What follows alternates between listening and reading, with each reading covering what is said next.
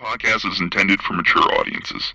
The views and opinions expressed are those of the panelists and do not reflect in any way those of the podcast partners, sponsors, or affiliates. Enjoy. Hi, this is Michael Buffer, and you're listening to the Voice of the People. Let's get ready for Boxing Voice.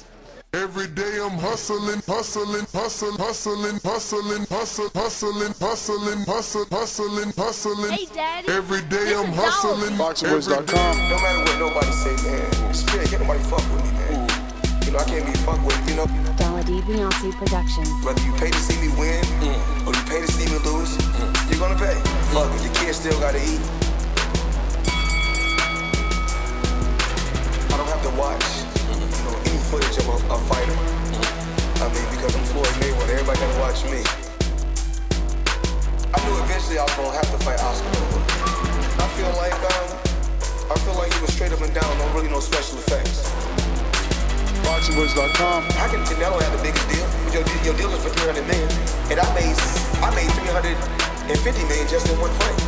And you're fighting on the app. BoxingVoice.com. I'm a king, okay? I eat a feast. Every time I eat a feast. And when I get up from the table, I don't give a fuck who get the leftovers. At the end of the day, follow my green print.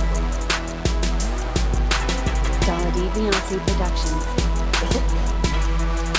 BoxingVoice.com. What up, what up, what up, what up? Welcome back, ladies and gentlemen. Welcome back to another flagship edition of The Boxing Voice. Hashtag TBV Podcast, wherever hashtags are used. We are back with a Thursday edition of The Boxing Voice, where we get together and we're going to preview all this weekend's action, as well as talk about any news and notes that might be out there. But this weekend is a jam-packed weekend of boxing with fighters fighting on almost every network. So I can't wait to talk about it. Welcome back, gentlemen and ladies. What's up, Micah K? How are you? Good to see you What's back. good? What up, champ? You already know, man. The Dumatron is activated. What up, man? How is everyone doing, man? Well, what are you gonna say? What are you gonna do? You know, blessed.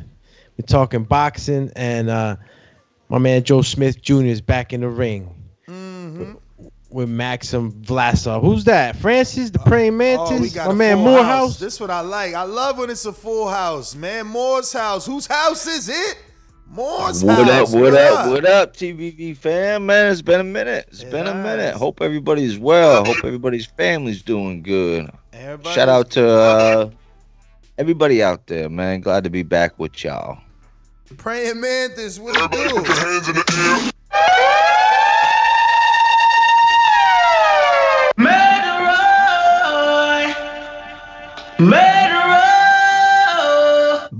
Bullet, bop. Big up yourself. Whether you're there, Yard or there, Brad. Big up yourself. Shout out to everybody in the panel, man. And shout out to my Lord and Savior for another one, because without him, none of this would be possible. What's up, man? I love it when it's a full house. We got all these great fights to talk about this weekend. And guess what, man? I'm excited to talk about it. So let's get busy. What up, everybody? Hey. I like whoever popped up with the together mode. I did. Yeah, that's dope. That is dope. We are somewhere. We're somewhere like in the Pride Lands of Lion King right now, doing the podcast. So I actually need it on the other mode so that it could look right on the live. Oh, I'm sorry. I was just messing. Yeah, I didn't touch it. I went straight back to grid view. So. Nah, it just looks different on the live. That's all. But okay. Ladies and gents, what's up, Micah? I'm gonna start with you, man. Let's just jump right into what I seen on your social media. This way we get a double plug. Let everybody know. I did see you on Instagram. You posted that you did a prediction video on Sergey Lipinets, who's going to be facing what everybody's calling the up-and-coming guy, the next up, Jaron Ennis. So let's take it there, because there's so many fights this week, and I don't think there's any time to play. We got to preview so many big-name fighters, whether they're in 50-50 fights or they're in showcase fights, but the names have come out to fight this weekend, from America all the way to the UK. So let's start with the Showtime broadcast. I will add that, this fight is going to make me purchase Showtime. I really want to see Ennis. You guys know I cut the cord, so it's time to pay this $10 a month now for Ennis to watch this fight. But Micah, is he worth my $10? Do I have to pay today? Listen, yes, he's definitely worth your $10. Now, before I get started, I cannot see myself on there. Is that fine? Like, I'm trying to. Yeah. So normally you just follow along with the actual YouTube channel, which is what everyone else gets to see. I'll send you the link while you chat up. Okay, yeah. So definitely Ennis is definitely worth the $10 in my opinion. You know, he definitely passed my eye test. I like what I see from him. The question is, I did the prediction as far as will he be, does he have a chin? Can he handle that, elite competition? Hopefully once he surpasses Sergey. So I like what I see. I like his athleticism. I look like he got a nice bounce. I feel like he has a variety of, different type of punches that he throws. I like his quickness, speed. So I kind of based it off of the last 3 fights, but I saw when he fought against Mikey Garcia, I really saw some things with as far as Mikey Garcia versus Sergey. So I kind of based it off of that too. So that's why I feel like, but like I said, Ennis for me, he definitely passes the eye test. Of course, we got to see him with even, tougher competition. But I like what I see from Ennis so far. I'm going to ask the question, I guess, to Moore's House. Moore's House, is this like the coming out party of the weekend? Because we got so many people that they're on that cusp. They're on that brink of like stardom, maybe even superstardom, but they need that, I guess, that crossover performance. Is that this for Ennis? Yeah, because I think just like Micah said, Lipinets is known for the Mikey Garcia fight, so he is a name now in the United States. So we get to see Ennis against some stiff competition. Nobody who's just gonna lay down. And not only with this card, I think you're gonna get it with all the cards this weekend. It's kind of like what you just said, Ness. It's like people are on the cusp with this whole weekend of boxing. Everybody's on the cusp, and it's time to step up. And I think this fight with Ennis, it's going to be a good test for him. It's not going to be an easy fight, and it's a decent name to put on his resume. Oh wow, you don't think it'll be easy? I think the opposite. I think Sergey is going to show that he's too small for the division. When he faced Mikey and lost, by the way, that was one thing. Mikey was a smaller guy moving up. So, it was just different. Even though I think Mikey, if I remember correctly, he stopped this guy. Now, Ennis is very big, comes from, a family of fighters. All his siblings have already been professional boxers.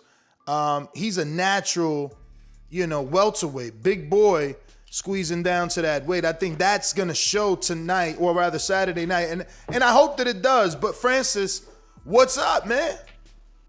What's happening, brother? Coming out party for Ennis, what you think? Showcase fight? Is this the one that opens up the eyes of the world, or not quite this one? Like Sergey Lipinets isn't going to put him, So I'm gonna keep it short. I'm going to keep it real, to the point. Jaron Ennis, this is his coming out fight.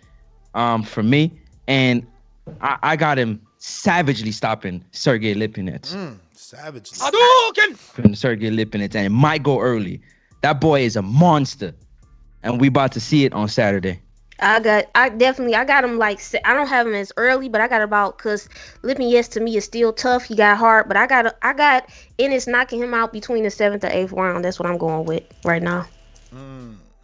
And for me, the reason is just skill, man. I just feel like Jaron, the long arms, the reach, the boxing ability, the athleticism, the smooth movement, being in the sport, the coaching that he got in the corner, all those things are going to play a part in this fight. And Sergey is going to try to exchange, and that's where he's going to make a mistake and realize early on in the fight that this is going to be a long night, and he's going to have to really pack his lunch pail, because Jaron, it's time to eat, man. It's his moment. It's time to eat. And for him to let this moment pass after Van Heerden came and left so quick, he's not going to play with this food, in my opinion. So I'm looking for something savage to happen.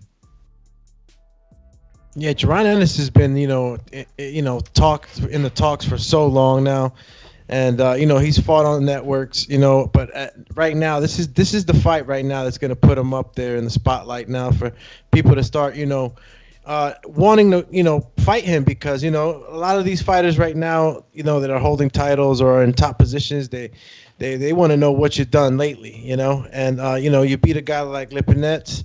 Hey Francis, do you think he's gonna knock him out savagely? I don't think it's gonna be like that, but I definitely think that it will be a knockout.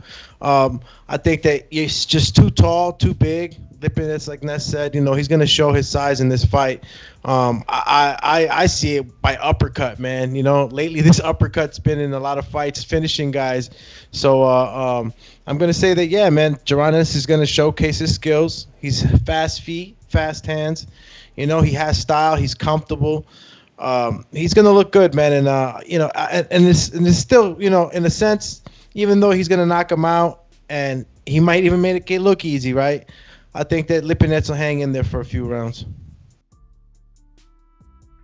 So yeah, you say my point. Yo, I didn't get my point. Go ahead, Nessa. Nah. Is this the fight of the weekend? I know, we're still on Showtime, but is this like the fight you guys are most looking forward to? Or Francis, are you Canadian biased? Are you looking forward to Samuel Vargas, Conor Benn? Or is it Micah K for you, Savannah Marshall? Is it the women?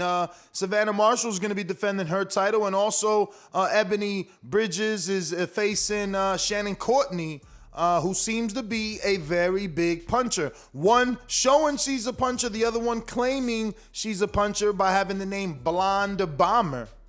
Yeah, I definitely like Shannon Courtenay in the fight against Bridges, because I feel like Shannon Courtenay, as far as her overall skill set, she handled a really aggressive, somebody that came at her very aggressively, and I believe that was her last fight with I don't know how to pronounce that name, Dorita Norek, like I said, I don't know how to pronounce her name, but anyway, yeah, Courtenay, I'm really looking to see how that's going to work, because with Bridges, I like, Bridges is strong. She definitely has strength and things like that, but I feel like I'm gonna give a slight edge to Shannon on that one for sure. I'm liking Shannon's overall skill set more. Anyone think that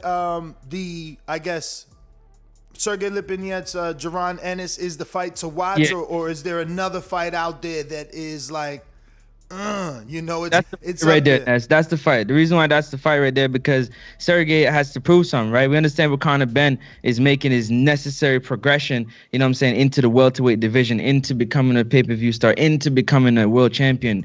Jaron Ennis is at that place right now. It's that time, man. After this fight, it's supposed to be, up, up, up, and only up, not down.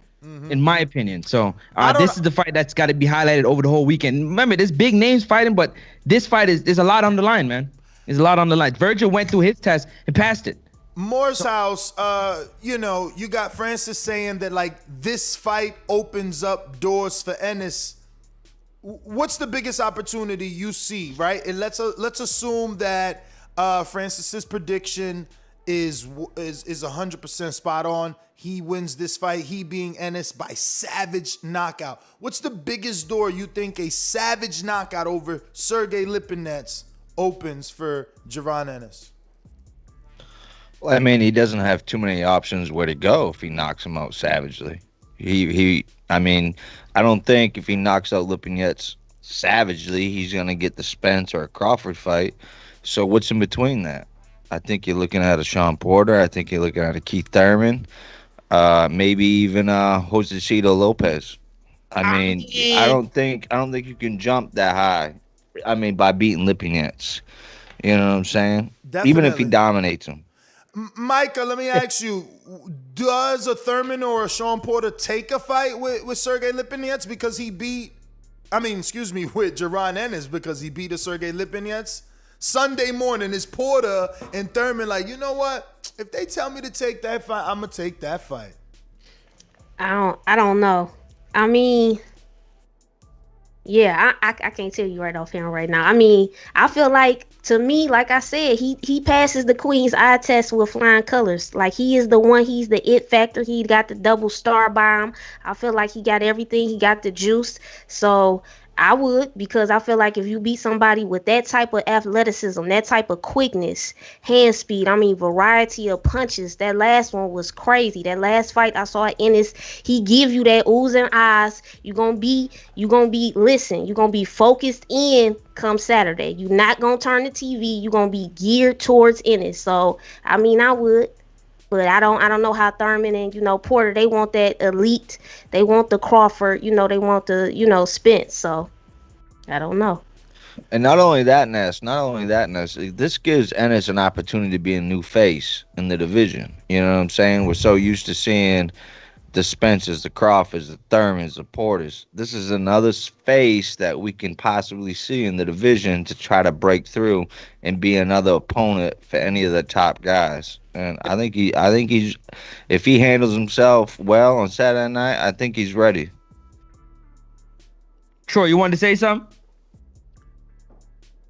Yeah. I just want to see the scrap, and this fight is going to let me know a lot about Ennis. Excuse the background noise. I'm the background noise king. Ennis is going to put in some good work, but I really think it's going to be a tough fight coming from the background noise king, because Sergey Lipinets is tough. I think if he's going to get stopped, it's going to be late, like maybe maybe 9 through 11. If Lipinets doesn't get stopped, it's going to be a long fight. Lipinets is not just a boxer. He could pressure too. So I just want to see how the young gentleman Boots Ennis is able to take pressure and still be calm under the Showtime lights. That's what's more important than anything. Because if you could be calm under the lights with a Sergey Lipinets, boxing is just boxing. You can do the same with any other opponent. Definitely, man. No, I guess I guess this is the fight to watch. But let's finish that card, right? On the undercard, we got Jerwin Ancajas, and he's gonna be taking on Jonathan Javier Rodriguez, and that's for Ancajas IBF Junior Bantamweight division. This was a division we was talking about earlier this morning. I was just ready to say, like, wasn't this the discussion right here?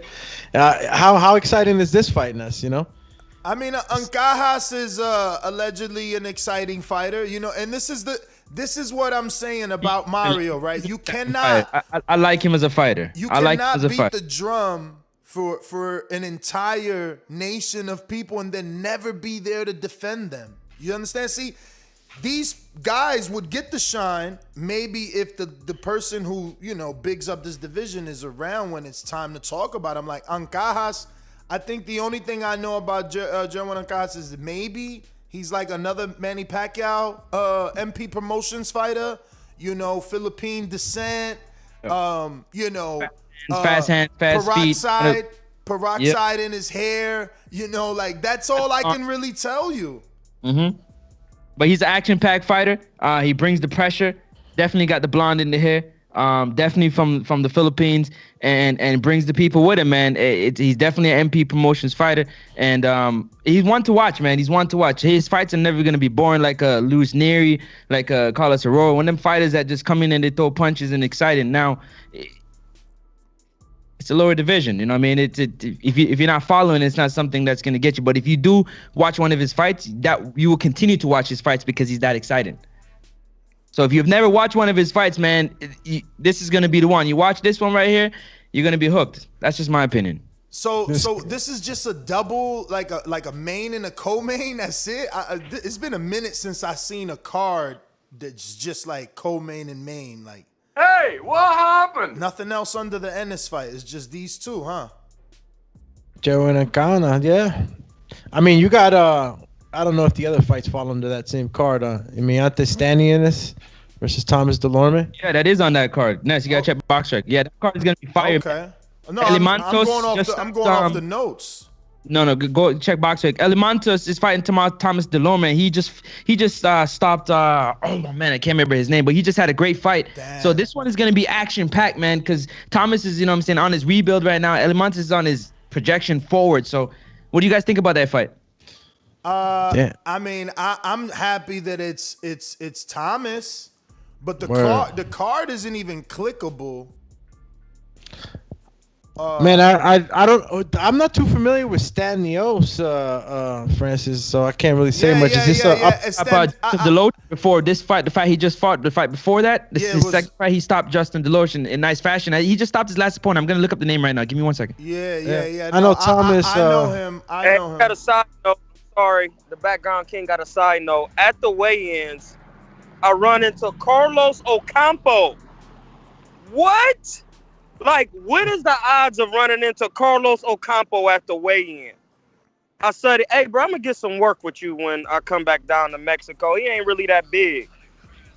He's going up to 54, actually, just to let y'all know that. I just happened to see, since we talking about welterweights, I just happened to see Carlos Ocampo today. Am I lying? Carlos Ocampo was in the building today. He's from Mexicali. That's what's up.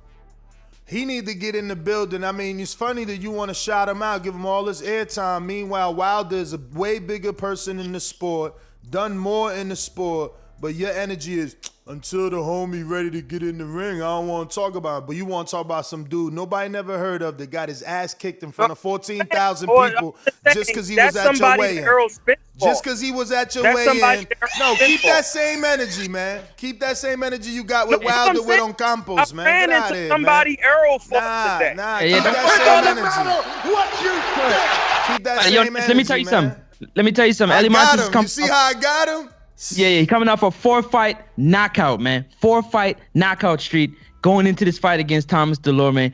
Thomas Delorme, you know what I mean, he's coming off of what? Off a loss. He's coming off a loss to Jamal James. So this is that fight that this is his get back fight, you know what I'm saying? And we also on that card we got Evan Holyfield, man, well-spoken young man. Oh wow.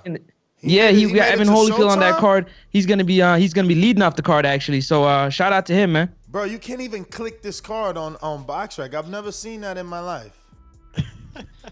Man, it's Showtime. Let me just say this, man. Showtime or whoever's in charge over there, they gotta get their social media up because other than the main event, man, I mean, I didn't hear anything about anything on this card. I didn't know Holyfield was fighting. I didn't know Thomas Delorme was fighting. I didn't know Thomas Delorme. Man. No, but that's listen, crazy. Showtime has been dropping the ball. Like, Al is either a dude that is extremely loyal or Showtime is giving him like so many millions of dollars because it's like he's got to be looking at the landscape and looking like, okay, wow, ESPN has Top Rank has ESPN, which is a machine behind them. You know, their fighters get to be on SportsCenter. If they really make it big, Max Kellerman will talk about them on Max on Boxing. If they really made an impression, you know, Stephen A. Smith will bring them on his show on First Take. You know, outside of that, they have a very active social media team on Top Rank, you know, starting from Christina Poncher, the people that handle the social media accounts. I say her because she transitioned from interviewing fighters into commentating. That's how popular she got from doing her interviews. So then you look at DAZN, who is destroying every other entity out there in terms of social media. I mean, the promoter in Matchroom and Eddie Hearn has 1 million followers. I've never seen that. All my years, never seen a promoter this popular. Then you have their YouTube channel is at 1.6. I've never seen that. There is no other entity that does boxing with almost 2 million subscribers. It's crazy. And then you have their own Instagram that again is almost at like 2 million itself or 1 million.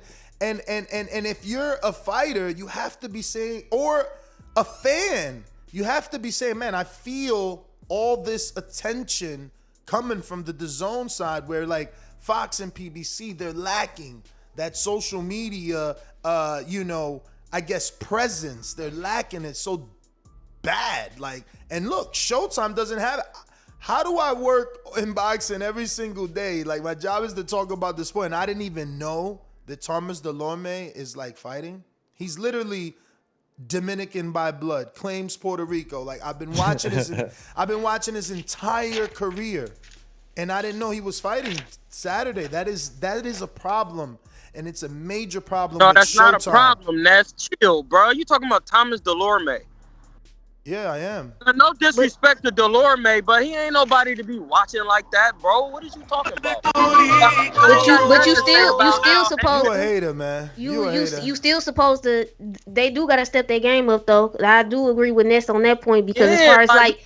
I'm about to be hyped for Delorme, bro. No, but that's something you still might want to see, like especially somebody that's still trying to really learn boxing more. Like even with me, I'm a salute to DAZN for sure, because one thing I love about the DAZN app is you can see, like you can go back in the history. I can go trying to learn and educate myself. I can go back and look at all the old fights. Like I love how DAZN has the app. At first, when I first started watching DAZN, I was like, I don't know. I felt like they needed to, change a few things. But now I just really love the DAZN app. It really helps me out a lot. So I feel like with Showtime and the others, just like, Ness was saying, even with the social media, I did not know. I was looking, so I'll be prepared. Listen, first of all, it's confusing, right? Like, even myself, I needed pictures for today's show. I went to Show Sports, and it's all UFC. I had to literally put Show Boxing. Like, and then it's Showtime, Show Sports, Show Boxing, It's like, dude, stop confusing your consumer. Like, what's wrong with these people? I don't understand them. They're obviously older. Espinoza's older. He's my age. But they need to delegate certain duties to a more understanding demographic. I think that it's the functionality. That the DAZN app's functionality is just so much better. Like, it's like going back in the history, like Micah was mentioning, and just all the features, the reminders. Everything's just built so good that, like, it's easy to, play around with the app. Showtime, I don't know if you can, I know UFC's, I don't know, well, I don't know for sure, but I know that UFC's probably more popular on Showtime. Hey, yo, Ness, real quick, man. I wanted to say something real quick. Is anybody in the panel, have you guys seen Imantas fight before? You talking about Stanios? Yeah. Anybody else seen him fight, Ness? Micah K, Troy? I have. Yeah. You guys have no idea what Thomas is about to get himself into. Stanius. No, I mean, it depends who he's fighting, Francis. If you're telling me who he's knocking out, if I know him, Justin DeLoach, I know him. Yeah, listen, he's a big puncher. He showed that, but DeLoach is also a small guy that was so small he was able to come from 54 to 47. This, I think, was maybe DeLoach's second or third fight at 47. He was doing better in his career at 47. But, your boy, the Lithuanian, took him out. But it went 9 rounds. It went 9 rounds. Delorme is I've been like a pancake. He's tough. Denying. It's no denying that I've been a pancake with Delorme. When he first came out, I was there for that heavy Puerto Rican hype. Like the fact that he was raised in Puerto Rico, he's just adapted the Puerto Rican culture, and they were marketing him as a Puerto Rican fighter, undefeated welterweight, which is funny, right? He got knocked out. He was really hyped up on Showtime, got a showcase fight, and got knocked out. Decided to go down to 140, had an entire career at 140, and now he's back at 47. But he has a world of experience. He's been in with a lot of names. The question really is more about what's left in Delorme, really, because if he's still, got some dog in him, if he still got a fight in him, it's not going to be an easy fight. For Stantonius, he's going to have to show his medal. And I don't know. Can he get past 100% Delorme. But, Delorme, like I said, I've been watching him for a while. He's 31, but he's got 4 losses. 2 of those are by knockout. 1 at the hands of Terrence Crawford, and the other at the hands of Carlos Abreu, which I told you was an upset loss for many. He gives everybody like this really tough fight. He's always competitive, but he gets dropped a lot. He's been down in his career a lot. And this kid is a big puncher, so that's going to be the biggest issue, is getting out of the hole. He's chinny, bro. Yeah. He chinny. Yeah. He always been chinny. But he on that world level, though, champ. No, that's fine, bro. I'm talking boxing. On his world level, he's still chinny. No, and I'm agreeing with you. That's what I said. He goes down a lot. And the thing is, man, I've heard of Delorme around and being in the boxing circuit. He has a lot of wear and tear from sparring hard. He spars really hard, bro. And sparring that hard all the time ain't safe. Background king, of course. But, and he has some hard fights. Man, he's a dog because, he's willing to get up and get work with you. Like, he not about to be bowing down. But he just, over all the punishment he have, like, man, it's just sad. Because I feel really could have made something with Delorme, but they start trying to move him too fast. I don't know about the fast moving, because that Abreu fight was supposed to be the showcase, and after that he had to rebuild. But see, that's the thing. You can't put a good fighter like Delorme, who's a classical boxer, in there with an Abreu, because Abreu is an awkward boxer and a hard puncher, and those guys will ruin your classical boxer, bro. That's like a Darnell Boone type of guy. Like, you don't just throw your fighter in there with Boone if you don't know what you're doing, because he will get knocked out because he kind of awkward.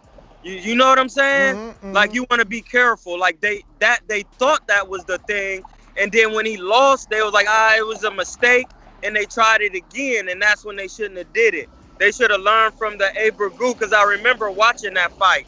I remember it. That guy is very awkward, and he was a puncher. Yo, so we was talking third world countries one of these episodes, and that's like the beauty of a third world country, right? Like a guy like Juan Carlos Abreu, defeats Thomas Delorme and, makes a name for himself, and then, ends up taking that fight, right, and turning it into, his loss, his loss over Timothy Bradley made a name for himself, and then he gets in there with Thomas Delorme, who's like heavily touted, and stops him, and that turns into a fight with Saddam Ali that he loses, and then he goes on to lose one more time after that, and you've never heard from him since 2016, man, because that money turns into so much out there. You understand what I'm saying? Like, think about Maidana. Like, he literally packed it up. Like, yo, I'm out after those 2 Mayweather fights. See you later. And he literally ain't been back. And you see him out there rocking Gucci. Like, he's living that lifestyle out there for real, Like, if you know how to live, man, you doing your thing. But we got a bunch of super chats. Let me get to all of them real quick. Yeah, hold on, real quick before you go, man. We got to give some shout out to Young Holy, man. Evan Holyfield out here, well spoken, starting out his career. He's 5-0. He's coming off a knockout win, and he's stepping up in this, starting off this card for Showtime. So I just want to give him his little prop before we move on to the super shout. Shout out to Evan Holyfield. The alias go by Young Holy. We got Ken Stone that says, let's go. Get that strap. Let's unify in Russia. Rocky 3 style with the American flag emoji. Ken Stone talking obviously to Joe Smith Jr. Joe Smith, we'll be talking about him in a little bit. If he beats, Maxim Vlasov? Maxim Vlasov. If he beats him, then he goes on to fight Better Beef probably in Mother Russia. We got Mario's opponent, or should I say Mario's opponent, Show Kid. Shout out to Muggsy Bogues. Muggsy Bugs. Yo, it's funny because I was going to say this during the short man argument this morning. You wasn't around, Francis. I was going to say that because Mario made the mistake of being like, oh, you know, short dudes are so great in other sport. And I'm like, bruh, like you never hear of a short dude till it's like a short dude that is, you know, supernatural. Yeah, like a Muggsy Bogues or a Spud Webb. Like, first of all, I don't even watch. Look, this how you're gonna see how monumental what these two short dudes have done. You guys know I don't watch those sports. Spud Webb, I'm not Googling, look at my hand. Spud Webb played for the Charlotte Hornets and no, it's backwards. Muggsy Bogues played for the Charlotte Hornets and Spud Webb played for like the Atlanta Hawks. That's how huge those short dudes getting to the NBA and actually competing was. And that's goes back to this earlier argument that, you know, like in the America's average size man is a huge threat for like in a new way or something like that. You know what I'm saying? You're on your big man swag again, huh? You was on big man swag this morning. You gotta cut that out, man. Anybody, bro, you looking down on most people, man. Cut that out, man. Cut all that soft ass shit out. Most average men is short. No average man is 6'5", man. Man, do me. Cut Mess's mic when you talking that shit, man. Yo, average dude gotta be like 5'10", short, man. So I'm rocking with the short people. Nah, you came up, like man. He said that you if you could ride a roller coaster, then it, you know what I'm saying? Then you go with him, bro. You know what? That just happened last year. Shout out to the roller coasters, man. Yo, my husband is short, so I gotta support all the short men out around the world. Oh, there you Let's go. go, champ. There you go. Listen, short men. Like I said, those that do great things, they're gonna go down in history, like Spud Webb and all these guys. Let me finish his super chat though. Yeah. He said, shout out to Muggsy Bogues, Spud Webb, and Arnold and Webster. Yo, what you talking about, Willis? And that's what I'm saying. You better make your mark as a short man or you will be forgotten. Yo, and he says, Nate Robinson let us down, Ness. No, he said, Nate, no comma, that's what it is. He said, Nate Robinson let us down. Ness judging us all. In June 12th, a little guy has to win. Crying emoji. So he taking out Mario. Because he's right. They both short. So a little man will win. We got Robert Singleton. Shout out to Robert Singleton, man. You've been rocking out for many, many years. He says, imagine Boots versus DSG in Philly. Fire. And this is what I was asking Moore's house and then really the entire panel, like, is a win over Lipinets sexy enough for a Danny, a Thurman, a Porter to go like this? Look, this is what they gonna do.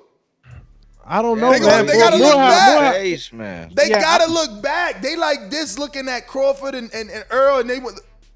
Who you want me to fight? Who? That's what they doing. With Morehouse on that one. I don't think it's enough to get a top 5.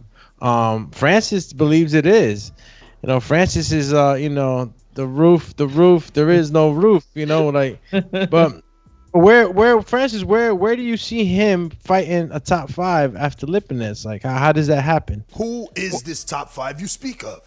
Now let's keep it 100, man. I think after he savagely handles Sergey Lipinets, in my personal opinion, this is my opinion. Everybody got. And if I'm wrong, I'm gonna eat my crow, no problem. But until then, I'm gonna ride with my pick. I got him savagely knocking him out. And the reason why I say that, it's gonna be tough because these top 5 fighters, they're in their own little tournament round robin. So once everything gets sorted out, it's Virgil Ortiz and Jaron Ennis that's next up for those top 5 fights. That next level, they are on the cusp. Now, in my opinion, depending on this performance that he has, I think he can leapfrog Virgil's performance over Maurice Hooker. That's in my opinion. I don't know if anybody else feels that way, but that's how I see it. Are you trying to tell me that Maurice Hooker is a bigger name than Sergey Lipinets at 147? He's just a bigger name in general. That's all that matters. They ain't counting pounds. The fans out here ain't counting pounds. I mean, I think they both on the same level, though, right? Like Maurice was a 140-pound champ, and Sergey was a 135-pound champ. You know, they both fought decent opposition. I don't think anyone is bigger than anyone else. And if you want to say that one is bigger than the other, yeah, Maurice is bigger than the other, but being American, you know, having the connection to Crawford, having the connection simultaneously to Earl, being from Texas, fighting Virgil, you know, a lot, right? Being on the, you know, with Bomac and like he's got a lot of story, whereas Sergey, his story is really, you know, it starts and finishes with like linking with Buddy, losing to Mikey.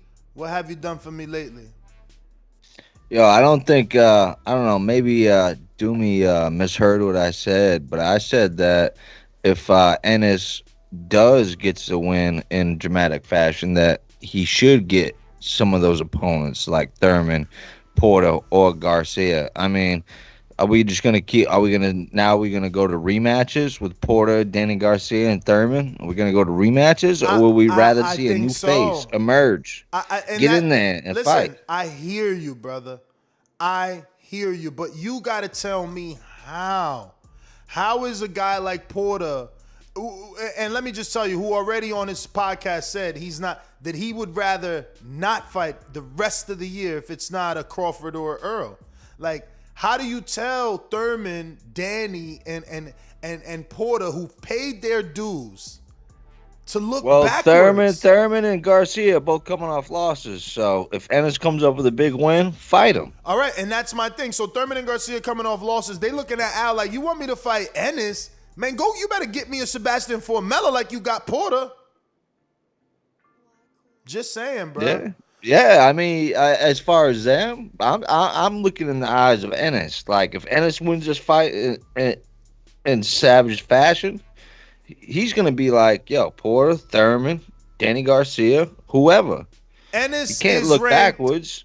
Ennis is ranked not in the top 10 for the ring, but Sergey Lipinets is. And obviously, that's going to be because he's a two-division fighter, right? 35, 40, and now 47. So, Ennis is 7. So, what do we see? Ennis and Virgil Ortiz? Ennis is ranked number 7 in the WO. That's not going to happen. And number 9 in the IBF. Yeah. 12 in the WBC. And I do not see him at all in the 15 in the WBA, but that's enough.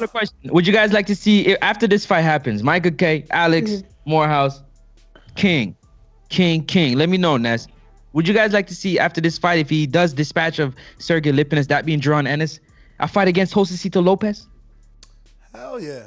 See, that's more doable. Yeah. Is that next step before you get to the top 5? Why not? For Ennis, he's got to look at it like Josecito Lopez shared the ring with Victor Ortiz, Canelo Alvarez, Keith one-time Thurman, Marcos fucking Maidana. He's trained by Robert Garcia. This fight is going to raise my popularity. Absolutely. It's a Mexican. Let's do it on one of those good days where we can capitalize on this, the dynamic of the African-American versus the Mexican. You know, it's Riverside Rocky. Let's not let it. He's Riverside Rocky. You know, Josecito has a name. Is it a fight that anyone is going to think will beat Ennis? I don't think we think he will beat Ennis. But again, Josecito has upset and surprised us before. Well, like I said, go ahead. I'm sorry. Michael K, go ahead. You go ahead, Miles. Oh, okay. No, I was just saying, yeah. You know, it's a marathon, so like Nipsey always say, I feel like as far as with Ennis, you know, take those baby steps. Let everybody see you. This your coming out party this Saturday night. Let us see what you made of. The question with Ennis is too, does he have a chin? Can he take those big punches? So we gotta still see certain things from Ennis, even though we don't really see a lot of holes. We gotta see as far as with the elite competition, can he handle certain things yet? So we still don't know all the way fully. But with a Lopez, absolutely. That way, you know, kind of, you know, slowly get yourself acquainted and then go for the elite. But I feel like right now, if we see that great performance from Ennis, he can definitely handle, you know, the elite competition. I would love to see him fight a Porter, a Thurman. Like I said, everybody, I feel like people still always sleep on Thurman. I know he might want to fight a Crawford or a Spence, but give Ennis a chance. That might be one of the most exciting fights, even though styles make fights. It just depends. But yeah. Go ahead, Morehouse. Well, I mean, we're talking about the boxing game's a marathon. I mean, we at 26-0 with Ennis. If you look at his box rec, and you look at his former opponents, I mean, he's fought 26 times. I mean, we got to start moving him. And after he beats Lipinets, I mean, he could fight Josecito Lopez, but Lopez is like, what about I'm more than a Castillo gatekeeper Clayton? at this point. You know what I'm saying? So, I mean, I'm looking at it from his eyes, Ennis's eyes. I'm not looking at it as a the fans' point of view. I'm looking at him like, all right, this is gonna be my 27th fight. I'm undefeated. Let me get those top 5. Come on, man. I mean, look at my resume. I'm not getting no credit. This is my first headliner, I believe. Until I get I'm not gonna get any credit from anybody in the boxing world until I beat that top 5. So let me jump up there and make a name for myself. I just don't know how he gets a universal top 5 is Earl, Crawford, Manny, Keith, Thurman, Sean Porter. I don't see those dudes giving him. All right, then Danny Garcia. Oh, no, he not getting none of them, Ness. He not getting none of them. He got to do way more to do that. He still need to take. All right. I'm sorry to jump in here, Ness. All right, so you just gave the top 5. So all right, give me the next 3 or 4 in that list, just so I know where we're at. On that list is Ugas 6, Danny 7, Quadratulo, Abdurakhorov 8, Sergey Lipinets 9, and Virgil Ortiz 10. That's the Ring Magazine's top 10 welterweights. I'm sorry. I said that is the Ring Magazine top 10 welterweights. All right. Well, the last 2 I don't even recognize. So he's not gonna get Ugas because I think Spence is gonna get him. You don't recognize Quadratulo and Virgil Ortiz? No, Virgil Ortiz, but not Quadratulo. All right. But I get you. So I guess he's left with what? Danny Garcia, but then you got Danny Garcia talking about 54. Exactly. Jumping out the window. Because that's what you gotta look, and people they're like, oh, Ness, you protecting. No, it's just I'm Danny, right? I am a 2-division champion. You might not like me. You might not respect the welterweight WBC that I won, but at the end of the day, I was unified at 140. I was in big fights at 140. I was a welterweight champion in the most glorious division, and I was in big fights at welterweight that some thought were close. My name gets me a shot at the next division. Why would I turn around and get into this all-out affair with a young and coming, that don't make sense. What it sounds like, honestly speaking, from hearing the Brian Custer podcast, is that Tony Harrison is going to face Danny Garcia. Danny called out Tony, or rather, Danny said he's moving up to 154, and Tony's like, yo, don't be coming to 154 because you my guy, but I'll spank you. So it's oh, that's the setup. Call him Little Danny. Hold on. Alex, go ahead. You had a point real quick. Hold on, Troy. Go ahead, Alex. You had a point about another fight real quick? Nah, I don't know what you're talking about. I thought you were going to say Castillo Clayton, but that's for another day. Go ahead, King. Yeah, no, he was saying that what... that you guys passed it, so... Well, I'll answer it, Doomy, just so you know. The reason that I don't know how much sense it makes to fight Castillo Clayton if you're Sergey Lipinets is because, I mean, if you're Jaron Ennis is because Lipinets got a arguable draw with Castillo Clayton. Many of us believe Castillo already beat Lipinets. So it's if you beat Lipinets, you beat the man arguably that didn't beat the man, but some believe beat the man, but others believe lost to them. You know what I'm saying? So it's you kind of jumped the Castillo hurdle. It can make sense in the future, but at this moment, I just beat the dude you struggled with. That's how Ennis would look at it. I got somebody who Jaron Ennis can fight after he beat Sergey Lipinets. Who? Listen to what I'm saying. He about to come down to 47. His name is Austin Trout. That would be a great fight. Yes. That's the fight he needs to get the champions to look at him. Go ahead, Troy. I like it. And Austin's been fighting. His last 2 fights are at 48. I think he's even had a third fight already or got a third fight scheduled at 48. That is a great name. I actually see the thing is that Austin is probably like, I'm not about to fight this young dude. I didn't. Yeah, but you think so. But Austin is old in his career. He done beat Miguel Cotto. He done shared the ring with Canelo Alvarez. You know, he fought both the Charlos. He already showed us he's tough. He don't gotta fight an up-and-coming young, hungry welterweight to show me he's tough. He showed me he's tough 10 years ago. So in his mind, he's like, yo, my journey is to challenge myself to get to welterweight for a champion. I'm not getting a welterweight to give nobody an opportunity. I'm getting a welterweight. You give me the opportunity based off my name. Opportunity, he could, if he beat Jaron Ennis, you telling me he would not get an opportunity? No, I'm telling you, if he beats Jaron Ennis, without a doubt, I think he's gonna be guaranteed a name, but that name isn't necessarily Crawford or Earl. That name might end up being like, all right, Trout, you beat Ennis, you get a fight with Danny. You get a fight with Sean. You get a fight with Thurman. And those are still huge fights for Austin Trout. Huge fights. Belt, no belt. Those are huge. Trout versus Danny. Trout versus Thurman. Trout versus Porter. I love it. Give me any one. Them is okay. I would rather tripping. Trout versus Errol or... Can I jump in real? Go for it. Can I jump in real quick? One of the names, shout out to Shinobi. Intrigue the Incredible in the chat. He said Jamal James for that regular WBA title for Sergey Lipinets, for Jaron Ennis after Sergey Lipinets, if they can make that happen. What do you guys think about that? That's a good fight, but for absolutely Jamal James. But for Jamal James, he like, yo, y'all tripping. Y'all just seen what happened. Y'all just seen what happened to Ugas. He got elevated. I'm waiting to get elevated. Yo, Ness out here politicking for anybody to avoid Ennis, yo. I'm keeping it real. Like, yo, I ain't looking back. I'm keeping it real. Politicking Hey, Morehouse, you say I'm politicking, but you answer this. Who's in a better position, Jamal James or Sergey Lipinets? Jamal James, because he got that belt. So don't say it's Ness, man. But you're gonna be looking at you. You can't look back. Right now, Jamal James is like this. Jamal James like, yo, fuck is Morehouse talking about? Don't I got the regular?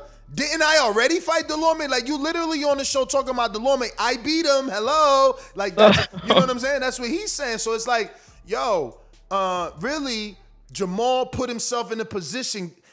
No one's trying to go backwards. Would they go backwards if that check is right? You pay any one of these dudes, they're going to get in the ring. They're going to get in the ring with Jaron. But they what's Boots supposed to do then? Go backwards? Go fight 25? No. He gave him the perfect option. He gave him Listen, y'all rushing Boots. Let me tell y'all why y'all rushing him, because y'all look on BoxRec. Y'all look on BoxRec and y'all see 26 fights, but that's not our fault, right? Like, he didn't come up like a Earl or like a Thurman or any of these big names. He came up the blue collar way, club shows, building his name slowly. So he developed in like 6 and 8 rounders.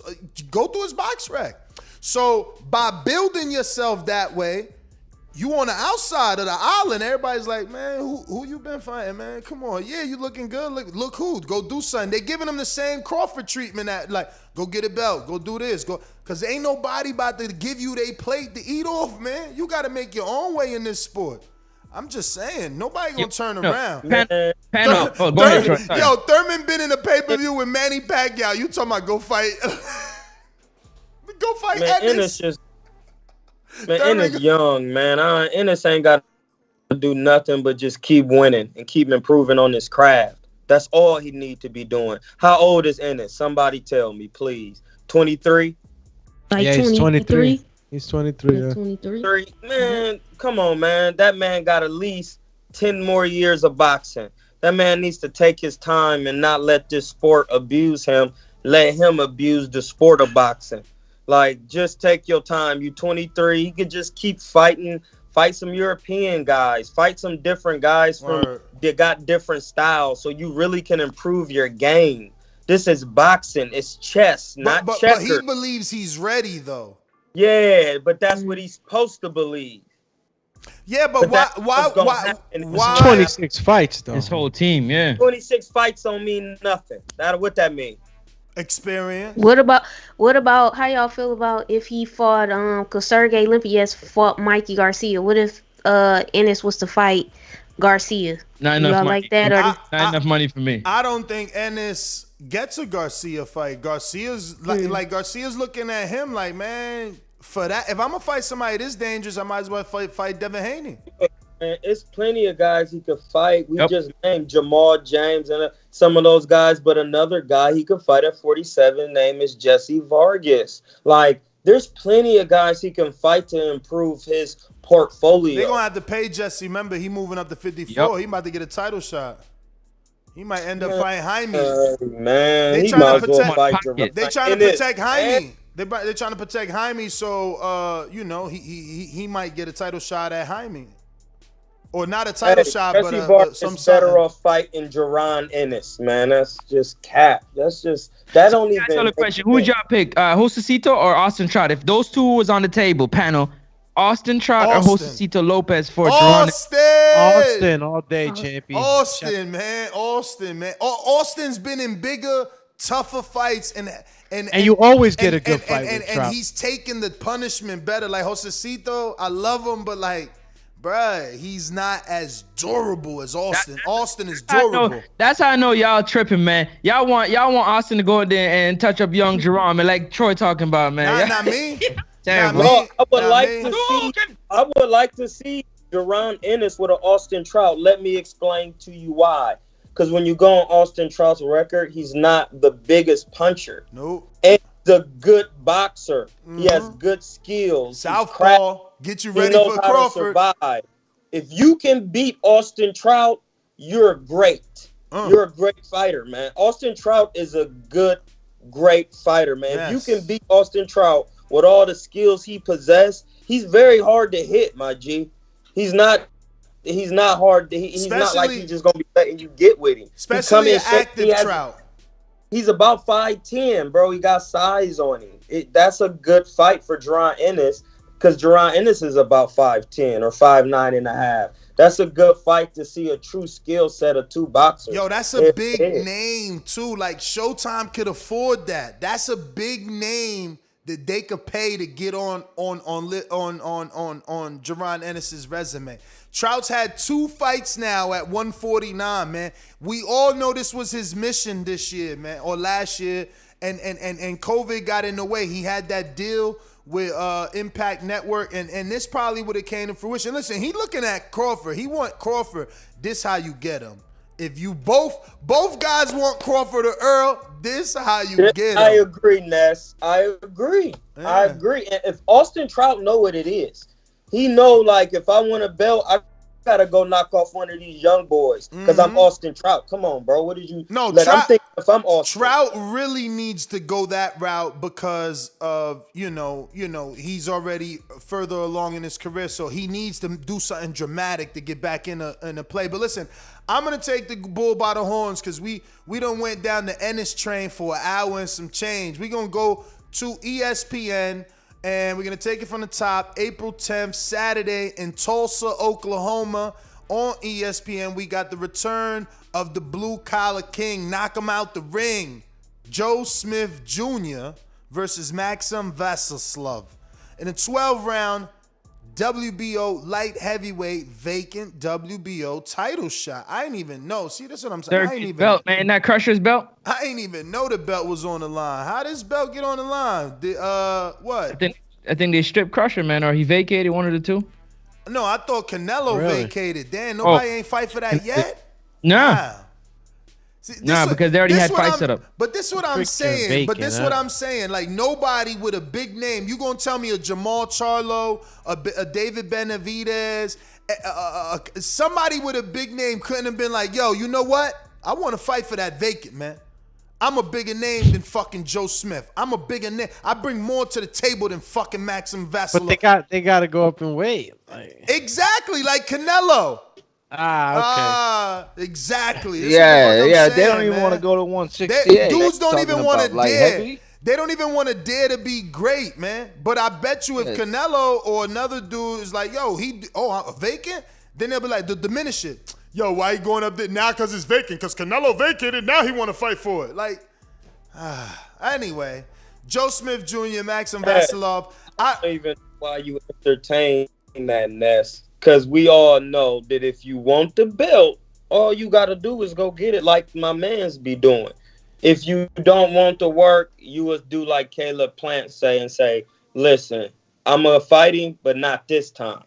But if you want the work, you could just go fight. Anybody could have choose to fight Kovalev or anybody or Callum Smith. He was at the belt. Ain't like nobody was fighting. Callum was begging for a fight. He was out here begging for a fight, man. Yeah, Callum Smith was begging to fight another super middleweight, and everybody just act like he didn't exist.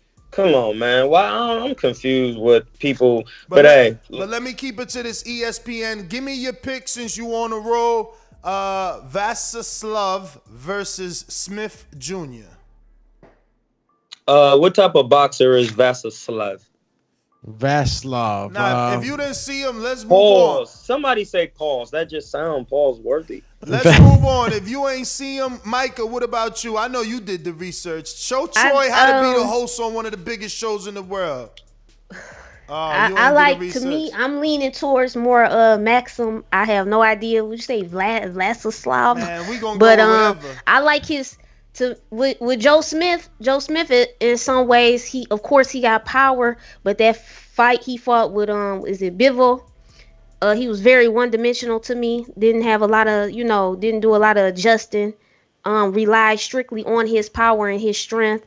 Bivol showed him, certain things that he, to me, wasn't really used to. But anyway, getting back, Maxim, I like his movement and certain things, so I'm kind of giving a slight edge. I'm not as familiar with both of these fighters like that, but I'm going, once again, I always go on with my eye see, my eye test. So I like Maxim right now a little bit more. So somebody can kind of, teach me. If you guys are more familiar with these two fighters, let me know what you see. I'm interested to see, who you guys are going to choose with this one. Man, Joe Smith Jr., man, he's known for knocking, Bernard Hopkins out the ring, That's one of the big things that he, that was talked about. But Joe, he's made the adjustments, I think, man. That last fight he had with Elgin Alvarez, he was beast mode, and I think that he's gonna do the job. Maxim, I don't know too much, but he fought as a cruiserweight. He fought Krzysztof Glowacki, and he lost to him. He's experienced, that's for sure. It's a guy probably that's coming down from a heavier weight, so he's probably gonna, I don't know how much power he's gonna have. I don't know what he did in his cruiserweight career, but I'm not familiar with him too much, man. Not familiar. I know the Elder Alvarez, got TKO'd by Joe Smith, and I liked what I saw in Joe Smith. Usually very, very strong fighter, but I seen him putting his combinations pretty well that fight. So I'll lean towards my man Joe Smith. Yeah, I'm gonna go with Joe Smith as well. I think the power is real, and I'm looking for a knockout in this fight. Short and sweet and to the point. Mario, what up? Morehouse, what you think? Mario ain't here. What up, man. fellas? Mario ain't here. Yo, why we all on the chopping block? I feel like everybody's ready to take on the tiger in the pit. That's and what they just said. Grabbing us, throwing us in there. I'm like, yo, we're in the Pride Lands right now. I'm I already happy know to have a full Troy. house. I'm happy to have a full house. I'm smiling over here. This is fun. I already know this was Troy. So go ahead, Morehouse. Smith, who you got? Morehouse, who you got? Joe Smith or Maxim? Man, Joe Smith, man, he's out here breaking jaws. He's knocking people out of the ring, multiple people out of the ring. Yo, y'all sleeping on this the power's real. But look, can we all just be real? This division shit, isn't it? It's just shit. Let's be honest. 175? Yeah, light heavyweight. Isn't this the division? Isn't this the division of the better beast? Stop it, man. Stop it. What? Stop it, man. Don't worry about it, Morehouse. It's all good. Isn't this the division of the better beast? Isn't he one of the greatest fighters to ever lace up gloves? Oh, come on, man. Yo, stop it, man. Yo, Artur Beterbiev is not one of the best fighters in the world. You been watching Sports Center? You been watching that ESPN? But you're saying you're trying to walk people down a certain road right now. That's what I'm saying to stop it. No, I'm not. Artur Beterbiev has what, 14, 15 fights, and he already unified the division. All KOs. All right, now what else? Joe Smith and Beterbiev fight. Joe Smith and Beterbiev fight. Who fights after that? Who's next? What do you mean, Joe Smith? If Joe Smith and Beterbiev fight, who's next? Then Artur, who arguably beat Kovalev, I don't know, 3 times in amateurs, he can fight Kovalev in an all-out Russian affair. We just went to Uzbekistan. Why can't we go to Mother Russia? You ain't gonna let me say that this division's trash. What about this? No, I'm not. What about Artur Beterbiev versus Dmitry Bivol? Artur Beterbiev versus Bivol. I love that fight. In cold Mother Russia. Y'all know what he's doing? He's trying to create another big fight for Canelo. What about Artur Beterbiev in Canada? Hey yo, Francis. Exactly, Mario. That's why I told him to stop. Francis. I know you see it. Francis, what about Artur Beterbiev in Canada with the WBC interim champion, WBA regular champion, Jean Pascal live in Montreal. What you saying, Francis? 1982. 1982. Francis? Montreal's going down. That's a good fight, though. That's a good fight. Why everybody's laughing? That's actually a good fight. I'm trying to tell y'all. Canelo against John Pascal.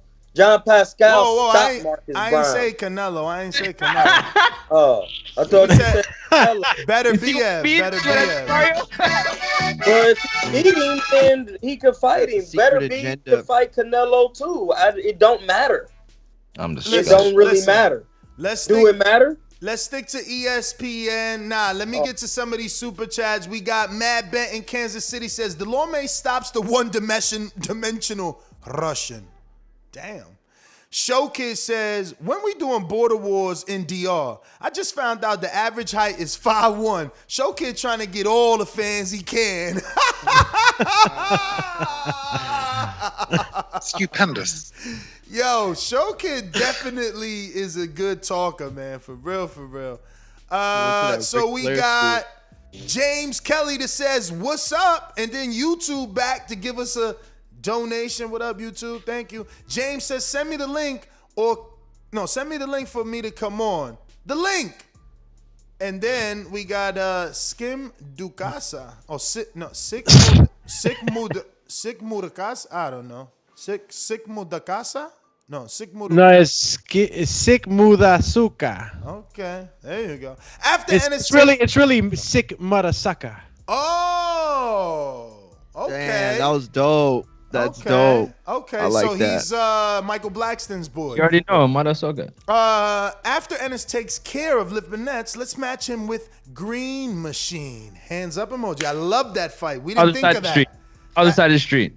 I love that fight. Listen, for Top Rank, that's a big fight for Lipinets. So they might do, for Green Machine. So they might do it. James Kelly says, read my super chat. We just did. Send me the link or the phone number. The number is 1425-569-5241. And there's a lot of people on Blog Talk. You got to press 1 so that we know that you want to talk to us, and then we can go to you. You could also add Nestor Gibbs on Skype to be part of the conversation. We got LV Slugger. Shout out to LV Slugger. Says, Trout versus Ennis for the IBO title. Please, both. That's right. Both of them get pleased with that. Strap them up. Big name. I love that Trout. Yo, Troy. Perfect call on that, man. Perfect call. Yes, sir. But I wouldn't mind seeing Green Machine and Ennis too, because Green Machine is a he gonna push the Green shit out of Machine Ennis. is a hard puncher. Green Machine sounds like a green juice. I thought it was Mean Machine. Oh, it is Mean Machine. Yeah, it is Mean Machine. But it's always morphed. It's always morphed because they used to call him like Green Eggs and Ham or Green Machine, and then Crab and Lobster. He's got a lot. He's got many names. But what I do know, I heard he got some pop. Yeah, I did hear he got some pop. So that's what would be the test, all right? But we got some cash apps from Hawk in Maryland. It says Jesse Vargas is fighting Conor Benn. I don't think that's going to be next for Conor. I think that, like he's going for the Amirs and the Kelbrook. I think a big name domestic fight is better for Benn, but if he can get a Vargas, I guess that's great. Vargas has shared the ring with big names. He's fighting him Saturday, Ness. Yeah, what are you talking about? No. No, he said Jesse Vargas. He's fighting Vargas. Samuel Vargas. See, you Cool. guys are so disrespectful, man. Hey, Every Latino's the same, I've seen huh? Jesse since Mikey, so he's disrespectful. But nah, I'm just playing, man. Damn. Let's get to the next. Nah, what happened to my man Efe and Jared? You know, those guys are going to be in the ring again. I got one more right. super chat, and then we'll finish up the ESPN card. So we got Hawk with another one that says Samuel Vargas is fighting designed for Conor Benn. I guess Samuel Vargas, he's saying tailor-made for Conor Benn. And then with the card, we got Efe Ajagba versus Brian Howard. Brian Howard actually upset Carlos Negron in one round, right? Did he knock out Carlos Negron? He did, and then he came back and got dispatched by Frank Sanchez in 4 rounds. Yeah. So he's going to be taking on Efe Ajagba. This will be Efe Ajagba's first fight on TV with his new trainer, Kay Kamura, right? Am I saying that right? I know because they corrected me live on air the other day. Remember how did he say his name? Corona. Corona? Corona. Corona.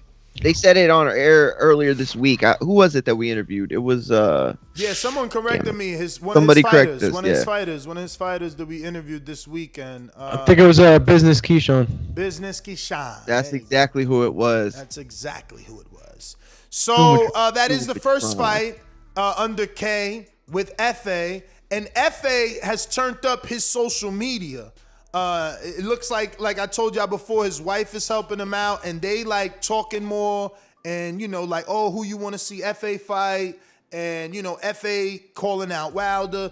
So let's see what happens now under this new tutelage of K.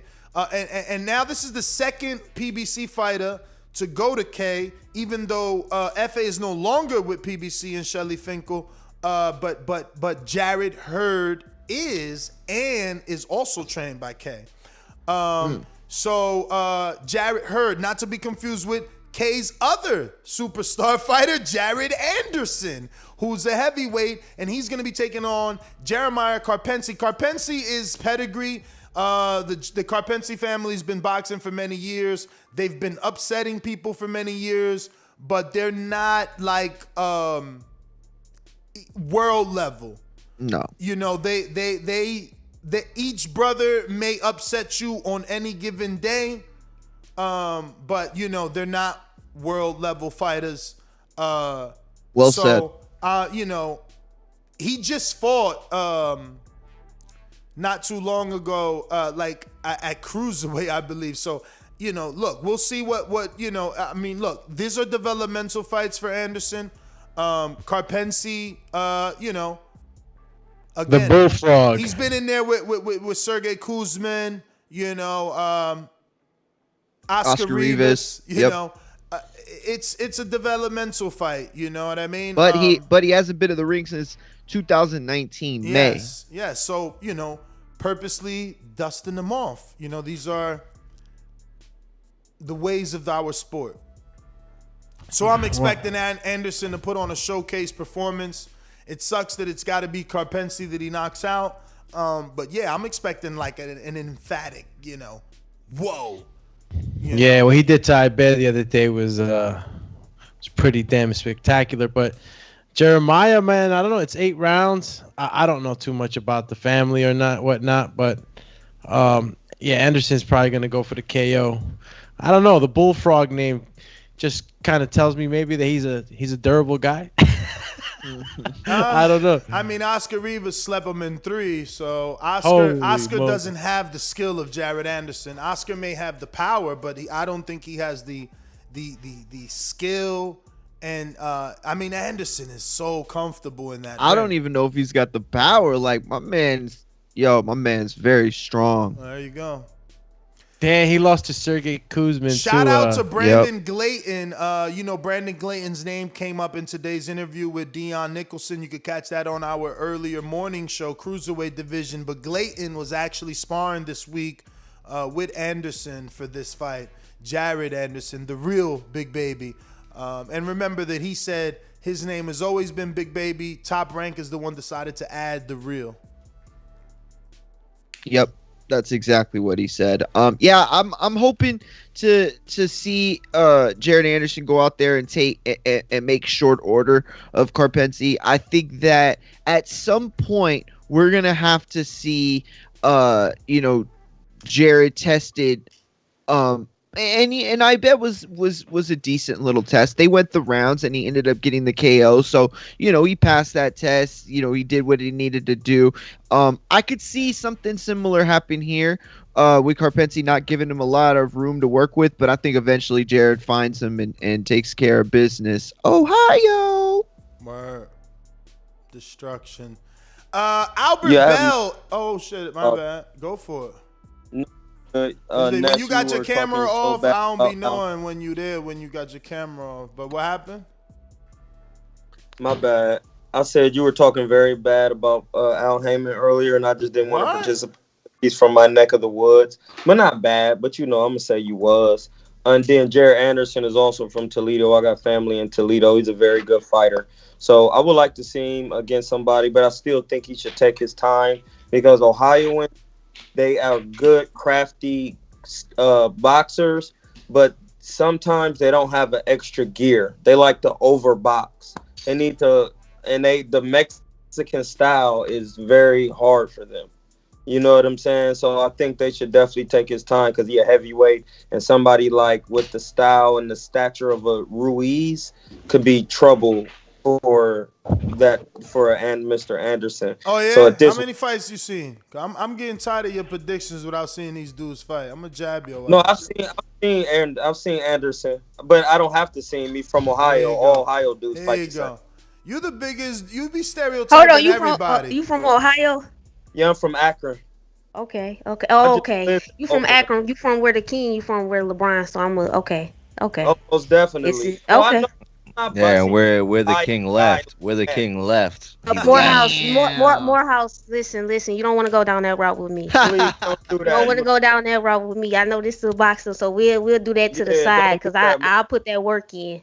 He's from Akron. We do what Akron do, and that means if you gotta leave. That's why I left from Akron and went to Oakland. And when I come back home, ain't nobody mad because they know what it is. The more try to talk about LeBron. Yeah, she tried to talk about. Oh God, don't do that. Really, he was talking more about Ohio than LeBron. No, I just wanted to know where Troy was from because I'm from Detroit, so you from the D? Hey, I was at Bilal Park and I seen Aaliyah and Aaron Hall perform at Bilal Park. I was on Braille and Fielding. I got peoples in the D. Okay. Welcome on the west to Detroit side, City.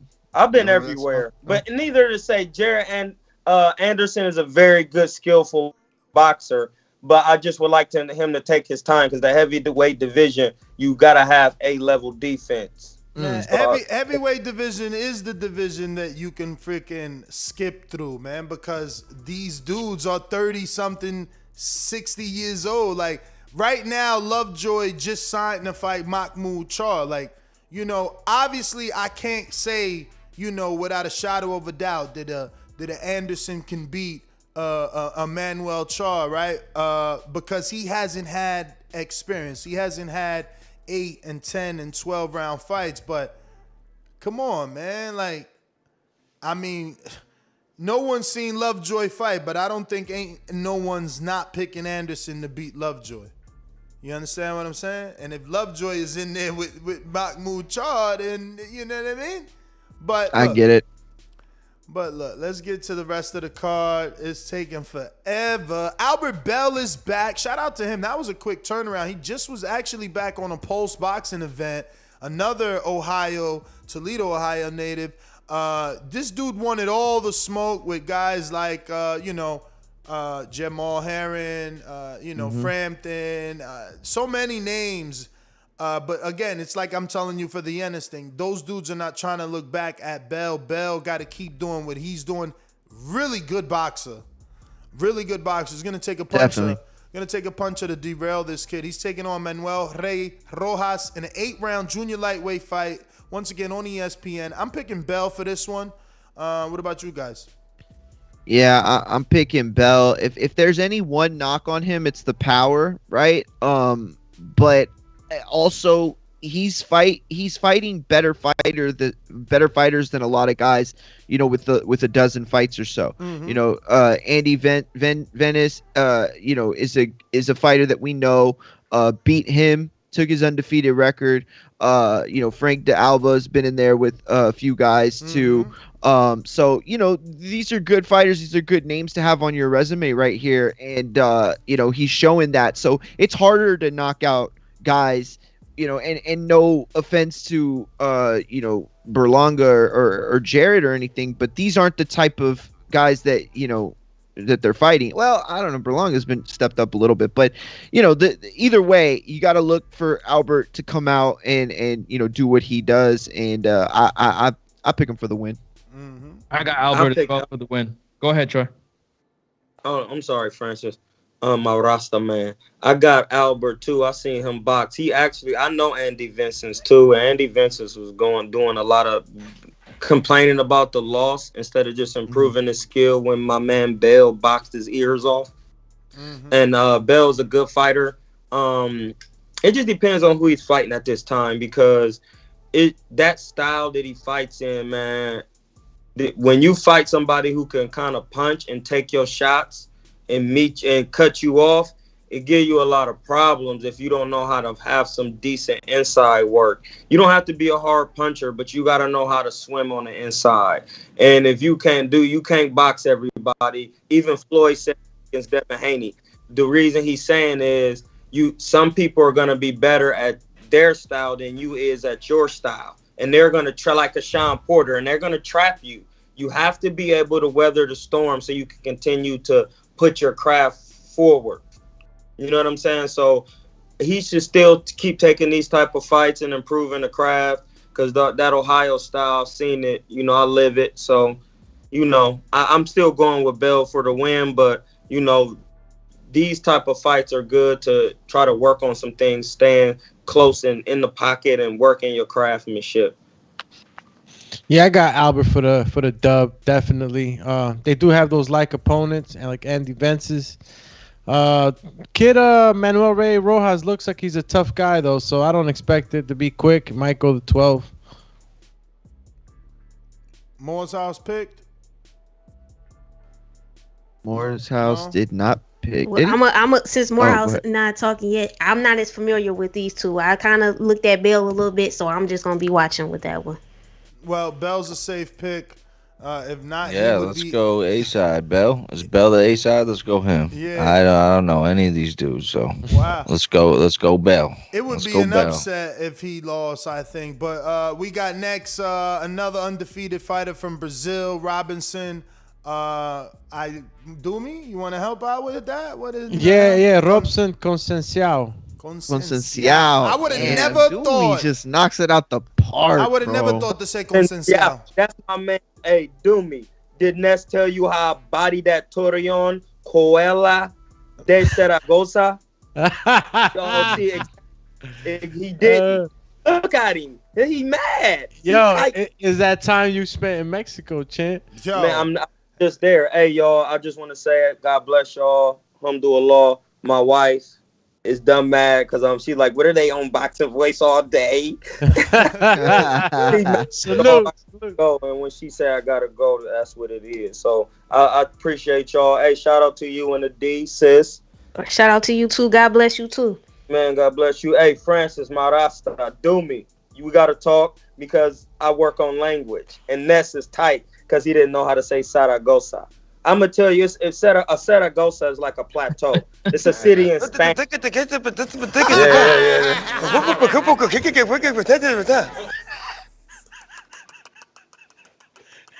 And on that note, killed him with that one, yo. So, what'd you call them, yo? Conceicao. Hey, yo, he's from Salvador, Brazil. Just call him Camarão. Salvador, Bahia, Brazil. But anyway, yo, A-side, I'm also going Trey Lippe Morrison, Tommy Morrison's son. He's actually fighting Jason Bergman. That dude, Jason, this guy, let me just look him up. You pronounce his name for the people, but this guy, believe me, has already, before I Google him, he's already fought Tyson Fury, this dude. I think he just got knocked out by Joey Abel. Yeah, this guy's pretty. He's been around. Bergman or yeah, Bergman. Bergman's been around. I've heard the Bergman last name, so yeah, I want to make sure. Yeah, it's he's him. fought Frank Sanchez. He's fought Cassius Yeah, Chaney. this is him. Yeah, he's been around. Robert so Alfonso. That's Joseph pretty Parker, interesting, Jerry. guys. I just want to say it's pretty interesting, right? Like Trey Lippe Morrison is the son of Tommy Morrison. You know, obviously Tommy Morrison was a pretty famous heavyweight back in the day. You know, one of those rare white guys that can fight, man. Like Tommy. Get Morrison. out of here! This is Morrison's son. Yeah.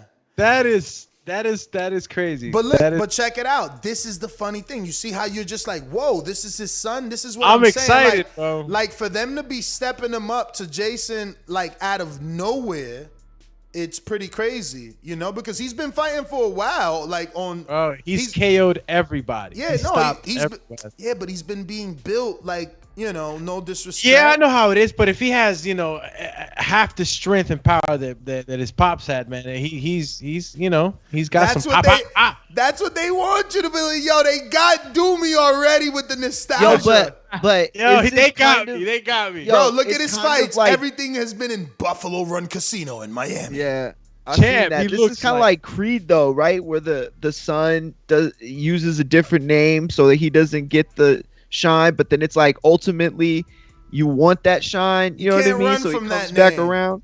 He can't run from that name. Nah, man. hell no. He's Tommy Gunn for the rest of his life. Exactly. They're gonna call him. Tommy Ain't nothing Gunn. wrong with that. Nothing. But this is a good fight because that's it. It put him on the radar. See, like right away when I seen Jay, I said, "Oh, wait a minute. Oh, they ready to let him off the leash." Because yo, let's be real. I mean, Trippy. How has this been quiet? You know what I'm saying? Like, I mean, Nah, it hasn't been. It hasn't been. I've been receiving press releases on Homeboy for years. It's just that, like, you know, he's been fighting in the Buffalo Run Casino.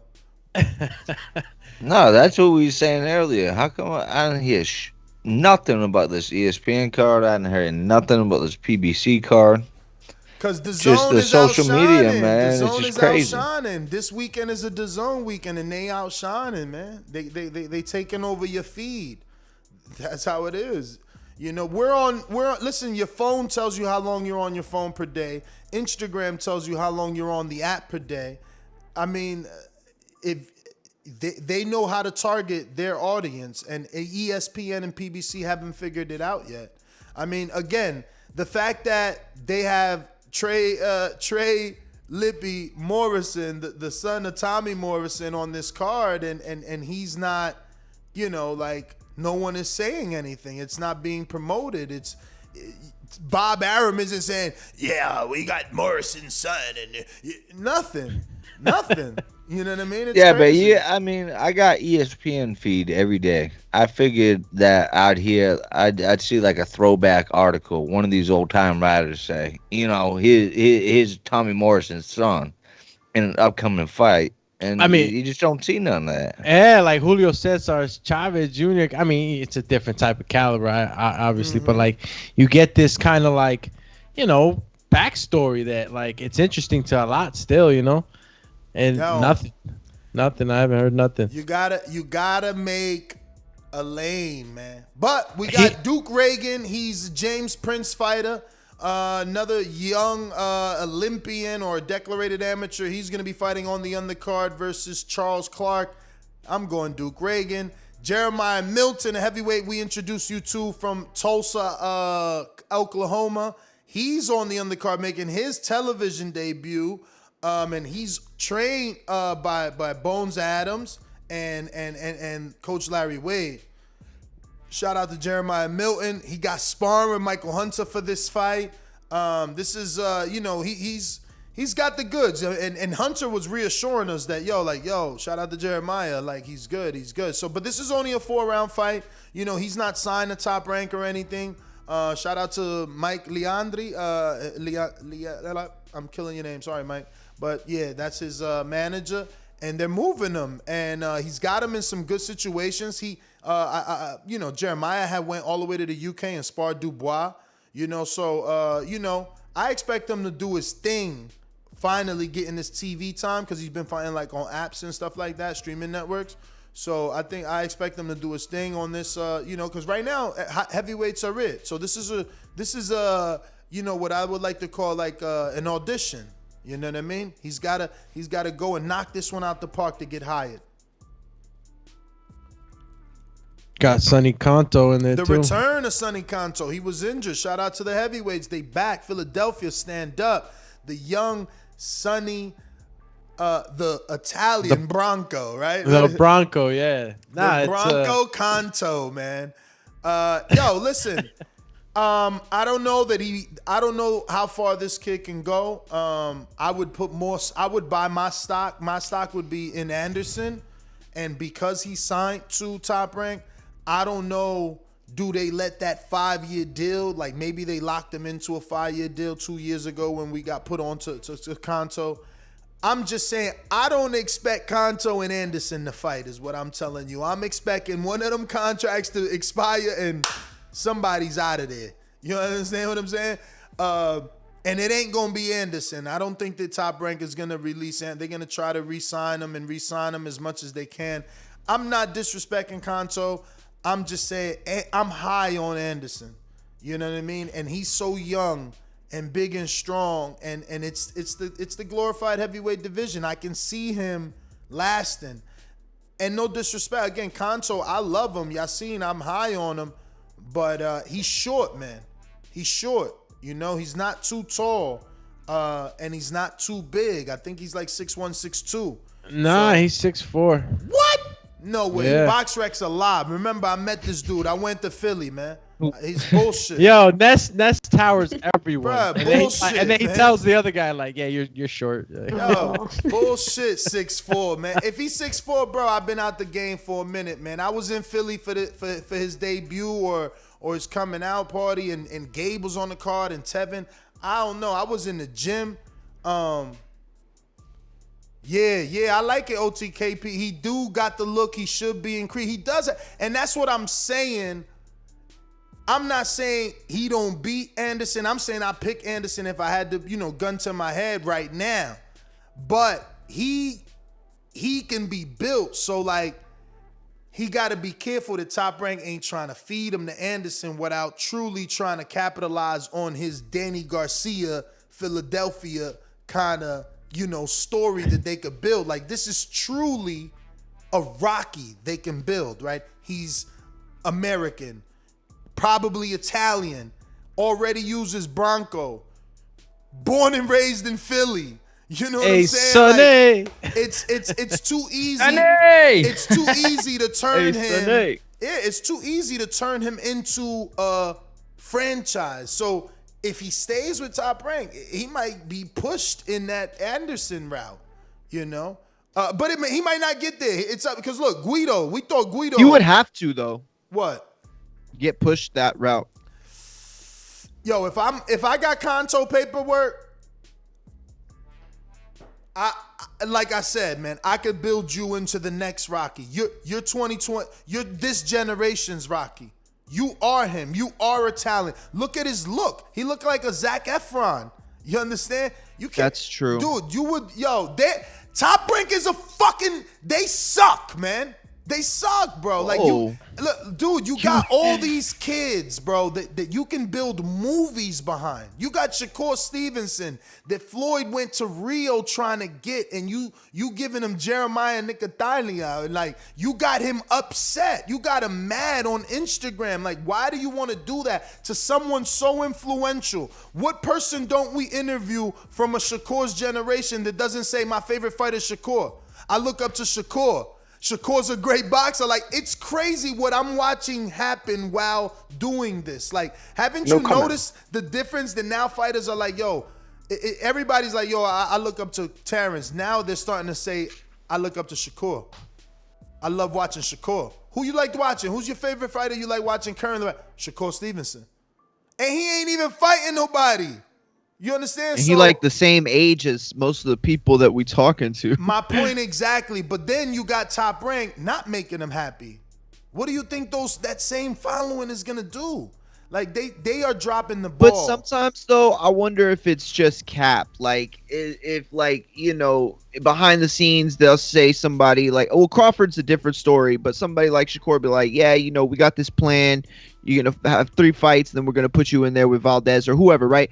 So then he's like, man, this is bullshit. Like, you know what I mean? Like that way he gets to keep the respect and recognition, and he's seen as somebody who's continuously wanting to test himself, which I know he is, while simultaneously knowing that there's a plan for everyone. Mario, so you trying to tell me that Shakur sat in some boardroom and they said, look, we want you to say you want certain fighters, and we're gonna be giving you certain fighters in the background. Yeah, you put it like that. That sounds dumb as fuck. Yeah, you know, man. I thought it in my head. He want what he want, man. He wants what idiotic he wants. things I have ever heard. Everyone in this room is now dumber for having listened to it. I award you no points, and may God have mercy on your soul. God have mercy on your soul. Yo, that's like one of my all-time favorite comedies. He wants what he wants, and he's not been getting it, and he's the future. You know, the Duke Reagans look up to him. You know, the Troy Isleys look up to him. Troy Isley's actually off this card. It sucks. He got a hand injury. Reportedly got a hand injury, so he had to pull out of this fight. Right, that was his second fight after he had his pro debut just a month or two ago. If I'm not mistaken. That his second hand injury? Wasn't like the whole thing that he took so long because he did get injured. Is this a re-injury? That's a good question. For who, you guys? For Troy Isley. For Troy Isley? Okay, yeah, true. He talked about it. I thought he was talking about Sonny Conto. So Sonny Conto had an injury too, Ness? Yeah, he also was, coming back off injury. Yo, boxing is, is not an easy sport, man. Not an easy sport, you know? Yeah, Mayweather always had a little bit of trouble with the handpiece. Definitely he did. So moving on to the next card, Showtime? Oh, that's what happened, bro. I didn't see Mario's extra note. That word title pushed everything down. Okay, but we got through all those fights, so we got to get to the Zone Saturday in the UK. I mean, I think this is probably bang for bang the best card.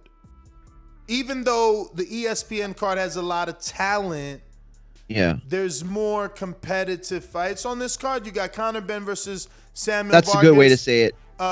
Samuel Vargas for a 10-round welterweight fight. This is Conor Benn, I guess further continuing to build on his brand, and he's starting to grow, man. Listen, it's funny. He believes in Matchroom, bro. I was doing some research, and bro, they dropped some stuff on him like 5 years ago. That means he's probably already re-signed with them. Like he's been with them for some time. He's the son of a legend and one of the legends in boxing, right? So they're supposed to take their time with him, and they're starting to slowly take that leash off, so to speak, the metaphorical leash anyway. And he did a great fight with Formella. Vargas is the next step in that evolution. It's a common opponent with Victor Ortiz, one of the most, recognizable young up-and-coming welterweights of Conor Benn's class. But it's also a common opponent with other welterweights, Samuel Vargas, like Amir Khan and Danny Garcia and even Earl Spence. So, this Vargas guy is also, I believe that he was at your wedding, right, Francis? Like, this is Francis from Canada, is one of his favorite fighters. And, Samuel is what, Colombian? He was your best man or your groomsman? No. He definitely is. Ness, why are you? He got y'all like always, man. But he definitely is Colombian. Right? he definitely is a dog. And Samuel Vargas, he doesn't lay down. He comes to fight. And he brings his lunch pail. So if you think it's gonna be an easy night, if you're not that big of a puncher, you're gonna have a long night. Shout out to Samuel Vargas, man, from the dot. You know, that's known as Toronto. That's known as the 6, Canada. You know, stand up. The dot. You know what? I was gonna pick Vargas. Now I'm picking Conor Benn because of Ness's joke. No, I'm playing. No, I was never gonna pick Vargas.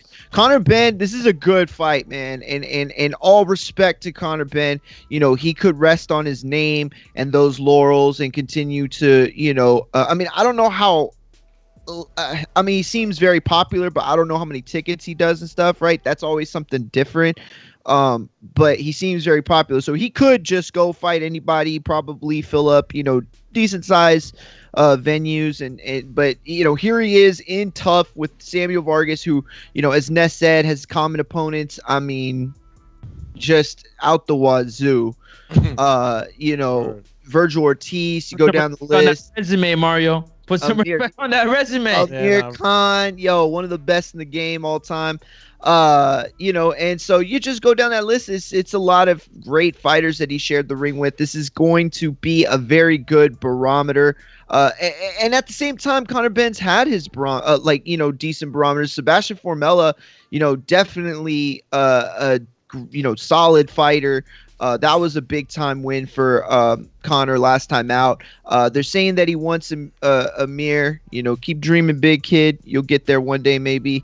But regardless, Samuel Vargas, great test. I look for Conor to win. Yep, wish on that. Hey, Formella went the distance reporter, right? I think. And apparently, Conor Benn handled him a lot easier. Really? I didn't catch the Conor Benn Formella. It was totally different type of like different Porter. I mean, different Formella. Obviously, he's coming off a beatdown of Porter. Porter destroyed him.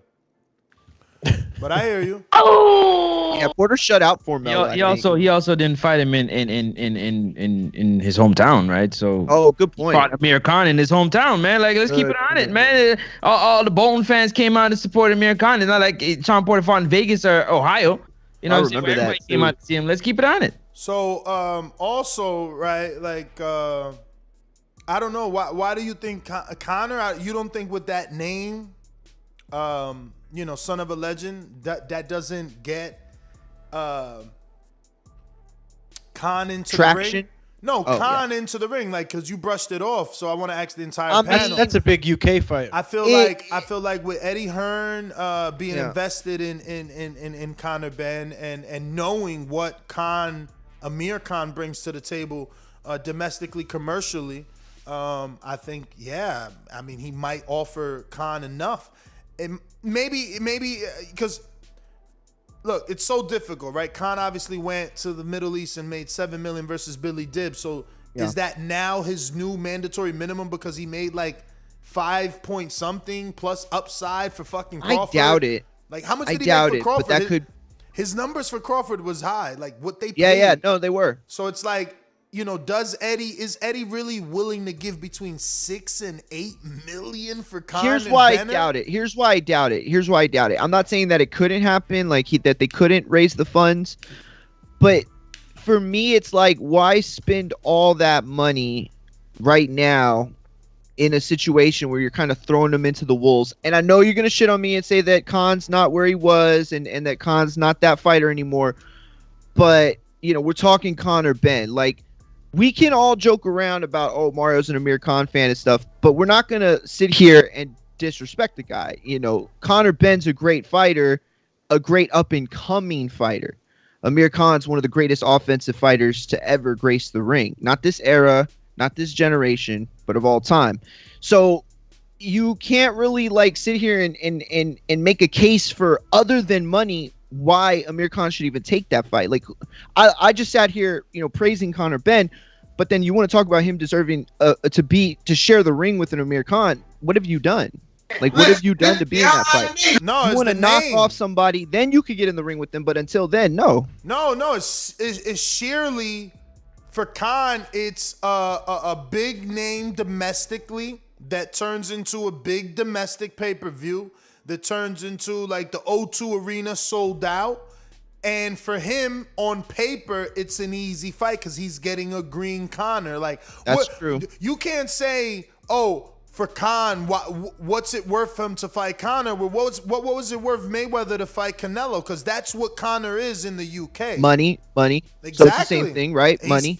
Yeah. So, that was the point I was trying to make. Is like beyond the money. Like, what does beating the Conor Benn do for Amir Khan's legacy? It does propel him back to the top of the welterweight division. He's beating a young, hungry, up-and-coming guy with a big commercial name. Because if Conor continues, his name's going to make it to America. Like, we already know him, but the casual fans, that watch the Nigel Benns fight the Americans are going to say to themselves, okay, this is his son. The same way we say, oh, that's Chavez's son. That's so-and-so's son. Oh, this is, Nigel Benns' son. Right.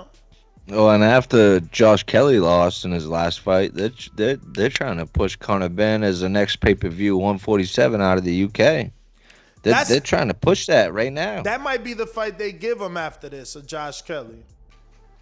Yeah, well, they were supposed to fight, and then Josh Kelly lost, and now you got Conor Benn talking crazy, saying Amir Khan and Kell Brook and everybody. He wants a big domestic fight. He's fishing for those names, but on his radar, or Matchroom's radar, really is the Frenchman, right? Is he French? Is he? He signed to Sam Jones. It's like Florian Marcoux. Marcoux, this guy, I love you, brother. Florian Marcoux is who they're trying to push him towards. But obviously, he's like, I'm Conor Benn. Give me Khan. Give me Kell Brook. You know what I mean? But on the back end, on the board meetings, like Mario says, it's Florian Marcoux. And again, it can be like a Josh Kelly, even with one loss. Yep. Why not? I was waiting for that fight. I was waiting for that Josh Kelly Conor Benn fight. I was waiting. Great point. Josh Kelly just got smacked around. Great point. Florian Marcoux guy looks tough. You guys just he's Albanian. Marcoux's a beast. He's Albanian. I don't know how tough he is. He kind of got beat up in a few like 2 fights ago. He got beat up and got it yeah. It was a robbery. Let's not get crazy here. Really? Yeah, against Jamie Stewart. It was a draw, but everybody knew that he won. That was a domestic, yo. So when Marcoux really steps it up, he better be careful he don't turn into the thing that Marcoux has going for him is that he's a former kickboxer. He's Albanian, so they claim that he's got it. They claim he's a draw in his hometown. Someone tell him it's still COVID. Who cares? Yeah, hometown that's what and New York. They're comparing him to the baby face, the heavyweight there, Courtenay. What? Yeah. They better not. Yeah. They better that's not compare. I don't know. They better not compare I'm to my Poland American Adam Kovnacki. You know what I'm saying? I'm not promoting this. Polska. Yeah. Shout out to Marcus Robert Johnson. He's going to be taking on Corey Frank in the main event June 12th in Watertown, Wisconsin. He just informed us that he might be getting some work with Lids Low. Get in the ring and swing, shorty. Yo, Lids Low, you a beast for that. What? You a beast for that Lids twin. Was like, he decided he wanted to do this and just went all in. No, that's how you got to do it. And he hit me up on Instagram. I wasn't available, and he was asking, I seen later my messages that he was asking for Marcus's information so that he could meet up with him. I didn't know for what. I'm thinking like he wanted to follow him. I didn't even know he was asking for that work. So, twin, I hope you listening and getting some work, because Liz Lowe is playing no games, because Marcus got 70 amateur fights, 4 street beef fights, undefeated in street beefs. I mean, he's going to give Lidslow not only work, but plenty of advice. If he's got any type of head on his shoulders, he'll be able to give Lidslow some very, very good advice with all that experience he has. But, that's man. Good, man. That's big. Yeah, that's huge, yo. Getting to our last topic. That was Conor Benn, Samuel Vargas. I'm picking Benn. Everybody pick Benn, right? We moving on to the next fight. I am picking Benn, and also real quick, I do want to say Samuel Vargas. Hey, what do you guys? Oh, doing? I'm sorry. Ooh, you going Vargas? I smell a Francis Friday bet. Oh no! You going with the brethren over like the skill? Call this banana slip. You gonna slip on this banana right here. Damn. Yo, give me. Skin. Sorry. Francis, pause that because that sounded a little weird. Nah, but Francis, I just want to know, like, you're not that type. Like, you've never struck me as that type of dude. So I need a breakdown now. Like, and by what I mean by like is that type of dude, I mean that type of dude to solely pick because I'm a countryman. Or... No. That you're right about that. What I see in this fight right here is I see a young fighter in Conor Benn who has always believed in himself based on his experiences from watching his dad do what he's done and being in the gyms with these legends coming up. And he got out there and he thought he was the sauce and he got humbled a little bit, even though he righted the wrong. You know what I mean? So he's been slowly projecting, but these fights that he's had are making him feel a little bit more than he's making him look past Samuel Vargas, and Samuel Vargas' resume shows he has experience. And that experience, I feel like, is going to play a massive part in this upset, in my opinion. Wow, upset.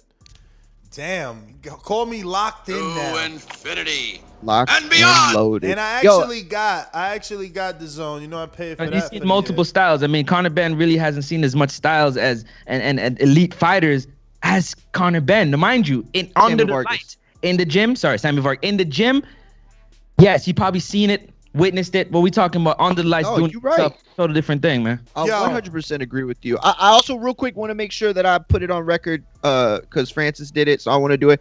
Ebane Bridges, I'm picking her to win. We riding all the way. What? You know. I'm picking what you call it. I'm picking Courtenay. Courtenay, the one with the God-given power. That's the right pick. I like her overall. I like her overall skill set a little bit better. So I'm gonna ride it out with Shannon Courtenay on that one. Let me ask the chat for some help. Our UK people help us here with a few things. One, I want to ask London Runs Boxing. Please send me in the DM the link of Conor Benn talking Spanish so we could play that. Two, let me know anybody from the UK. Who is the girl that Shannon Courtenay knocked down in the highlight they're using to build up this fight? It's like one right hand, and she sends the girl flying, right? So, because I want to know, like, how she good. Sent her down hard, bro. It was like massively hard. Didn't it started like now? I believe Shannon Courtenay has power, and I had to snap out of it. Like Dorota is Dorota Norek. Yeah, but who is But who is she? Yeah, but also Courtenay was known to do that in the amateurs as well. Yep. Okay. They have an old video where they were talking to her after a fight, and the girl that she knocked out. I don't know if they ever showed the knockout or not, but the girl, you see her, right, and she's sitting down. She actually has rug burns on the back of her leg from how hard she hit the mat and like flew. Like she hit the mat and like flew back. And like that's how hard she got hit. Yo, John in Michigan. I want to say. I'm sorry, John in Michigan, who's going to be fighting in Border Wars as well at 140, just said Ebane Bridges is in my top 10 pound for pound. Y'all terrible. Why? Because she got. Never mind. I was gonna say she got the what? The stuff up. She got the up top. That's why she got the up top. She got I mean, she's got a pretty good jab, but I don't know. I think the broad's ugly. I think it's gonna be good though. I think it's really gonna be. I feel like it's gonna really be a good one because Bridges has a lot of heart. Like she has fought like basically her ankle. I think she had like a sprained ankle or something like that, and she still kept going. And then with Shannon, they both, you could tell with that last fight she had, they both gonna really they're not gonna want to lose. So I think it's gonna be it's gonna be a good fight. Bama looks like she's stronger. I'm gonna want to see how many rounds is this bout? You guys 10, right? 10 rounds. For a belt, man. Yeah. For a belt. Okay, so it's the 10. So let's see, how Ebony Bridges does with the cardio, man. I like calling her Ebane. Yeah, Ebony Bridges. But yeah, it's gonna have to see what's up. She's never been 10 rounds. Obviously, it's gonna be her first one. So, bro, she's being served up, man. No. You got to think though. Ebony Terrible, just 'cause, fought you know, like- 4 weeks ago. Exactly. She just fought. She's in shape. She's in shape because she fought 4 weeks ago, but they gave her the tune-up to get her for this. You know what I'm saying? Like, how long has it been before the 4 week ago fight? And I'm guessing that. I don't know. I have no February 2020. There you go. Yeah, she wasn't February trying to. It was a year she in wasn't- between. She wasn't trying to go a whole year and get a title shot, so her promoter had to at least give her a fight before the title shot. I think she's being rushed, but again, she's the blonde bomber. Let's see if she really has this equalizing power. You know, I keep glorifying her story because she's doing what the men don't do, what I beg the men to do. Create your own lane, and you're going to get your own opportunity. And she came out here, and she's got women's support. I mean, Franchon Cruz, all Savannah Marshall, all the girls. You know, it's really Twitter's most. It's only catty with her and Courtenay. Like the other girls. I wouldn't say that. You know, there's definitely detractors online, and there always will be. But you're absolutely right. She has the support of female boxing fans. Hold on. No, I didn't say female boxing fans. I was being specific female boxers. So when you say that she got detractors, are you seeing female boxers other than Courtenay? Because I don't see other female boxers openly hating on her. I've seen people like say things at times when she's in the media, but never directly at her. So I wouldn't even feel comfortable. Like, I mean, there's been some MMA fighters. I think I could just say that, and you probably know who I'm talking about. That you know, they'll make comments and stuff. But no, you're absolutely right. Nobody other than the opponents that she's fighting have come out publicly and addressed her and made a situation of, you know, her promoting to, you know, the way she promotes and stuff, which a lot, like you said, a lot of you know, Raging Babe, she has a lot of respect and a lot of support from the from boxing's, you know, I guess like the female side of boxing, which I hate saying that sounds so stupid. Like, I know, you know, there are women that know, you know, twice as much as dudes that I know. But that said, you know, you want to earn that support first. I'm trying to be politically correct about it. You know what I mean? Yo, just say it. Yo, they said the blonde bomber going to sleep. That and that's the funny thing is, like, cause then she becomes the stigma, right? Like, oh, she was just a pretty face that made it to the top based off her looks. Cause like if she gets washed, it's gonna look bad. That's the story. Like, that's the story. You made it to your top, you know? And then her, like, cause we interviewed her. I don't know if you know, Michael, we interviewed her before she blew up. And I mean, I ain't gonna say before she blew up because obviously, because my guy in Australia hit me up like, yo, look, you should definitely interview this girl. Deontay's the bronze bomber, she's the blonde bomber, and you know, we did, and she told us she got put on, like, you know, boxing don't pay, especially in female boxing. She was literally selling her socks. Yeah, she was an ex-bodybuilder too. You know what I'm saying? And, you know, she was a bodybuilder. The crazy part is like she's 5 foot flat. You know, when you see these people on camera, you're like, damn, man. They look big, or just any weight class. You're right, boy. But then when when she said she's 5 foot flat, I couldn't believe that. Yeah. Boxrec has her at 5'1", but she doesn't look 5'1". She doesn't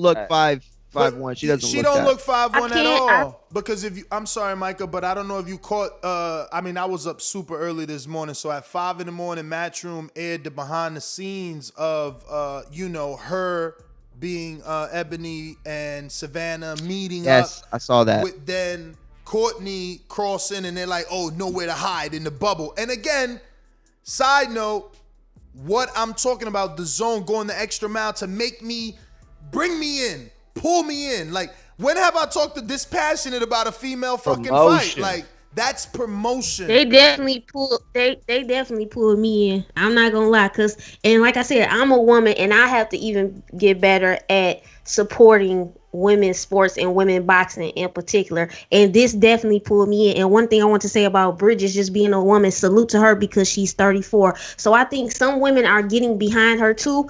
Of course, she's basically showing, has sex appeal. I feel like it's nothing wrong with that.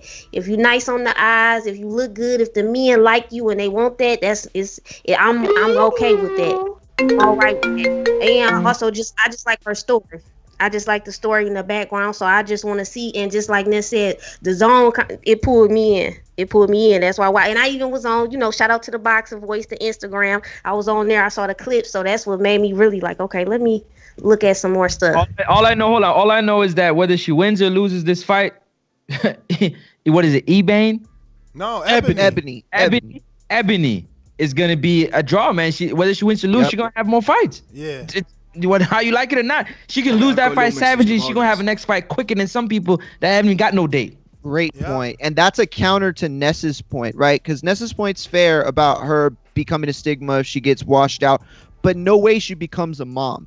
No way she goes out there, gets starched, and then never hear about her again. She's going to get another date. No. She's going to get in more fights. You should have never said that. That's what if she does get mommed? Micah, did you see that fight? No way. With Sinisa Estrada and this female that her nickname was The Mom. And how do you pronounce Sinisa? Because I call her Sinisa, but I know that's wrong, right? How's her name pronounced? I thought it was Sinisa. Okay, well, Sinisa Estrada, I mean, she bodied this woman. Like, it's a highlight reel. The Zone has it. It went viral. Like, she bodied this woman who obviously did not belong. Like, the bell rung, and Mom was like, it just did that. So if she gets Mom, that's a bad look. She better not get Mom. That's a bad. Like, Mom is retired. Like, people started writing articles like, how did she get 5 fights? Who did she really beat? And then it's like all the gossip started coming out. Like the husband was really her manager and he was paying strippers to turn pro and fight the woman to get the it turned into like an expose. Yo, this is what I'm saying about women's boxing. It is so barren that at 5 fights, Ebony's getting a title shot. You understand what I mean? Like in fake 5 fights, like this husband fabricated his wife's resume to get her a title shot in 5 fights. Like, meanwhile, Shadasia Green got 5 fights and no champion want to give her a shot. Stop ducking my girl. You know what I'm saying? She's coming. Listen, y'all making it worse because she's only getting more fights. So when she gets a title shot, she'll have 7, 8, 10 fights, and y'all gonna be fucked up. You're gonna be screwed for that. You know, because these other girls, look at Franchon Cruz. First fight with Clarissa Shields. However many fights in, she's fighting in a unification bout with Mariciela Conejo. Then she ends up fighting Alejandra. So, women get thrown in tough from the very get-go. Like, once it gets popping, it's popping. They get built with 2-3 fights, and then the leash is off. Like, yo, you got to go. You got to do your thing. There ain't that many big fights. So when you ain't got that many of huge matchups, they try to attach a belt to it. Mm-hmm. So hey, you might not know these 2 women, but hey, here's a belt. That means it's a bigger fight. That means there should be more eyes on it. Mm-hmm. So I mean, that's just what the promoters got to do. Unfortunately, Savannah Marshall, she came out of Olympics. She's a huge name. She's a title holder in what? How many fights? I mean, it's not that many. It's just they gotta push them. They gotta move them quick. So kid, yo, you my new favorite fighter, man. I'm telling you, he's the A side. He got the win, and he's Floyd Mayweather with the words, dog. He told Doomy that Sinisa Estrada knocking out Mom was a slip. He like, that wasn't a KO, Doomy. That was a slip. Damn. He's still teasing Doomy all these freaking days later for Border Wars. Yo, I love you, Show Kid. I'll just say, Doomy, the other fighter that's going to be on the other side isn't making fun of you and isn't saying anything about you. So and you thinks want you're favoritism? A great referee. You want favoritism? I think Call it all the way. Where's the confidence, y'all? Where's his confidence? He's trying to get in good with the ref. Where's his confidence call? I'm not trying to get in good with anything. Confidence dude don't need no ref. Just not trying to piss him off. There's a reason why Also, don't like boxers spit my bow. food. Why the boxers bow, you know what I'm saying, to the four corners. Show respect to everybody.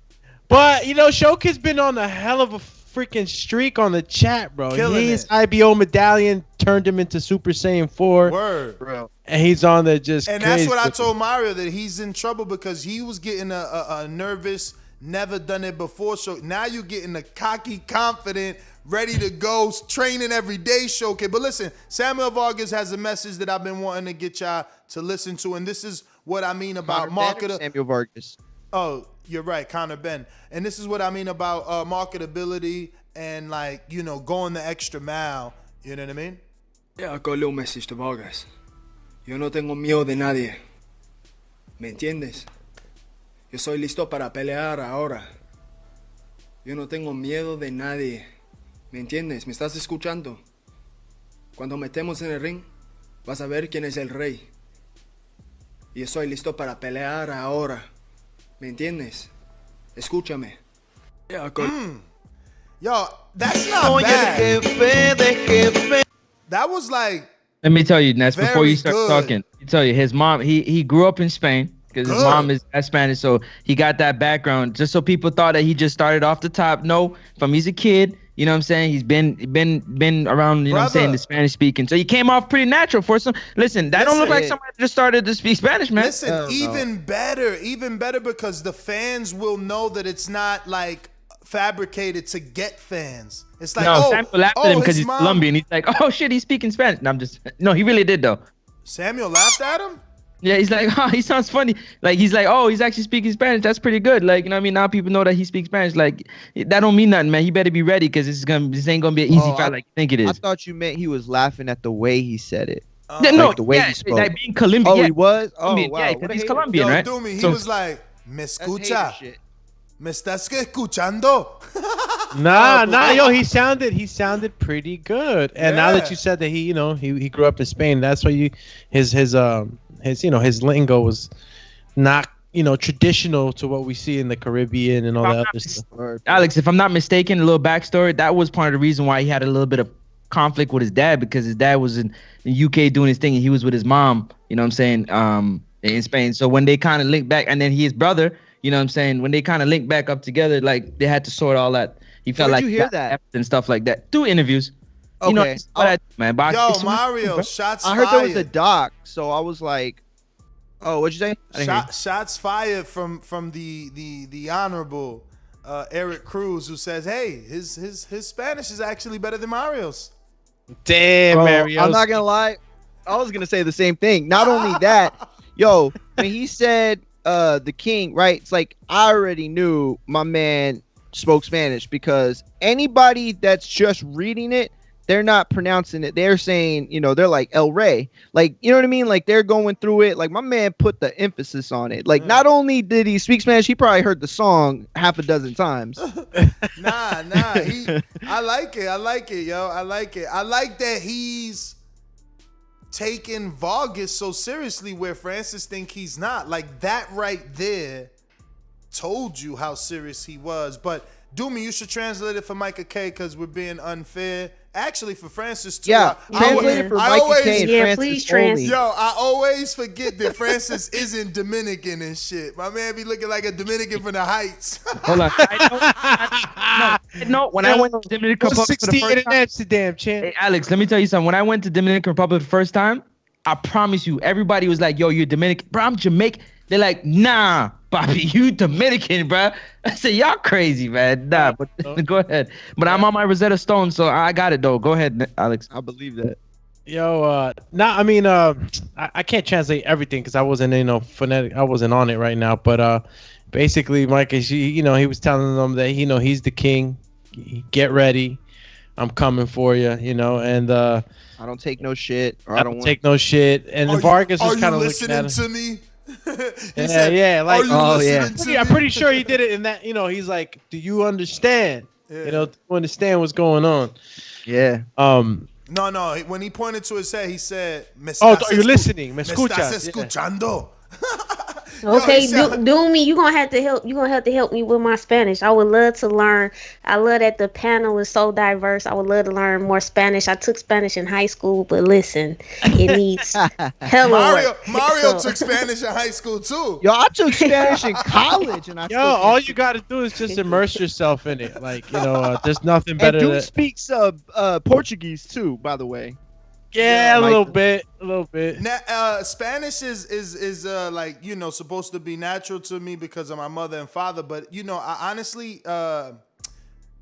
reading the Spanish Bible is like what taught me how to speak Spanish more. Because I was the kid that would my mom would talk to me in Spanish. I'm talking English for a long time.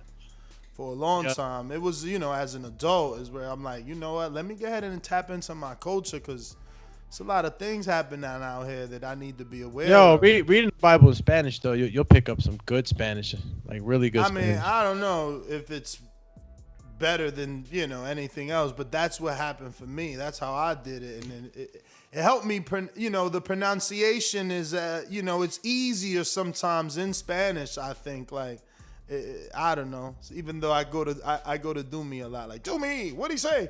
But the thing is also that boxing is less Caribbean boxers, like where I'm from. The Julian Jacksons of the world are one, right? And he's from what, like St. Martin or something like that, or Barbados or something. Like there's not a lot of big Puerto Ricans are the biggest Caribbean boxers in boxing. Other than that, it's central. And where you guys are from, Mexico, Central. Exactly. Yeah. Other than Americans. So the last names are obviously different to you. They're foreign to me, honestly. Look at that Brazilian dude's name. What the hell? I couldn't. I'm like, I would have never. When you pronounced it, I'm like, I would have never said that. Bro, I didn't see that. And I know some of those, obviously because my girl's Brazilian and I've been exposed to it, but it's crazy trying to pronounce. I keep forgetting that too. That Doomy is very, he's got he grew up where I grew up, so he's got the Puerto Ricans and the Dominican friends. Then he married essentially a Brazilian woman, which opens up a totally different dialect. Then he himself is from, Honduras, so he can communicate with his cousins that are Mexican and Salvadorian. I'm all the way over there, and I can't chill with Cubans. They not even allowed to come. Me and Puerto Ricans are the closest thing, and even that is different. My girl's, Spanish sometimes is different than my Spanish. Just for Doomy, ahorita means later. For us, it's right now. You tell me, ahorita. Vice versa. Yeah, vice versa. It's vice for us, versa it for means us. Hold on in a minute, Nah. For y'all, it means right now. For us, it's later. You know what I'm saying? So for the Caribbeans, it's if they say ahorita, that's like them telling you right now, just not right now, a little bit later. Hold on. Exactly. So what is that? Is that just a dialect thing or country? Yeah. It's a dialect, different idioms. Mm-hmm. It's a little different. That would used to happen all the time, Doomy. When we were first on, I would hear Ness he used to do the translation for us. And I would hear him say something. I'm like, oh, I already know what he said. And then it was something completely different. I'm like, whoa, it's that's hard. weird. It's hard because these fighters are mostly, again, from those countries. So what they'll be. I'm like, damn, wait, what does that mean? I need Doomy, And then they laugh at you. Yo, we just went down language arts 101. Yeah. That was good though. That was educational. Yeah. We didn't even get to this last topic. Frank Warren telling Talk Sports that the only way AJ Fury happens now is if a site deal satisfies the fighter's financial demands. And I quote, I know what everybody wants to hear, but I don't want to tell people what they want to hear. I want to tell them that this is what's happening. Fury tweet suggests time is running out. Remember, now there's 2 days left or tomorrow? He put TikTok on a tweet on Twitter yesterday, right? TikTok, time's ticking. 3 days left. Yes, 3 days left. But the question that I pose to everybody is, with Fury giving all this, right, and John Fury coming out and everybody being so negative towards the fight happening, like, can Fury get away with not fighting either AJ or Wilder next? Like, if it's not one of those guys, are they going to let him live? No, it's not going to happen. It's not going to happen. But who's not going to let him? Who's not going to let him live? Like the fans. Like, are the fans going to come for his throat if he does not fight Wilder or AJ next? Because it's one thing to say, I'm not going to fight Wilder. I'm going to make this year, long, lawsuit and litigation happen. And then to fight AJ, cool. He's going to get it. Either way. I don't know. I don't know. Maybe if he fights like, who do we consider like a Dillian White is next up? A Luis Ortiz. I mean, I can see how the fans might be entertained by that. I think if he fights a Luis Ortiz, he's got an angle there, Okay, got some dangerous guys. Okay. Hey, Eddie Hearn just said today. Big Baby. What if he gives Big Baby a shot and his story? Crazy. What if his that would be crazy? What if his story is like, oh, Wilder gave me a shot when I was down and out. Big Baby's down and out. I'm gonna give him a shot. I like that. I'm gonna give the big bum Dosser an American shot. Nope.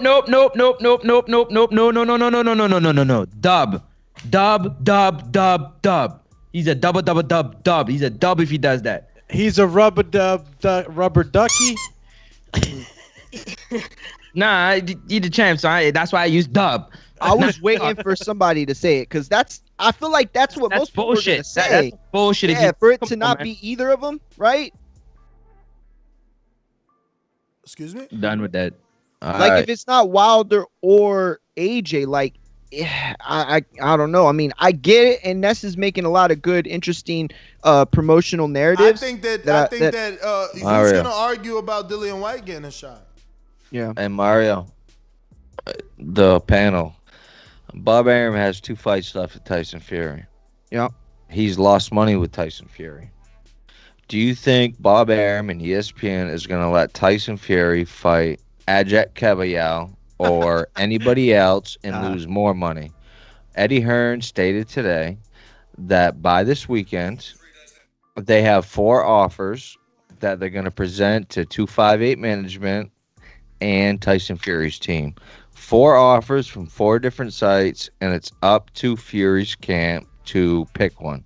Yeah, because I'm assuming that 258 management has already seen these 4 venues, already seen these 4 offers, and that it's just going to be up to Tyson Fury to pick one of them.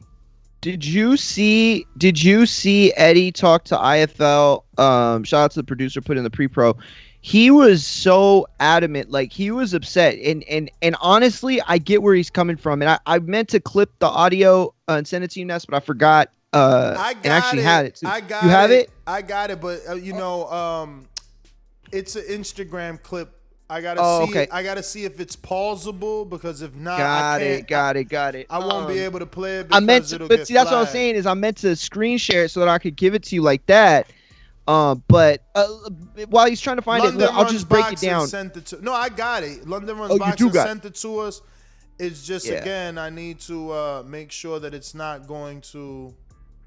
Yeah. Make sure you can pause it and won't play it all the way through. It will. So let me give you like a synopsis of what he was saying. Essentially, Eddie was saying like very upset. Like you could see it. It wasn't that he was mad. He seemed hurt. And I don't mean like feelings hurt, like just betrayed, right? And he's saying betrayed. That listen before, because I know what you're gonna say, but at the same time, I think you'll understand this, and I think you'll appreciate this to a degree. He's saying like, who else is out here helping me? I'm the one out here trying to get this done, and everyone else is shitting on me. Everyone else is giving pullback. Everyone else is saying reasons why this can't happen and why it won't happen. You know, he pointed out the fact that John Fury's out here basically actively talking against the fight, that Bob isn't lifting a finger, that Frank isn't lifting a finger, that at the end of the day, it all falls on his shoulder, so that if he gets this done, he's the man, but if it doesn't, it all comes crashing down on him. So he's saying basically, if you're not going to help, then at least get out of the way and don't try to hurt, right? And again, I'm paraphrasing all of this, but hey Mario, Birdie Num Num. What'd you say? I didn't hear you. Birdie Num Num. Go ahead, Alex. Birdie That's Num That's Birdie Dillian Num White. Num. Dillian White. We got Shout out to Dillian White. Birdie Num Num. The funny thing is that Mario sounds so passionate. Like I wanted to play the soundbite, you know, like with, you know, that we normally play, but I didn't want you to get upset, you know. Actually, not that one. This one, like, you know, he's like, oh, this guy, he's doing this and he feels this way. And listen, you gotta understand. You put yourself in that position. Eddie Hearn did, right? Eddie told with a people. million followers on Instagram. Come on, man. No, not the Instagram followers, but the fact that he has been telling people from day one that this is a mega fight. Oh, Fury and AJ is a mega fight. You know, we got people, they're dying for this fight. This is a XYZ fight, and now it's taken a long time to make a fight that you said would have been a piece of cake to make. And again, we go back to the Wilder situation with AJ. These struggled negotiations, and that's not what's happening here. Obviously, Eddie and his and all the parties have agreed, but Eddie has to make this money now that he alleged was available. He's got to produce it. And allegedly there's 4 offers. I heard the audio. Allegedly there's 4 offers, but there's also a contract. Right? Isn't that what everybody's excited about? That you know, this guy was able to get out of his contract and then expired. Well, if contracts are expirable, well then this one is about to expire. And Tyson's within his right to tell the fast-talking, loud-mouth, you know, show-off of a promoter who claims to be able to do it all, clock is ticking. You're the one saying you can do this. You're the one saying all 9 countries, he said, or 9 offers. So then let's go. Get him to Fury. He's waiting. He's waiting. He wants to fight. He's training. And there's a contract that expires with 30 days. You're supposed to produce this fight to Fury within 30 days. Now you're saying, oh, well, help me get it done. What do you mean help you? You said it was done. You said the announcement was imminent. A whole bunch of times. How many times are we going to announce this fight? A whole bunch of times. So we're announcing that you guys signed, but we don't really have the money. We got to make sure the princes are giving it to us, or you have 9 offers. Like, what is going on? It went from 9 to 4. So what, did we narrow it down? And when do we finally decide on one? Because like Fury said, clock is ticking. That's the other side of it, okay? You can paint a sob story for Eddie, but that's the truth, you know? So there's no empathy. So you have no empathy for the situation, for the comments that he made. I just feel like both people are within reason because of both of their natures. That's it. Eddie's out in the media telling you what he's doing and what he's not doing. Eddie's out in the media telling you what he's offering and what people are rejecting. So now it's on you, buddy. Show and prove. You talked it, show it. That's it. Like, I don't get it. I don't get what's the problem. What I see happening right now. Last thing, Morris. Last thing. I think he's buying time to try and get that last Wembley offer. Waiting for the UK to open up. Yeah, that's I could, one of the hopes. Go ahead, Alex. I'm sorry. Go ahead. Yeah, no, that's one of the hopes. We know we ran that by the last show, and they really would like it to happen in UK. I mean, you got 2 UK heavyweights.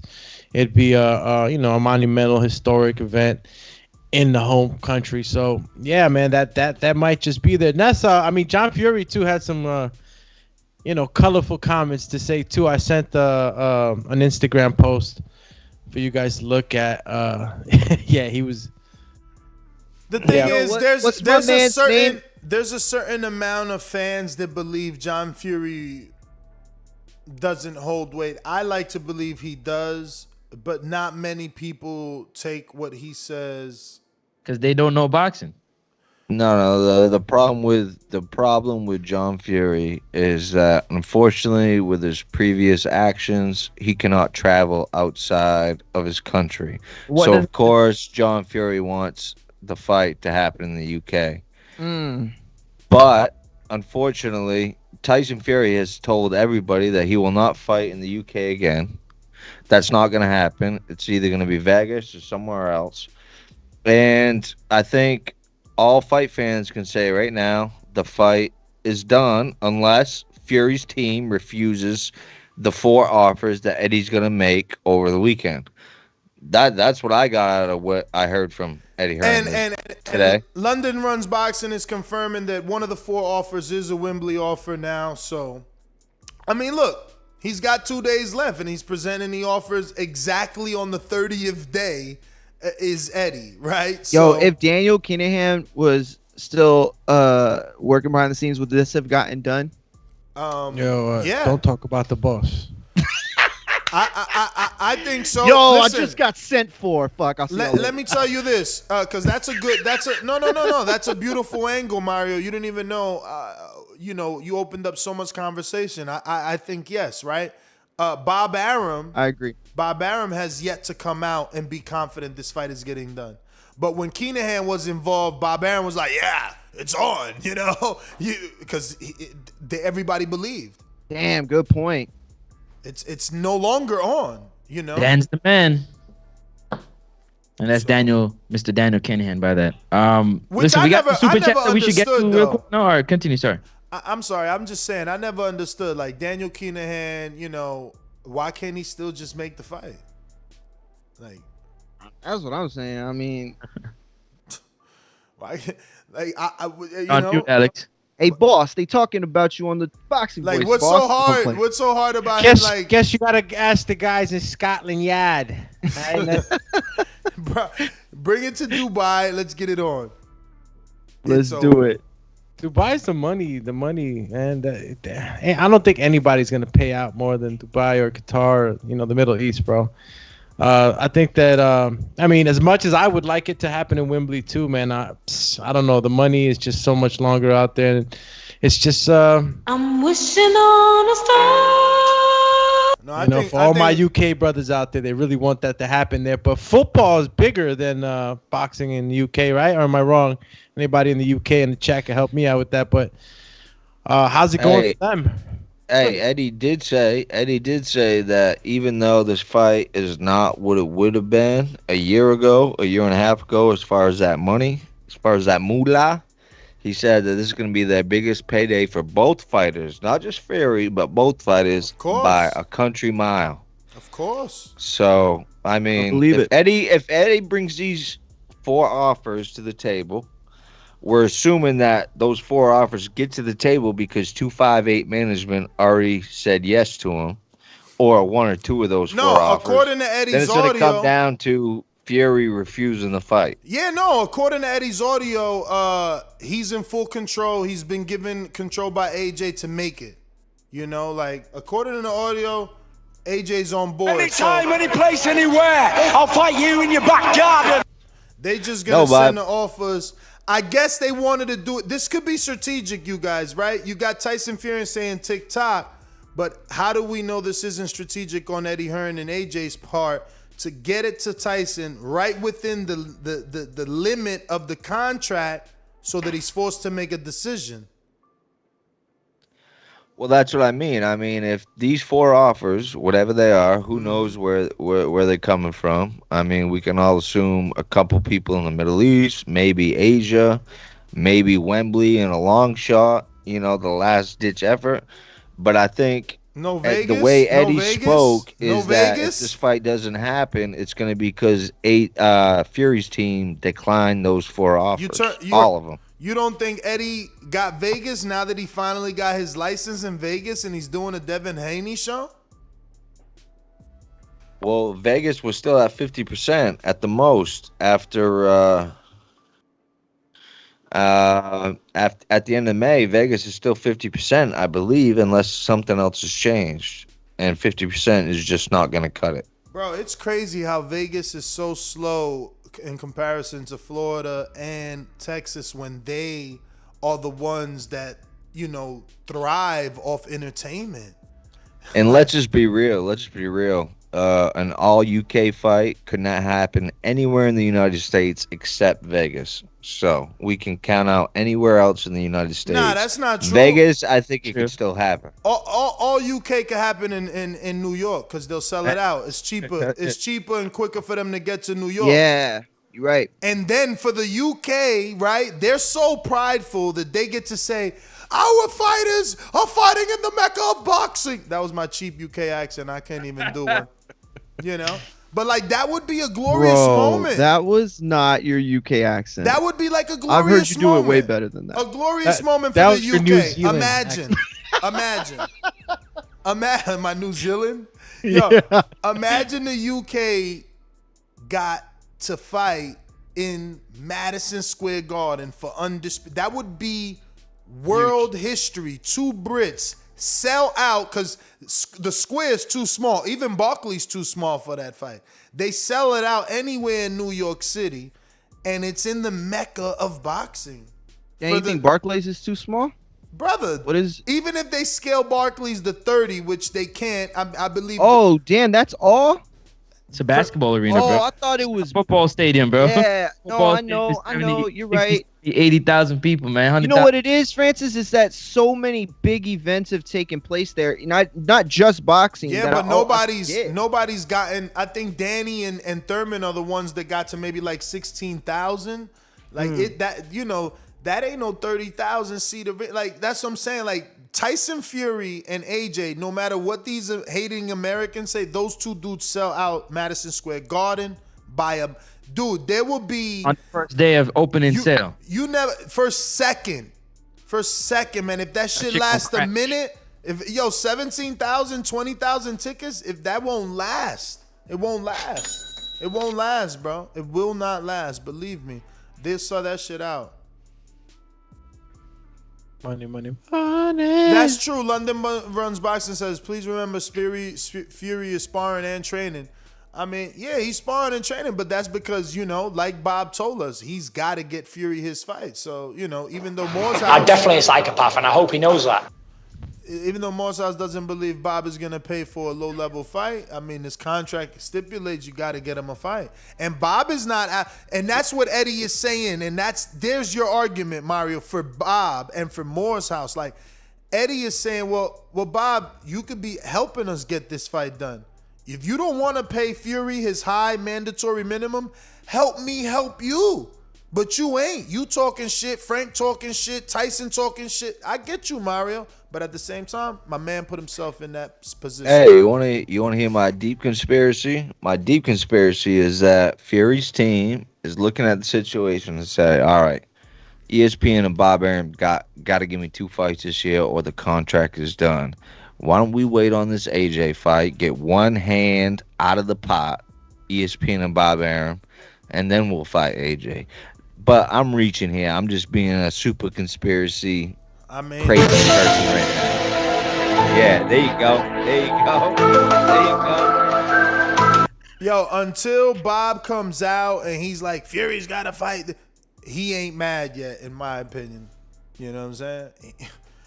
But Bob can't even get a lower level Crawford fight done yet. So don't expect him to help in this. He's not interested. He's not interested in Crawford. He told you that he been washed his hands. Those are his words. He's been washed his hand with the Crawford situation. Passed it to Tad the Buff and Carl Moretti. But heavyweights. That's true. But he also said that a announcement was coming last week. Remember? Exactly. We're still waiting on that. But you're asking a dude that told you I washed my hands with that fighter and pass it on to someone. You're waiting for an announcement from him. I'm not a Bud fan. I told y'all there was nothing coming. You know what I'm saying? Like, you actually believe Bob Martin? I actually am on record. I said we're not getting that announcement. Okay. Just like I also said we weren't getting Lil B-Hop's announcement either. We were still waiting on that. But that's not really his fault because we know, well, I forgot Lil B-Hop said he was going to make an announcement. But he got an announcement coming, let me tell you. Like Fury. I just didn't think you could. Oh, go ahead. Like Fury, he's in camp. He out here in Miami somewhere. You know what I'm saying? I'm still trying to get with him. Yo, you know what I forgot to put on there? Damn, you know what? I left. Fuck, I forgot. I had like 4 different notes that I had left off. Man, I meant to resend that to you. Yo, y'all see what happened? And this is the only one I'll bring up. What they're doing to Michael Hunter? That shit is nasty, what bro. They doing? Yo, they postponed the bid again. They did. Yeah, they keep postponing that shit. Do me right, and they didn't even. And the article comes out saying that the IBF gave him the extension because they have a rule that if they're close enough to a deal, right, close enough to actually make the fight, that they give him the extension. But Mike's on the other side, like, yo, I didn't give my permission, A, and B, who's close to a deal? Like, we're not any, like he said, like, basically there's no reason for this fight to not have had its purse bid. But it's like the other side needs time, right? They want to secure their stuff, and they're man, Mike is, and that's the problem. Like, yo, I was so excited for Michael Hunter. He came on, he seemed so optimistic, but this is what I knew was gonna happen. I knew that they were gonna take advantage of him without a promoter. Exactly, bro. And I hate to say this, but man, I swear I wish he had Eddie in his corner, man. Bro, what are you? He wasn't here. He wasn't. For just this one. But Mario, I mean, you sound like a casual, and allow me to, explain. Yeah, tell me about that. Allow him to take you on this walk. You're asking Michael Hunter, who did have Eddie and was released and was never treated as an A-side and was only brought in on short notice for big fights. I'm sorry.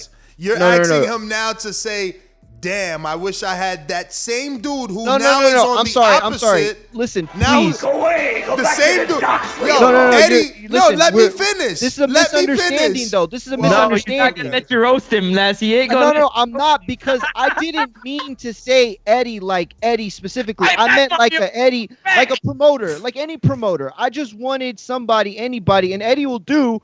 I mean, obviously the history there that you're breaking down, that's why. But I'm just saying that he needed somebody in his corner because they're taking advantage of him. Eddie took advantage of him when he signed them. Then he released them, and now Eddie's the one asking for extensions from the WBO or the IBF or whatever. No, that's sound.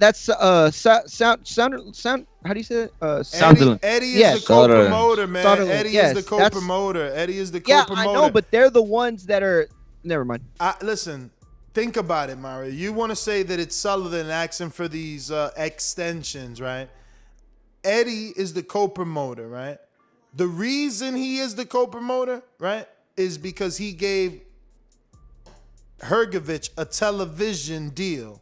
Yeah, so why would Sutherland be in charge of the negotiations for a broadcaster they have no rights over? Why would Sutherland, why would they be purse bidding with money they don't receive from Matchroom or DAZN to purse bid? Like, I agree with that. Are they going to put their I own can't money? understand that. Are they going to put their own money up, win the purse bid, then turn around to Eddie and say, "Hey, we won the purse bid. I want you to sell the fight to DAZN for X amount of dollars," and then maybe not get that and threaten to go where? Like, well, I just don't know where Hrgovic's longevity lies. Like, I don't know that. Here's the second factual piece of information. When Dimitri Salita took Big Baby Gerald Miller to Top Rank, he no longer controlled, right? Top Rank was in control as the co-promoter. Here's another one for you. When Lou DiBella, who found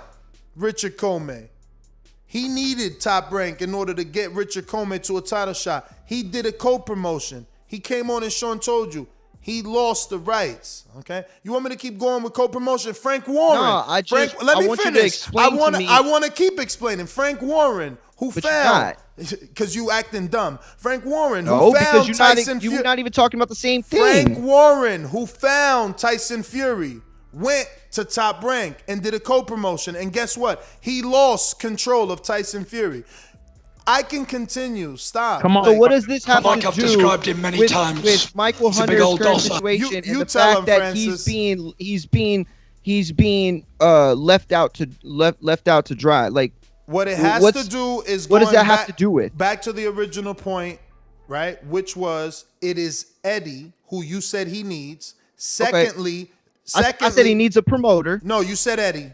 You said Eddie. Okay, I used the word Eddie, but then I told you, listen, let's not go down this long ass thing where you're trying to make a point about something that I'm not trying to say. I'm just saying he needed a promoter. Yeah. No, I hear you. After I caught you, you changed it. Then secondly, Right. I mean, but yeah, I just misspoke. Like you trying to argue points that you want to argue, and that's cool. But that's I'm cool. not. So let's move on. So let's move on. So let's move on to the second point. Let's move on to the second point. Was which after I said no, wait, he don't need Eddie. Eddie cut him. You said, well, you know, he.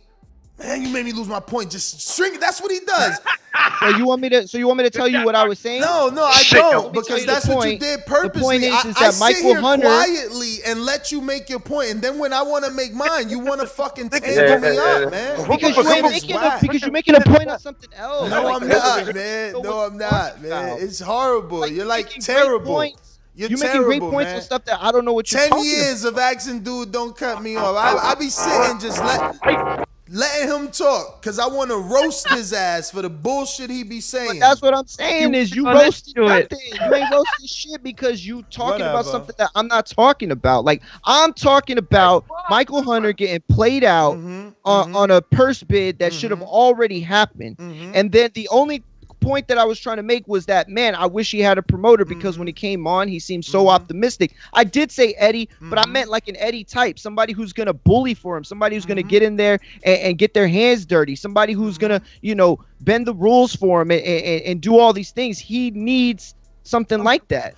I remembered my point. So when he said Eddie, and then I made him realize Eddie was in that corner and couldn't do it, he said, well, it's Sullivan holding it up. So then I made my secondary point that when you co-promote with someone, you lose the rights to promote. You lose the rights to control the fighter. So they can't hold up the purse bid. It's the same savvy Eddie who's asking for extensions. That was my secondary point. So Michael Hunter's in the situation he's in because of Eddie Hearn. Simple, not Sutherland. He's holding it up, but the Sutherland's got Channel 5 out in the UK. I think maybe that's what they're doing. That's the angle that they're fighting with. You know what I'm saying? Well, I'm not picking a side. No, you don't have to. Listen, you don't have to pick a side. But here's this point, right? They got Channel 5, so maybe Eubank will fight there because they're not in a co-promotion. Hrgovic, the fighter in the purse bid, has a motherfucking contract with DAZN. What don't y'all get? Like, y'all want the Sutherland. Yeah, but if the Sutherlands will win the purse bid, it doesn't matter who Hrgovic got to deal with. It doesn't matter. It's up to the purse bid. Shoot yourself. Eddie Hearn can pull Hrgovic. Shoot yourself. He said go to the mirror and smack yourself. Listen to what you're saying, Moore's House. You're saying that a fighter with a contract like Charlo to Showtime could just walk away because of a purse bid? Yeah, they could just say they're not taking it. They can lose their spot in the rankings. What do you mean? It's happened 100 times. What happened with Teofimo? Mario. Let me answer Mario's question. Teofimo went to purse bid.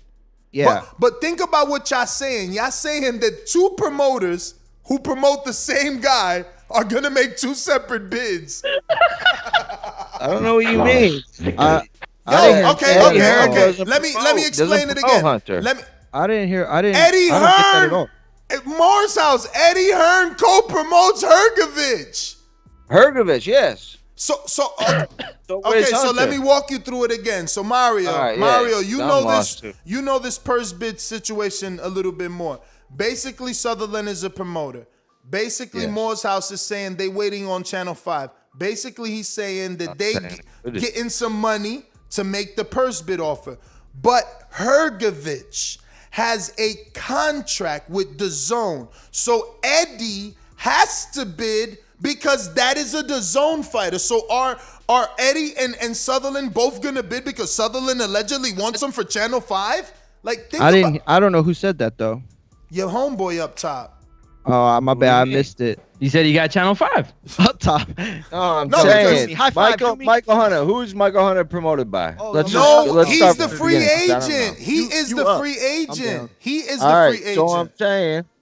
So I'm saying if Michael Hunter's going to a purse bid with Hrgovic, right? Right. If Sutherland wants to bid on that fight, who's he bidding against? Eddie Hearn? Against Michael Hunter. Yes.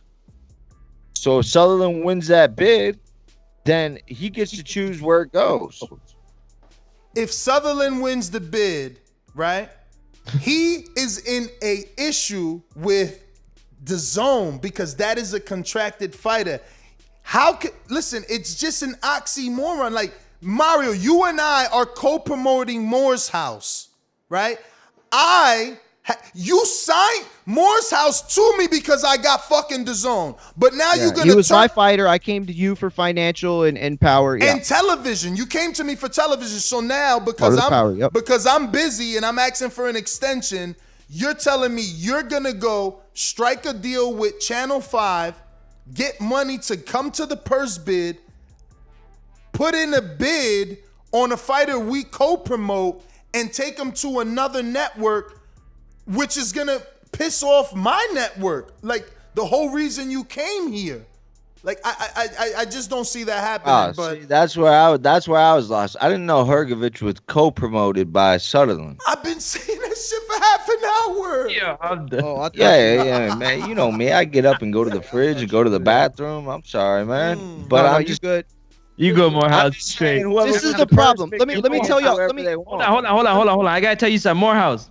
What happened is that you just stepped in a little bit of caca. You know what I mean? That you got caught with your foot, man. It's all good. It happens. You know what I mean? It was for Mario, and you just stepped in a little bit of caca. It's all good. Let me tell y'all. This is the problem. Okay, the problem is that the Boxing Voice has some inside sources and information, and you know, some of us know exactly what's going on here, but we can't say anything. So the situation. Believe me, I want to know what you know now, right? Look, you should know what I know. Even Micah, if you was checking IG regularly, you would know what I know. But I don't. It's a situation that listen, I can't say anything. We can't say anything, but I promise you, Hunter is being done dirty here. This should have already gone to purse bid, and whoever was going to make a bid should have already made their bid. That's what should have happened, okay? And we're in a situation now where, 2 days have gone by. Like, who knows how long this extension? Whether it's Eddie, which Ness's points are all valid. Well, I know what's going on. Don't say anything. Don't say anything. I know what's going on, man. Don't say anything. The truth is, Micah, they asking for extensions because they afraid they gonna lose this purse bid. That's all. That's good enough. Everybody want to act like PBC the only one that ain't got no money, but somebody asking for extensions, and guess what? Someone else is struggling to find money for allegedly the biggest fight in boxing history. What happened? You're not wrong. And don't forget, that DAZN is working with Canelo, but he ain't on the original $35 million or $36 million per fight contract. Remember that. He got up out of that. They got up out of that. He said that's beyond me. But they want to act like it's only PBC allegedly struggling, right? Like, because that's the rumor. Oh, PBC ain't got no money. That's why he ain't got no fights. They also act like. Last I checked, Tio ain't fighting on Top Rank, and he, his promoter lost the purse bid. And Eddie, who's involved in this purse bid, he stuck his nose in Bob's purse bid with Tio and also lost. So there could be a lot of very scared people out there thinking to themselves, yo, what do I do? Do I go to purse bid and give more money than necessary for this fight in fear that I might lose it to the new kids on the block, really? When PBC came out, they was throwing money. Yo, throw that money. Everybody like, yo, I want that PBC check. They was throwing so much money, right, that they got like 200 fighters signed. Then DAZN came out and they was throwing money. And a PBC fighter was like, oh, a declarated PBC fighter. Daniel Jacobs was like, whoa, what? Let me get some of that DAZN money. That's when he was touching them Jesse M's. Vargas, he was on the highest levels. He fought Pacquiao with Top Rank, then signed to Heyman, and seen greener pastures and still said, what? Let me get some of that DAZN money. Wait, yo, JD said who would actually bid good money for that Hunter fight? What? That's a good ass fight. Sit and wait, champ. When you the new kid on the block and you want to make a name for yourself, you go to the biggest, baddest dude in the room and you punch him in the face. Yeah, Michael Hunter's definitely the new kid on the block. He's gonna make a lot of. Every time you win a purse bid, you punching the baddest dude on the block in the face, man. Who's the baddest dudes? Whoever's the top in the game. Who's the top? Your man over here cheerleading for Eddie, right? Bro, you need an Eddie in his corner. Bro, he needs an Eddie in his corner. He got I swear to God, that's what. Hey Mario, he said he got you the invincible pom poms, man. Bro, you've been shitting on me all fucking day. Nah, you know what? I love Eddie too. Yeah, you have. No, I love Eddie too, though. I said the same thing you said in other shows. Like, yo, he's the best promoter out right now. Yeah, but the problem is you see now what I was going with. Never mind. What? No, because you already giving shit up. I mean, I don't know what you mean. Dude, who isn't assuming what you're assuming? Like, we all assuming. We know what it is. It's a purse bid. No, for your free reason. You know what I'm saying? Like, you act like you right? Yo, you right. Mario think he's hiding the pink elephant in the room. Dog, Triller. If Triller doesn't bid on this fight, I would be shocked. Why wouldn't I be shocked? Bid on what fight? You're the worst. Mario. What does he say? Bruh. They say dude can't hold water in his mouth, huh? Yo, you tripping. You know. Yo, people, don't tell them that's none of your secret. I'm joking. Yo, y'all terrible, man. Y'all terrible. He gonna bust it.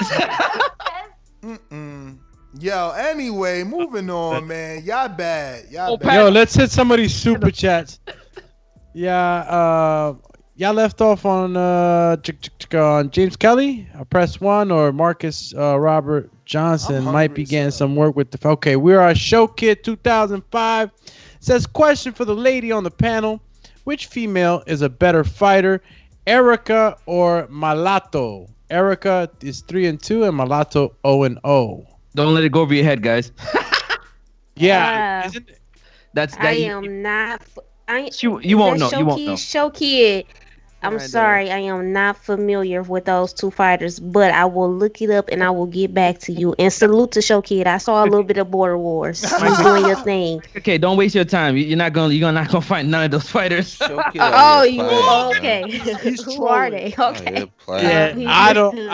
You might be able to find Erica. I get it. If you Show look up Kid, don't do that. Don't troll me now. No, you might be able to find one. He's trolling the fighter. If you look in Border Wars, Micah K, you might be able to find Erica. You might be able to. Erica is Eric Cruz. They got into a little beef, so he's been calling him Erica. Oh, I knew it. Because once he said Mulatto. Yeah, Mulatto, and Mulatto was the one that had wanted to fight. Damn, Showkid nasty. Showkid, Showkid, you crazy. You going at a veteran, dog. Yo, that means that his belief in self is like to the gods right now, champ. It's not only that, it's that he sees the disbelief in Mulatto. Mulatto ain't no veteran. Why y'all call him a veteran? No, I mean Eric. The way he's talking about Eric. You know, the disdain that he's showing. Matt Bent 100. Julian Jackson from St. Thomas, Virgin Islands, my hometown. Shout out to you, Matt Bent. Yeah, man, Julian Jackson is one of the most devastating knockout artists. Yeah, we had said Barbados by mistake. That's why yeah, he's super you know, we get it messed up once in a while over here. But at least I was right. He's Caribbean. The Caribbean. Yo, Julian Jackson, the Hawk, bro. That's my uncle. Bro, he was knocking guys out like big time. Supreme Tax says victory will be so sweet he'll be looking up. You only got one victory against the cab driver. Stop it, showgirl. I mean, show kid. What? Cab driver? Who said that? What? Let me read this thing, man. The mulatto, the one that hasn't fought yet. The hater. You know what I'm saying? The one who needs to sign up and do something for calling out people. And that's who I was talking about that said the veteran. When y'all said vet, I thought y'all was calling him a vet. Like, whatever. Like, how? But victory will be so sweet. He'll be looking up. Only got one. Oh, he means Mario's victory will be so sweet, right? That's right. Oh, I mean, he's just rooting for That's what he's Mario. saying. I thought he was picking on Show Kid and shit, because he way too talented to be trying to fight Show Kid. You don't pick on Show Kid. Show Kid picks on you. AKA Show Kid. So he's kind of picking on him when he said Show Girl, AKA Show Kid. So Where? I don't. Oh, he did put Show Girl. Come on, man. Oh, did he? Oh, he is picking on Show Kid. They've been picking on each other. yeah, they had like a running beef. Well, read the next one, Alex. I didn't have anything. I think that was it. Yeah. Okay, cool. Hey, I got a question to ask y'all if you don't mind me asking real quick. How do you feel about Andy? Hold on. How do you guys feel about Andy Ruiz not taking interviews right now, or That's good. He focused. I like it. I like he's focused. I mean, he did the Zoom with he did the press conference Zoom. That's enough. Yes, it's obligation. If you wanted to be a part of that, you should have been a part of that. They sent out the link. Ruiz focused. Listen, he coming. He coming. Ruiz coming. He coming for But everybody. I don't want this to be like the running theme. Like he needs to focus, stay focused. Like if he continues to not talk to the press after 3 or 4 fights, then there's an issue there. But right now he's focused. He's staying focused, and definitely, I think that's the right move. The only last note we had, just a heads up, was Mike Tyson calls for Holyfield and then Lennox next. I'm wondering what would be the bigger redemption for Mike. Like, who would be the bigger redemption if he were to beat one of the, like, if you could say he's gonna beat one of them, like, which one means more, to get the Holyfield redemption or the Lewis redemption? The Lennox. That's what I think too. He need that Lennox. I mean, Right? he might need both of them, and that's the reason why he wants them. Yeah. He wants those. But to me, Lennox was just the one that, like, dang, bro, Lennox like demoralized him. Yeah, he got him, man. So to me, it'd be him. I mean, at least Tyson like left with the piece of an ear. You Yeah. can say that. You know what I mean? He Yeah. forever remembers Tyson. But yo, Lennox, I remember thinking as a kid, like, okay, there are some people that watch boxing like I do, and there's some people that vaguely follow boxing. Because I remember thinking like nobody could pick Mike. But then everybody I knew was picking Mike. It was like a 50-50 fight to people. I'm like, yo, Lewis is beating this dude. Like, what is going on? And I'm in middle school, high school, whatever, and I couldn't understand it at the time. But it wasn't until later I figured it out. How epic was the I gotta ask security a question during real that quick. fight? I gotta For real. ask a question. Do y'all have a soundbite, the Nicki Minaj soundbite? Which one? Oh yeah. Which one? They gonna have to be the best fighter for the champ. Yes. Oh my God, I love that one. So come on, if you can use that sometimes. Listen, if I'm coming on Thursday, I love that soundbite. That is so hard. That is so hard. They gonna have to send their best fighter for the champ. Hey, that's They hard gonna have right to there. send their best fighter for the Micah. For the Micah. Yo. So yeah, man. I mean, any final thoughts? I think those are like all the topics. I seen the whole Mike Tyson, Lennox Lewis call out. Let's see. I don't know. He's getting Lennox. I think Holyfield is on deck. He's training. He wants to fight.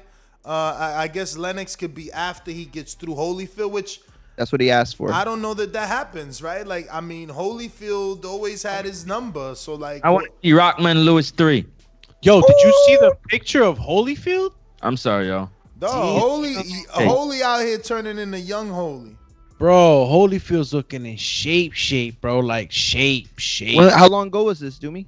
Like, I mean, let me go on the Twitter where I saw it. I think it was either But Twitter. it's like, I mean, his like Instagram, days he ago, posted like 10, last week? 10 hours ago. He looked like this, Holmes. I didn't see that one. It was on the Instagram. Ness, you're right. Look, he said, I'm at 220, ready to go. Announcement coming soon. So him and Mike, Mike in the lab, man. That's why Mike Tell you announced though, it. I watched. I got to see AEW last night. Mike Yeah. Tyson was on. Yo, he looked. I mean, he still looks good, bro. He looks really good. He's moving well. Bruh. Like, and obviously, wrestling is different than boxing, but My girl would be so happy if I look like Evander right now, like body wise. Like, dude, he killing it. Ain't he like 60? What the freak? This ain't fair, man. Got the 6'8" pack or My something like man, that. genetically, he too. Yo, that's crazy right now, bro. How the hell He's He still. looked like Flo Senior ripped at them ages, man. Them boys, woo. Bro. Yo, that's a beach body right there. He chilling in Jamaica, man. But that's crazy though. Shout out to Holyfield, man. What do you guys think? What do you guys? He wasn't sparring Jake Paul. Stop playing, man. Yo, Holyfield used to spar Andy, or Andy used to spar Holyfield. Yeah, but dog, that was when Andy was a kid. I hope Holyfield ain't out here at 58. Yo, what is that? Nate in the back? Did Nate get beat by Jake? Now he in the background? What the? Yo, y'all see that? They're not pros, man. Let it go, Ness. Just let it go. I know it's just let it go, Ness. I just zoomed in though. Is that him right here? That better not be Nate right there. Look like him, but I don't know. When I zoomed in, they don't look like I'm zoomed in, man. It's the new thing nowadays to take a picture or be with the person that you lost with. It's okay. It's a new thing. It's all good. Yo, Holyfield out here sparring Jake Paul, man. That's crazy, bro. Is it all good though, Alex Doobie? You guys gonna hang out with somebody that him and Joe Vlad getting it in? Damn, Vlad. I mean, it's got to be some special circumstances.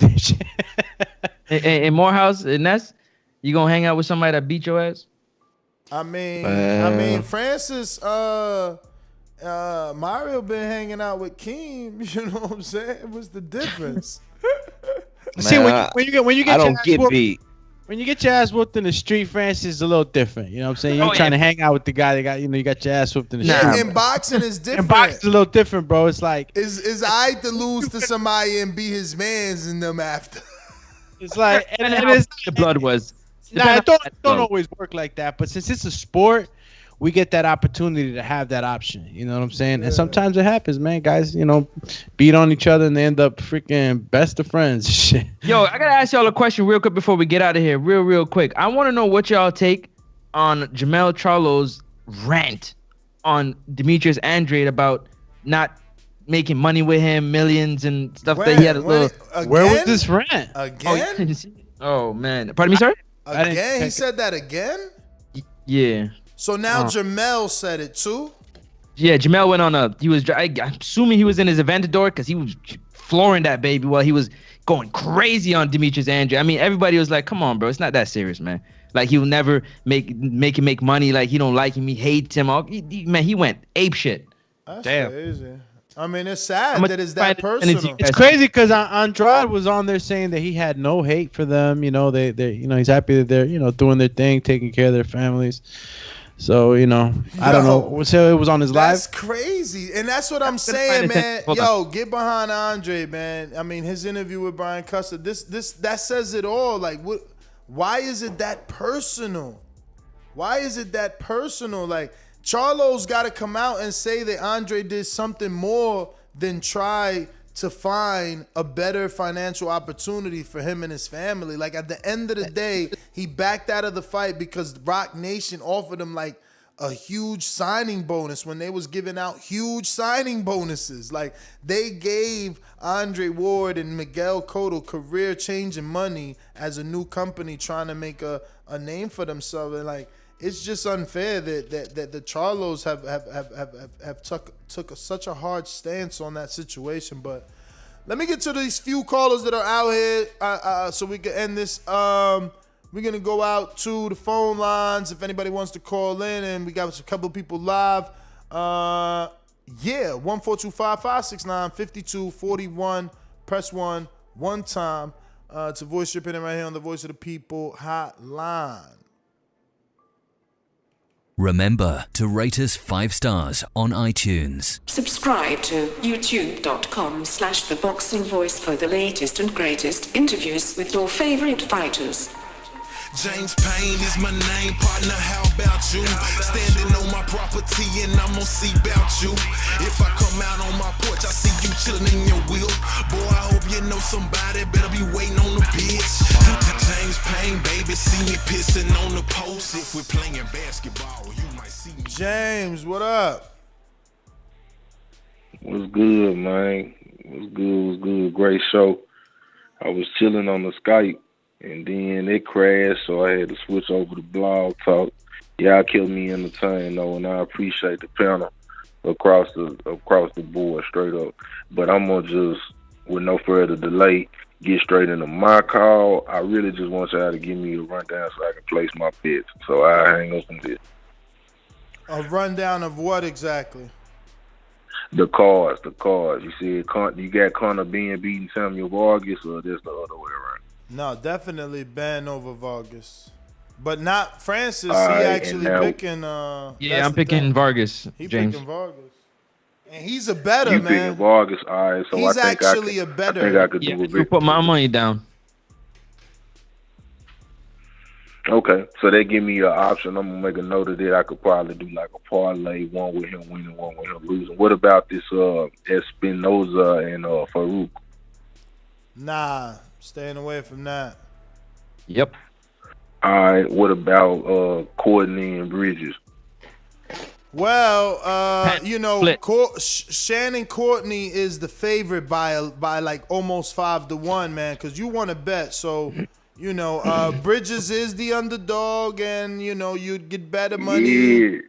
But I don't know. Hey, what's your odds on that? Bridges to win, man. Anybody got the odds on that off top? I don't want to bet on my heart. I want to bet to win some money. You know what I'm saying? Depending on the odds, Shannon Courtenay's the safe bet, but depending on the odds, you might want to jump out the window on that one. Yeah. You can put a little something on. You can put a little something on Ebony to upset. Why not? But that's if you want to bet. Depending on the odds. That's if you want to bet. So give me some advice then. Would you do a Vargas upset and a Bridges upset on the same parlay? I mean, if you gonna do a $2 parlay, because those odds are gonna be very high. Money line right now. You got -1,000 for Shannon. Damn. And Ebony is plus 525. If you want to get a money line three-way, that's a draw. 525. Negative 525. Yeah, you might have to put like $30, $40, $50 on Ebony at -1. Ancajas was -1,000. What is it? 525. Rodriguez a 525. Yep. And then you got to get that Ennis bet in there. So I'm just like, man, I need y'all to give me this advice, man. You got to do multiple. Let's get it. You got to do multiple parlays, dog. Like, the thing is, you got to. It depends how you bet. See, I would do Ennis, and then I would do the 2 upsets with Ennis. Ennis is your for sure bet. The 2 upsets are the one that's gonna raise you, and you do $2 on that. I bet you that should be good. I bet you that's good money. And the 2 upsets. Yo, what about Ennis and the 2 upsets? Delorme? You touching that Delorme fight versus Staniosis? Man, that's a tough fight, man. I would see what the money is to go to decision, because the bookies gonna have a puncher as a knockout guy. So, decision for Staniosis plus 260. There you go, because he's the plus puncher. 400 for Thomas Delorme to go the decision, plus 1,000 for Delorme to win by KO, and minus 225. Nah. What's the bet for this fight goes the distance? Because which fight? For Jaron? No, Delorme is the vet. Hey, James, that's the call. I'm going to go ahead and mute you. Yo, Delorme is the vet, so he could take the young, hot puncher 12 or 10.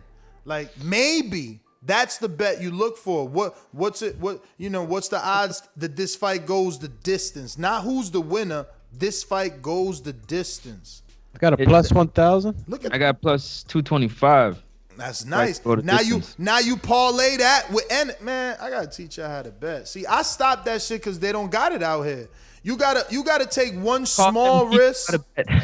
You gotta take it is illegal in Florida? Yeah, that is not New Jersey over here, man. Jersey got free weed. I thought and all they had that like high side, or what's it called? That game. How do you like them apples, Floridian? Yeah, what's it called? That game with the stick. And I trade good weather and beaches and driving to Miami in 2.5 hours. Never mind. I take all that over what? Sports betting? Oh wow, my life is over. Hey Mario. Versus Rodriguez, brother. Say who? Who? The Filipino. Is it Jerwin? Jerwin Ancajas. Okay. Oh yeah, he got Mario. Ain't even talk about that guy, but he pulled. always wants to shame me for not talking about it. He hasn't said one peep. Before I didn't even know we talked about the card though. You came on later. Oh, got it. Yeah, but we're talking about you like, well, where's Mario? Like, yeah, but he still never said, hey, yo. Actually, this weekend, Ancajas, who's this great fighter. But why would I? After today, you literally Mario, called them you not gotta men. fight. You gotta fight the good fight. You gotta stand on your. You gotta fight the good fight. Listen, I fought the good fight this morning, and I almost drowned myself afterwards. Nah, you gotta fight the good fight, man. You gotta fight the good fight. Hey, yo, real quick, man. Shout out to Gennadiyevich. Golovkin. Nah. Shout out to Eric Cruz. Don't cheat. Don't cheat. Shout out to Eric Cruz. Can you relax? Can you relax? You always got to try to steal the moment. Anyway, shout out to Golovkin. Happy birthday to you. Your biggest fan that I know personally, Mr. Eric Cruz, aka Shoki call him. Look how he fixed it. He fixed it, y'all. He's a good one. 947 years old. He's doing good out here. Yeah. Tell him, Morehouse. Doing good out here. Don't call him old. Good. Don't big call drama him show. old. Don't Hey, call him big old. Drama show. Don't call him old, because if Charlo fight him, he ain't gonna be old. Let me go to Seattle, Washington. Mr. PBC, baby. BoxingVoice.com. I'm the finest. Canelo talking about he believes he can win. Go to my kitchen. Get the sharpest knife and cut the bullshit up. I don't care what you do good. I do every fucking thing great. Mr. PBC, baby. Yo, what's good, TBV? What up, Chief? Play that one sound by where the A side at? Where the A side? Oh, we're the A side. Yeah. Where's that at? I got that right here. I said my man Dillian. Where the A side? Yeah, so where's the A side at is the topic of the day. Shout out to the Bud boys. Bud ain't getting no A side. Sorry. Pacquiao's obviously doing something bigger and better. But Jaron Ennis, I'm not really I don't have the eye test for him like some people have. I don't see him being like a world beater. I feel like he'll be definitely like a Keith Thurman. Whoa. But he won't go as far as Keith Thurman. Oh. I can't put him as like anybody lower than that, because who's lower than the top 5 right now? Like Amir Khan? I wouldn't want to do that to him. Would this win impress you, or you expect him to get it? It wouldn't impress me. I'm sorry. It wouldn't. To me, I don't think he gets a big fight after that. Maybe, someone a little bit better after that, like a Jamal James. I would like to see that fight. He's obviously number 1 in one of the sanctioning bodies. Shout out to Tyson Fury, man. The biggest cheat in America. Obviously didn't get the fight. He said he's going to give 2 days and pull out. Shout out to Deontay Wilder getting that bag no matter what it takes. And shout out to TBV, man.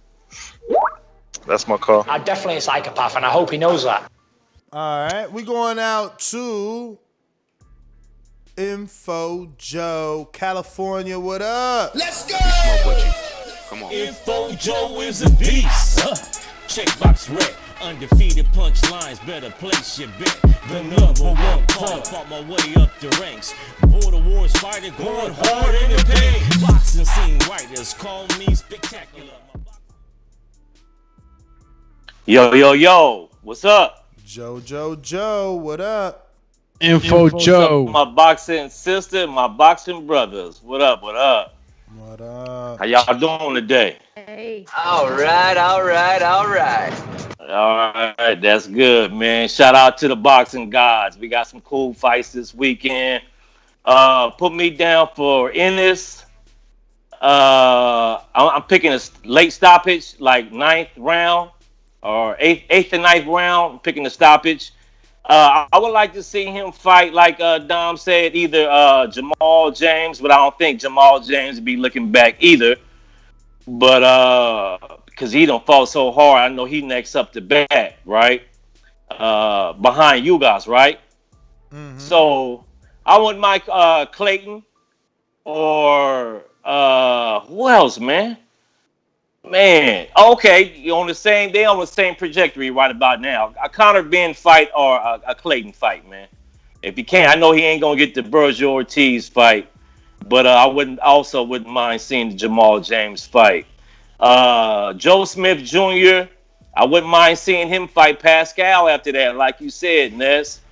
And who else we got? Oh, I got put me down for Conor Benn. Who else? We had some cool fights this weekend, right? I'm looking forward to seeing is it Holyfield's son too, man? Evan Holyfield Jr. Yeah, I'm looking forward to seeing Smith him. Jr. I picked Joe Smith already, right? Yeah. Let me ask you, do you think, not to get long-winded, this is like, as quick as you can answer, you think Canelo can knock out Billy Joe? Yes. All right. Yes. You ain't got to be long-winded for that. Yeah. I really don't think nobody beats Canelo at that weight class. Yeah, but knock out, it'd be hard. Knock out, though. I don't mean sleep. I mean TKO, KO, disqualification. That's a great possibility, man. It's a great possibility. Billy Joe hasn't fought in a long time. Everybody's forgetting that. He ain't had no tune-ups or nothing. He been out the ring, what, a year or so? More than that, I think 14 months. Yeah, and Canelo's been fighting, you know what I'm saying? So I think that's a great possibility. I hope, if he ain't, I'm hoping that, always I wanted to see that third fight with Fury and Wilder, man. But I'm hoping if not, let's make that AJ fight, man. I hate all the bullshit that's going on with it. And I hope that fight, because we don't have no big fights to look forward to, man. You know what I'm saying? That's going to wow, everybody's excited again. You know what I'm saying? What? London Runs Boxing says that Michael Buffer didn't start ring announcing until he was 40. Info Joe, you got plenty of time to make it. This is true. You should copyright your catchphrase. I told him. Oh, thanks, man, for the info. You're going to do your first professional fight with TBV Promotions, man. Alex going to get the license. Yo, he was 40? Yeah, he was 40 when he started. Wow, I didn't know that, man. That's inspirational for me. Shit. It can be done. That's tight, no man. Offense, that's but tight. I've heard Info's better than a lot of guys I've heard. Honestly. Info, let's get that trademarked and let's make the millions. Yo, let's do it, champ. Yo, look up Ring Announcer Jones on Instagram too. That's he's one of the only African American ring announcers out of DC. Yeah, I follow him. He's a good dude, man. He's a really good dude. Yeah, we met but you him know at what the it is Atlanta about show. Info though? Info.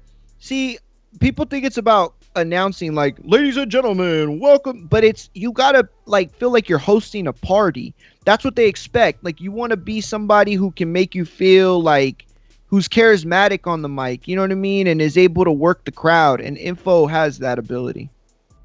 It was definitely. Hey, man, I'm trying to sharpen up the craft, man. I was going to ask you guys before I got off too. What's going to be the name of the card? I'm trying to come up with catchphrases and stuff like that, man. So when you guys get a chance, start pondering over. Instead of, I know it's Border Wars 11, but what's the name of the card? Get in the ring and swing. We're going to keep it right there. Big battle in Watertown.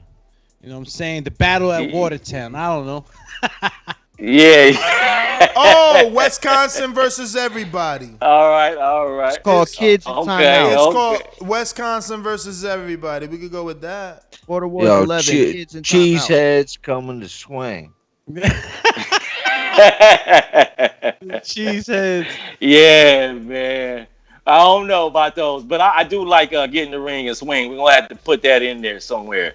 But I don't know, man. We got to come up with something that's going to hit you know what I'm saying? This is with the card name, But we can ponder over that shit later, though. That's all I got, man. Great show all this week, man. I ain't been able to call in all this week. Been working a lot of hours, man. But love all the interviews. Love all the shows. Everybody hit the thumbs up. This is still the #1 pound-for-pound boxing podcast on the planet. Make the boxing voice your choice. I'm out, people. Woo! Let's go, champ. You feel me? Yes, sir. Let's go out to Bama. Yo, Bo, man, I sent your number and I gave you a number. Like, did you hook up with my man Isaac? He in Mobile, Alabama, and he need a gym. Hook the man up. One of the fighters is going to lose, and no matter what, Don King's going to win. That's the way it's supposed to be. It's in America, man. That's enterprise. I didn't write the rules. I revolutionized the pay scale in boxing. I paid fighters more money than anyone in the history of the sport. That is a true fact. You know what I mean? That has been done. So when I be, only I can be guilty of is hitting them in the head with $100 bills, giving them dignity, pride, and a lot of money. So now whatever it is more than what they could get from any adversary of mine. Otherwise, they wouldn't be with me. Yo, shout out Tybo, Ricky Bo Mack and Bo Jackson. It's Bo and Bama. I did speak with Isaac Ness, and ultimately it's only like one legit boxing gym there, Hope Boxing Academy, and they won't let him train there because they only training their own fighters there. So, I mean, unless he go to Florida, like Southeast, well, I guess it's East Florida, but I don't know, I guess it's maybe Northeast, like Panama and stuff like that. Unless he goes somewhere like that, to like a Roy Jones gym or something, I don't know what he gonna do, man. You know, I have to be in the backyard like them Texas boys was, but I know the results of the Texas boys and border wars wasn't too good, so he might need to hit the road and travel to get in a gym versus the backyard. I ain't got nothing for him, brother. But outside of that, Morehouse, man, I see you drinking beer and training. I can't say I support it, but it is funny to see, man. Are you fighting Watertown?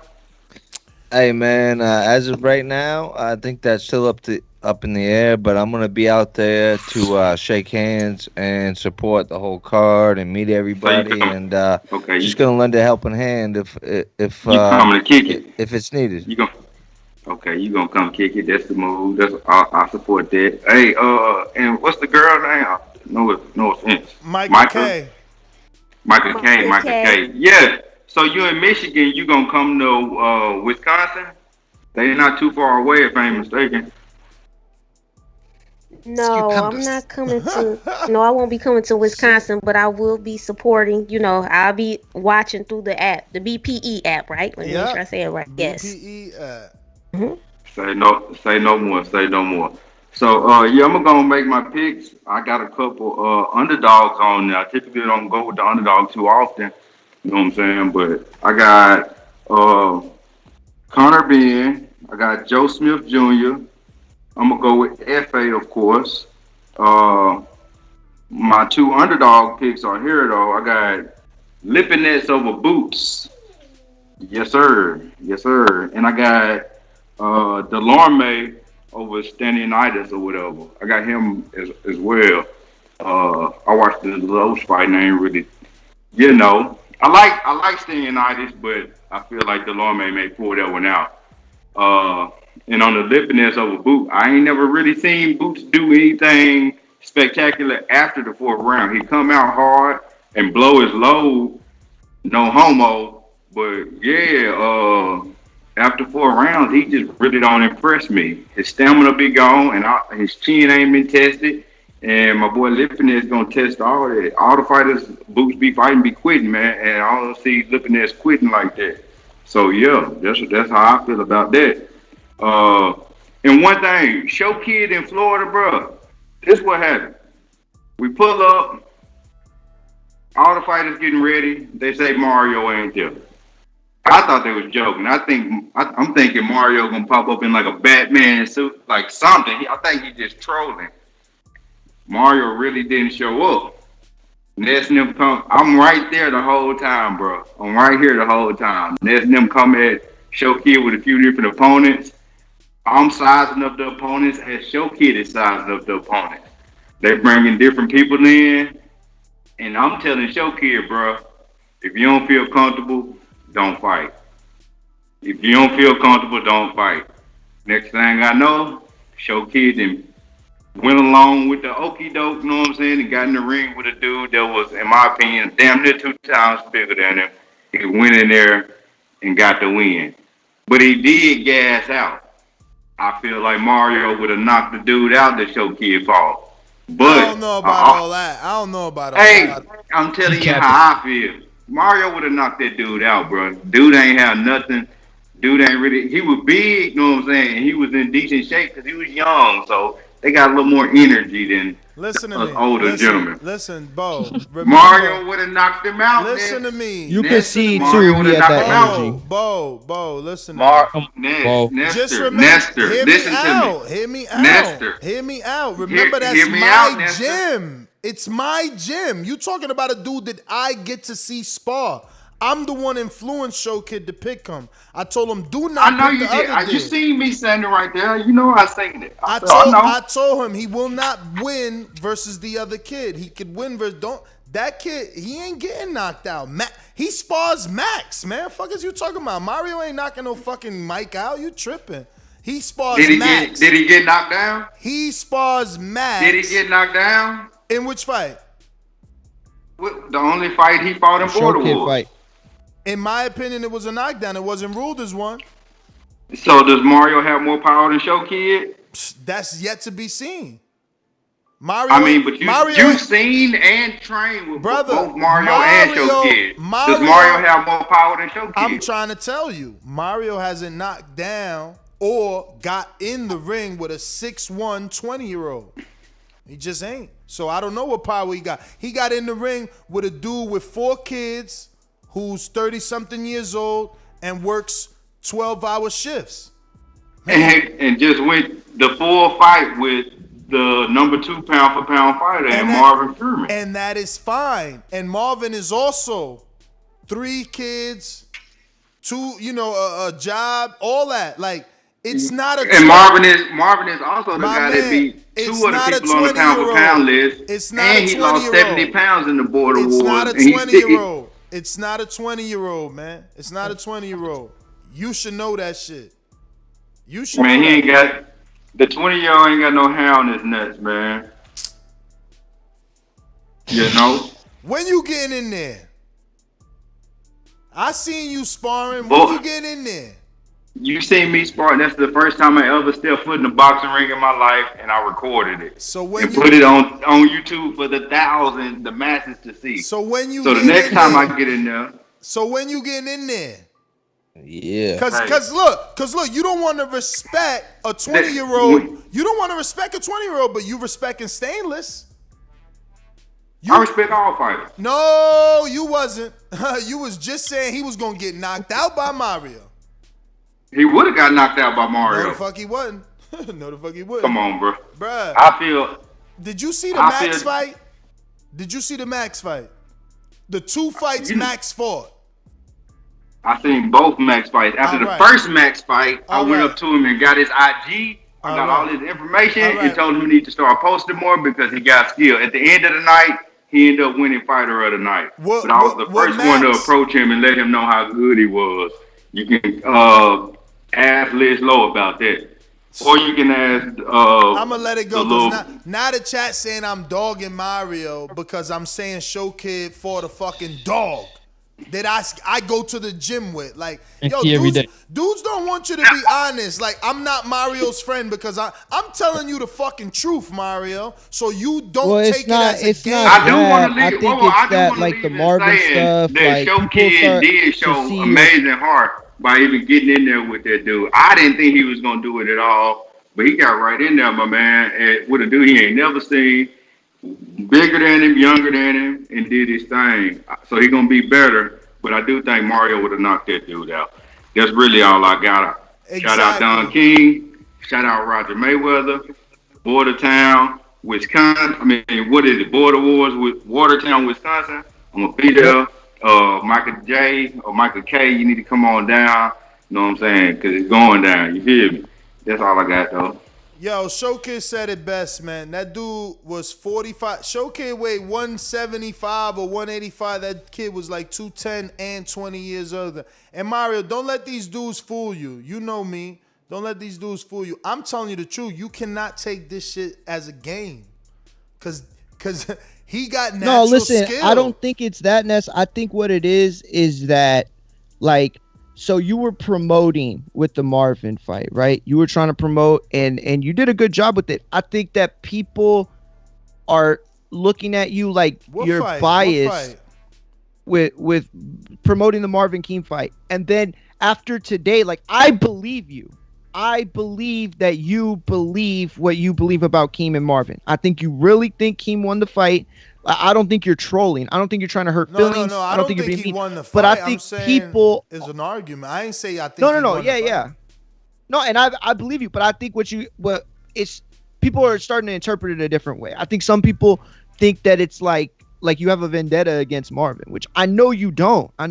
But I think that's how some people are looking at it. Yeah, well, I mean, they looking at it like that because they're crazy. But I mean, again, I played the tape. That's all that matters, No, champ, I'm not. No, I'm just saying. I think that's where the bias talk is if it's coming from anywhere. I just don't get it. My energy's the same. Like I said the same thing. Like Stainless, and he calls in less. I hope it's not because of that. But when I seen the heavy bag, I said the same thing. You're not gonna beat Francis like that. I just tell people the truth.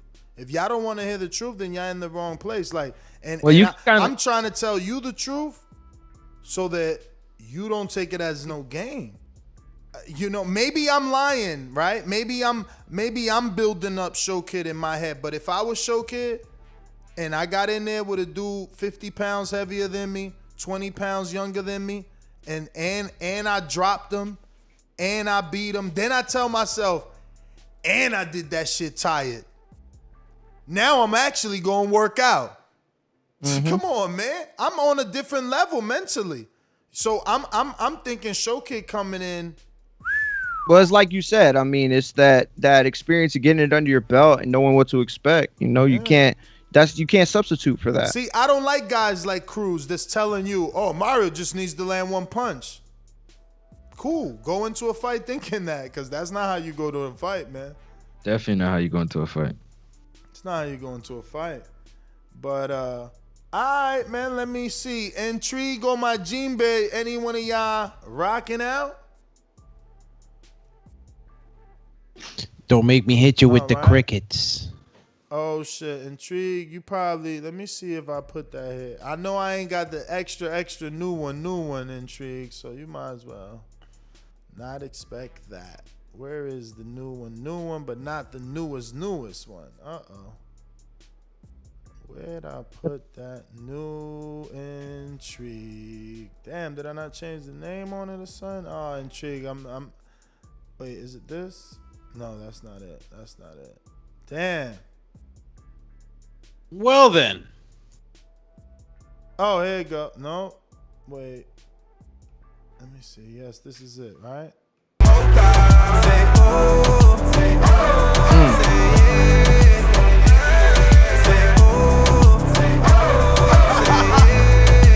look at Michael. Like, Michael, why you gave that look? Like, wait, what's that?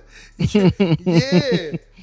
Mikey, you feeling that? I was just laughing. I was kind of feeling it though. What's that? That's Intrigue in Atlanta. Our very own Intrigue from Atlanta single called. I have it right here I have it in my workout playlist, by the way. Damn, he be in the island with it. Like. Intrigue, what up? I like the little island. What's up? You know what I mean? Nah, you don't got that one, Mario. That one ain't even finished, man. I ain't out. That's just we was talking about it that day. I just sent Ness a snippet of that. Oh my but God, Intrigue. Got it. Intrigue. I forgot about. Hey, Mr. PBC. I'm gonna give you 2 counter punches. My bad. My man did a counter punch like an hour ago. I'm so sorry, brother. Yeah. I be forgetting, man. I'm so sorry. Go ahead, Mr. PBC. I guess Intrigue gonna let you go ahead. I'm sorry again. I get lost in this boxing talk. Micah, if you gotta go, don't stay here forever. I know you got a husband. Yeah. I do this for this is my thing. Nah, seriously, don't ever feel like you got to go. You go because we go hard. You know what I'm saying? And it's not everybody. I see. Everybody I was about to say.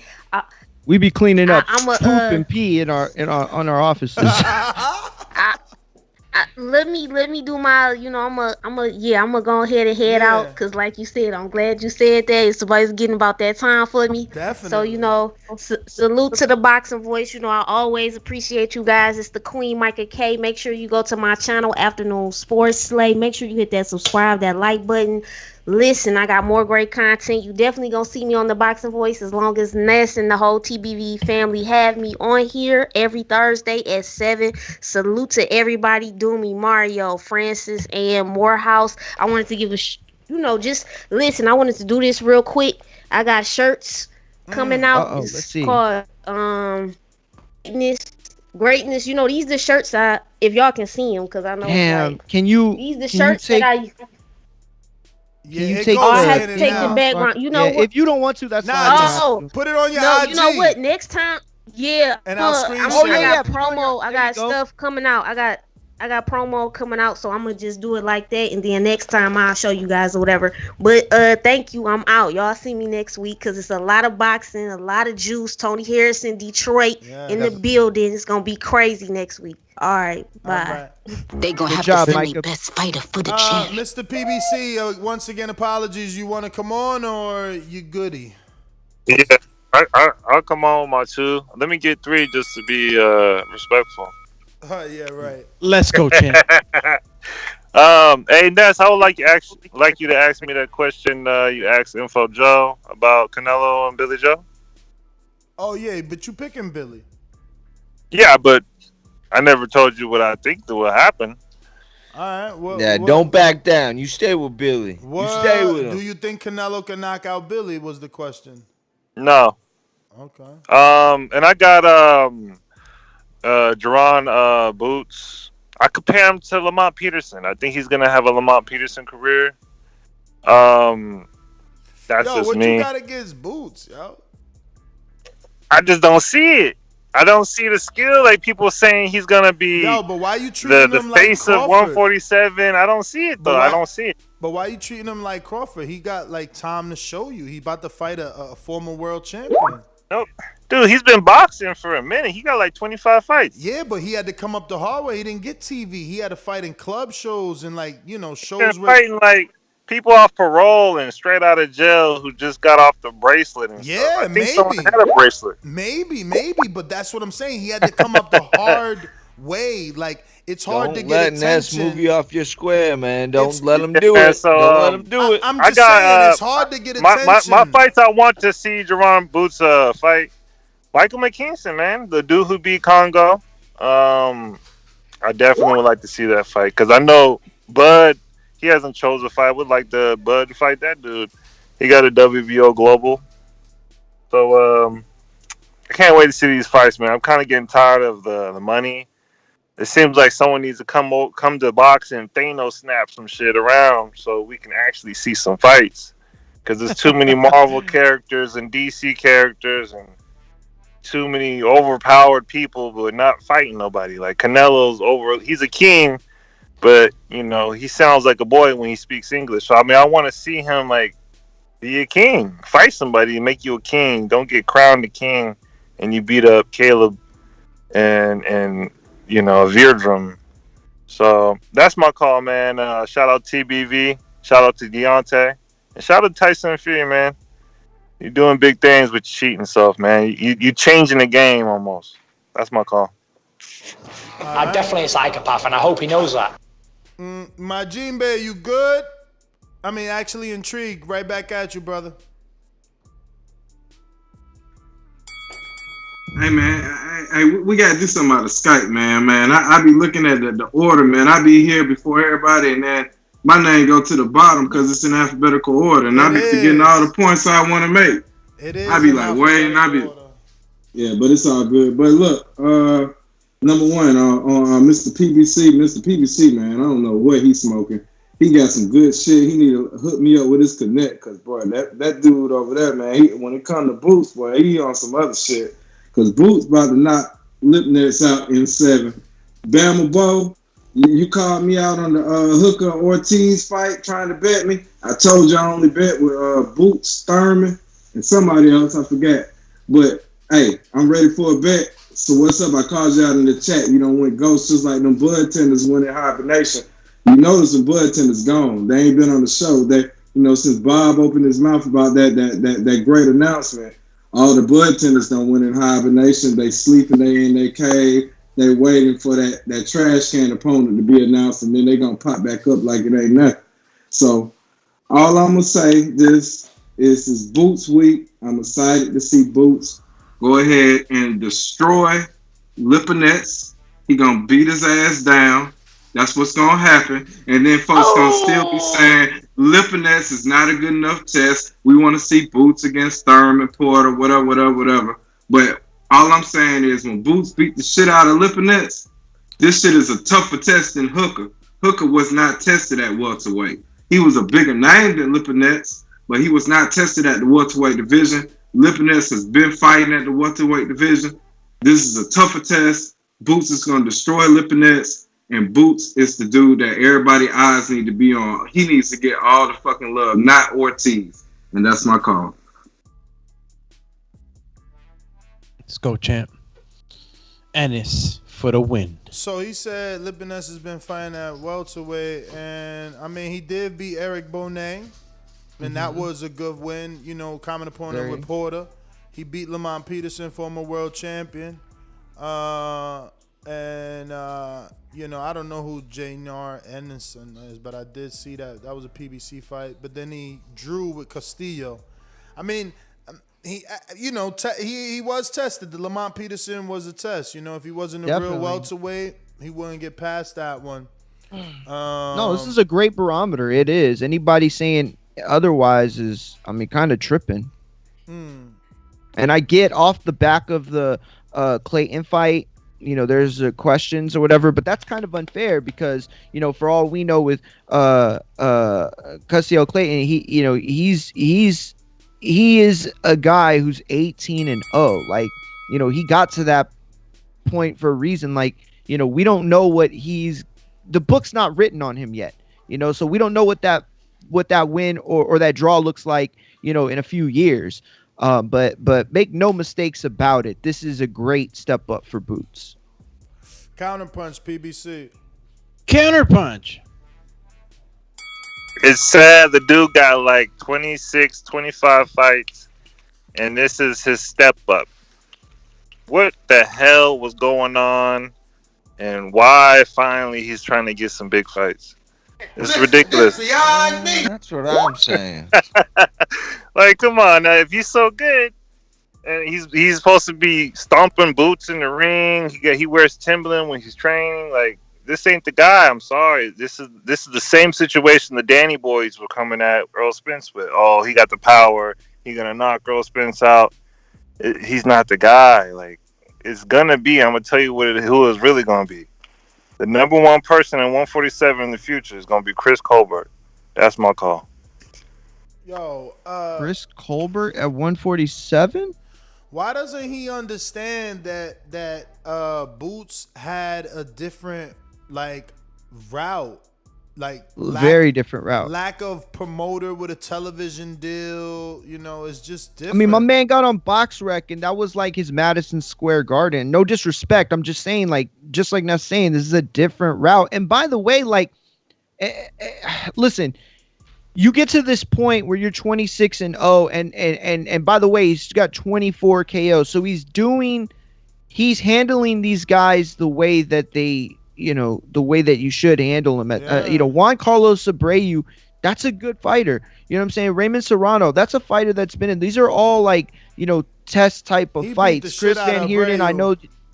Say again? He beat the hell out of Abreu, but Abreu was just getting out of jail. Remember, he got the bracelet and all that shit. No, that's a good point. Man, you remember fucking everything, bro. But so, Lipinets is that next chapter in the test, and it's like, I guarantee you, if Boots could be in there with, the Spences of the world, the Crawfords of the world, he would jump at that. I believe this dude is ready, but he doesn't have that power in his name yet to have right now he's too much risk and not enough reward, and you can't blame him because other guys, aren't lining up to fight him right now. Yeah, but you can also go at it from Ennis's point. You can be like, all right, now I'm headlining the card. Now it's my time. Yep. And then you can't also blame the regular fans out there, because even me, I consider myself a hardcore. I mean, obviously we can't keep up with every little detail of boxing. Of course. But I look at that record and I see 25, 26-0, and I'm with the caller. I'm like, damn, man, it's been this long? We haven't seen you step up. But now this is his time. He's headlining. So after this fight, it's like, damn, where do you go? I mean, no more going backwards. That's what I mean. And it's like, you know, he's fighting Lipinets. Would you say Ness earlier? Lipinets was 9, 8 ranked. I mean, in the ring, yeah. Yeah, I mean, we're 2-3 spots from the top 5. That's what I'm saying. And if the top 5s don't want to give him a time of day, then you can't blame him. But I think now it's his time to start pushing. Now it's his time to start, you know, pressing the action as far as the 147-pound division. Yo, listen, he fought, and this is Boots, he debuted in 2016. He fought 8 times in 2016. He fought 9 times in 2017. Okay, 2, 4, 5. He fought 5 times in 2018, and then he fought 2 times in 2019. I say all that to say he did a lot really quick. He ran that record up really fast, you know, and that's not to say that he couldn't have had bigger fights in that time, but it is to show you that he tried to stay as active as possible. But my man barely got into box rec like a few years ago. Like, this was a route that was taken that was very different from the Earl Spences of the world, the guys that had the Olympic pedigrees, that had the backing coming in, that were with Al or with, you know, Top Rank or Gold or whoever, you know what I mean? That's not Boots's road, you know. So we are here, and now he is getting his shot. There's no going backwards now, you know what I mean? From this moment on, we move forward. I use Ness as an example. This was a guy who was very hard on Canelo because he was racking up a very high win total, you know, and he hadn't fought anybody. But then once he did step into the ring with somebody, he never went backwards. He never looked back. He kept moving forward. Ness understood that and respected him for that. And it's the same thing with Boots. He's making his stance here. Now let's judge him going forward. You know, let's judge him going forward and see what he does. Well, let me get to Boomerang Intrigue. Yeah, man, what I wanted to say. Let's not act like Boots beating Lipinets. It's arguably probably a tougher opponent than you can argue it. I'm not gonna say it is, but then Bud has ever faced that welterweight. I mean, you can argue that shit really good. I can get on the other side of the art and argue all day that Bud has not faced an opponent at welterweight better than Lipinets. I can do that. And then on the other end, talking about, you know, like what Mario was just saying, like, let's see what Boots does in comparison to Canelo. It's really not the same because Canelo is more so an icon in the sport. Before he even got the Floyd Mayweather fight, he was way bigger than Boots is right now as far as in terms of casual fans. So Boots doesn't have the same power to get big fights as a Canelo. So you can't say if Boots beats Lipinets and beats the shit out of him in 2 rounds that he demands a Keith Thurman fight now. He doesn't. No, you're right. You know what I mean? And it's not going to happen. But for Canelo, it would have happened. So it's kind of a different path, and you got to understand that boxer's path and Boots' path. I don't have a problem with him having the amount of fights that he has because it's prepared him. I see the different skill set. Each fight, I see him getting better and better. I see different wrinkles in his game that he's showing me. Other folks might not be seeing, but I know once he gets in the ring with a real live dog, he gonna put the shit up. He gonna hurt somebody, man. And y'all know I'm a Thurman fan, but dog, I've been on record saying Boots beats all of them. Spence, Thurman, Bud, whoever else, Pacquiao, he beats all of them motherfuckers, man. And that's my call. All right.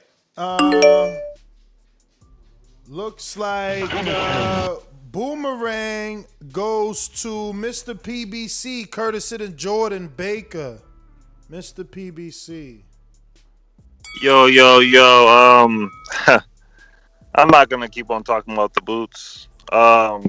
He got 26 fights, no pay-per-view. But shout out to him though. Hopefully he gets pretty far. I mean, I just don't see it. Maybe I don't stay up all night watching his YouTube videos or his interviews. I don't know. I just don't see him really beating nobody top 5. Like, I feel like Sean Porter would definitely dog walk him. You know, Thurman would sit him down in math class. Earl Spence would jab him, and if Danny moves back down, he'd probably knock him out. That's just my predicament. I mean, Bud would also probably wash him. I mean, yeah, Bud's didn't really have the pedigree of him as at 147 that if he fights Lipinets, but all Bud's fights before that were way better than, you know, all the jail mates and Costco workers that Boots beat. But shout out to Billy, man. I can't wait for this fight. He's definitely gonna, you know, take the garbanzo beans to Canelo and definitely jab him. It's all it takes is a jab. Ness. Mm-hmm. Don't you believe that too? That it only takes a jab to beat Canelo? Hell no. He's got the best head movement in the game. So Kovalev brought an uneducated jab, a simple jab, and it was winning all the rounds. No movement, no nothing. You don't think Billy Joe can do that times 12? No. Hey, yo, PBC, man, I'm with you. I'm rocking with Billy Joe. I want to see the upset. But I think Billy Joe coming to America, coming to Dallas, the Mexican fan base that's going to be in that arena, we're not sure about the UK fan base, if they're going to be able to come over. Do you think Billy Joe can knock Canelo out? Straight up. I heard about the rumor that he wants to. Unless he's dipping his hands in candy oil or praying with a gypsy queen. I don't know how he's going to do that, but unless Bob Arum's working with him, maybe he can get that knockout. Other than that, I don't know. Unless he goes the Tyson Fury route, you know, puts a frozen bean in his glove or something. I don't know.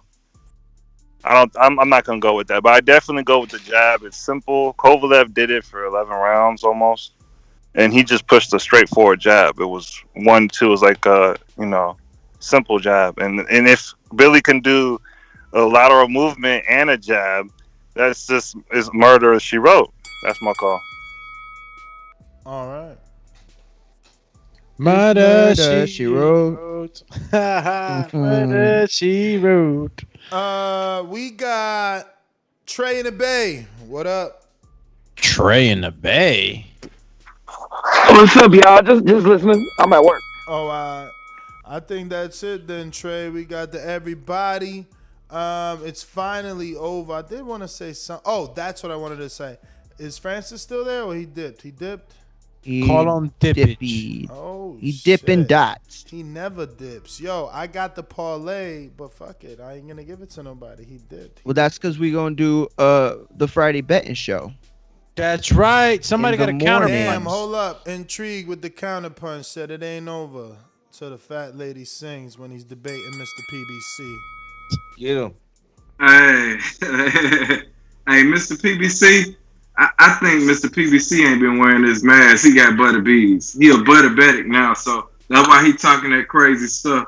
So y'all just excuse that, you know what I mean? But it ain't no way Bud, even at 140, was fighting better than Lipinets. The only person you can arguably say, I mean, I don't even know. Did he fight? He didn't fight Gamboa at 140, right?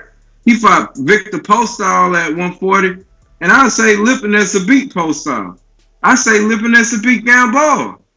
So, I mean, I don't see nobody on Bud resume better than a Lipinets. So we got to put that shit in real perspective, man. Boots is moving up the right way. Van Heerden fought Earl, a good little fight, and he got that fight ended it. Now he moved on to Lipinets, and let's see what he do after he destroy Lipinets. Because he going to destroy. Nobody ain't destroyed Lipinets.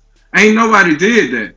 He going to destroy Lipinets. That's what's about to happen, and that's what we need to be looking at. Who Lipinets only lost to what's his name? Regis Progress, right? Oh, Mikey Garcia. No, Mikey. Yeah, Mikey. But and he then got Mikey that draw. He got that draw too. There you go. With who? Castillo Clayton. With Castillo Clayton. People thought he lost that. Yeah, and I did too. I thought he lost against Clayton, but Boots ain't leaving it to the judges, man. It's a straight knockout. They throwing the towel in. It's over. Bama Bo, Bama Bo got a counter punch too in the super chat. He ducking me right now because he don't want to bet that fight. So that's my call. Counter punch from Mr. PBC. Boot is far up Intrigue's ass. If he really get him. If he really think I got Budabetes, first off, his name ain't Bud. Second off, Abetes. Come on, man, you got to stop with this. His last fight, he had a headbutt knockout against Chris Van Heerden. His head collided. He's not the guy you really think he is. He's an imposter. I don't really think he's going to be what people think he's going to be. I think he's going to be a good fighter. With 26 fights on his record, I mean, Bud's last fights at 130 were probably better than all his fights in 26 fights. I'm trying to defend the Bud tenders because they're not here. Cut it. Intrigue. Counterpunch. Man, that's crazy, man. This dude keep talking about 26 fights, man. Like, man, do y'all boys watch boxing, man? Every boxer don't have the same path for the other boxer, man. Some boxers get their chance another type of way. Some have to fight more fights than others. That's Boots. Boots is with Cameron Duncan. So now, you know what I mean? He had to fight more fights. Okay, and I'm cool with it, man. He's young. There's no need to rush that dude. But now he's been stepping his fights up slowly but surely, man. He fought Chris Van Heerden, like he said, he got a head, but now he's fighting Lipinets. I can't see any argument for anybody to have against opponent Lipinets right now where Boots is at. If Boots destroys Lipinets, now we talking about he got a shot at a title shot. It's not going to happen, but he's in the goddamn conversations now of really facing a Spence, a Bud, a Thurman, a Garcia, a Porter, some of the top names. It's not. Cut it. PBC. Counterpunch. It's crazy. The Boots fanboys are crazy. It's the Boot Boys. The Mud Boot, the Beer in the Boots. But look at this. I went on his box rec. It's his cousin Christopher Lovejoy because he's been in Mexico for a minute. So I don't know. I mean, Christopher Lovejoy getting that fight with Mahmoud Char allegedly May 15th. Okay. And I bet a bunch of people, man. Hey, Ness, we gotta represent this. Areola and Andy Ruiz. Louise. My bad. They're dinosaurs. They're the last of a dying breed. I got Areola beating Efe, a lot of people in heavyweight. But this fight is gonna do more than 200,000 buys. I bet you that. Oh yeah. I got a bet with Coach Mitty. I bet him 150. Wow. So let's go. Yes. Yo, I think that's a safe bet though. 200 ain't a lot at $50. Exactly. They tripping. They not seeing the power of the Mexican. Hey, Stainless said it doesn't do more than 70,000. Wow, they wildin'. That's May 1st too, right before Cinco de Mayo. They tripping. And you know Canelo is gonna be there. Of course, hella Canelo support on Twitter, all that shit. Instagram. Have you been alive to see a heavyweight, two Mexican heavyweights? Nope. No. That's my call. No. How's Canelo gonna be there when he's fighting a week later? Bro, what you mean? There. You tripping, man? His trainer gonna be there. Yo, Intrigue counterpunch. Hey, Mr. PBC, I got the vaccine for you, man. You got Budabetes. You just don't know it. You like all these folks walking around here with COVID think they straight because they ain't got no symptoms. You just asymptomatic, bro. But look at this. Boots is the dude, man. I mean, if you're a boxing fan and you watch his fights and you know boxing, man, it ain't hard to see. Boots got everything. He got fast hands. He got power. He got high boxing IQ. Man, come on, man. Stop it, bro. You sound like a blood tender, man. I hate to say that, but you do. Peace. All right. Well, that is definitely it now, gentlemen. Damn. Yo, did you read the pre-pro list? Is that true? Yo, Jordan, I hope you're not. I hope you're absolutely sure, Chan. Because, damn.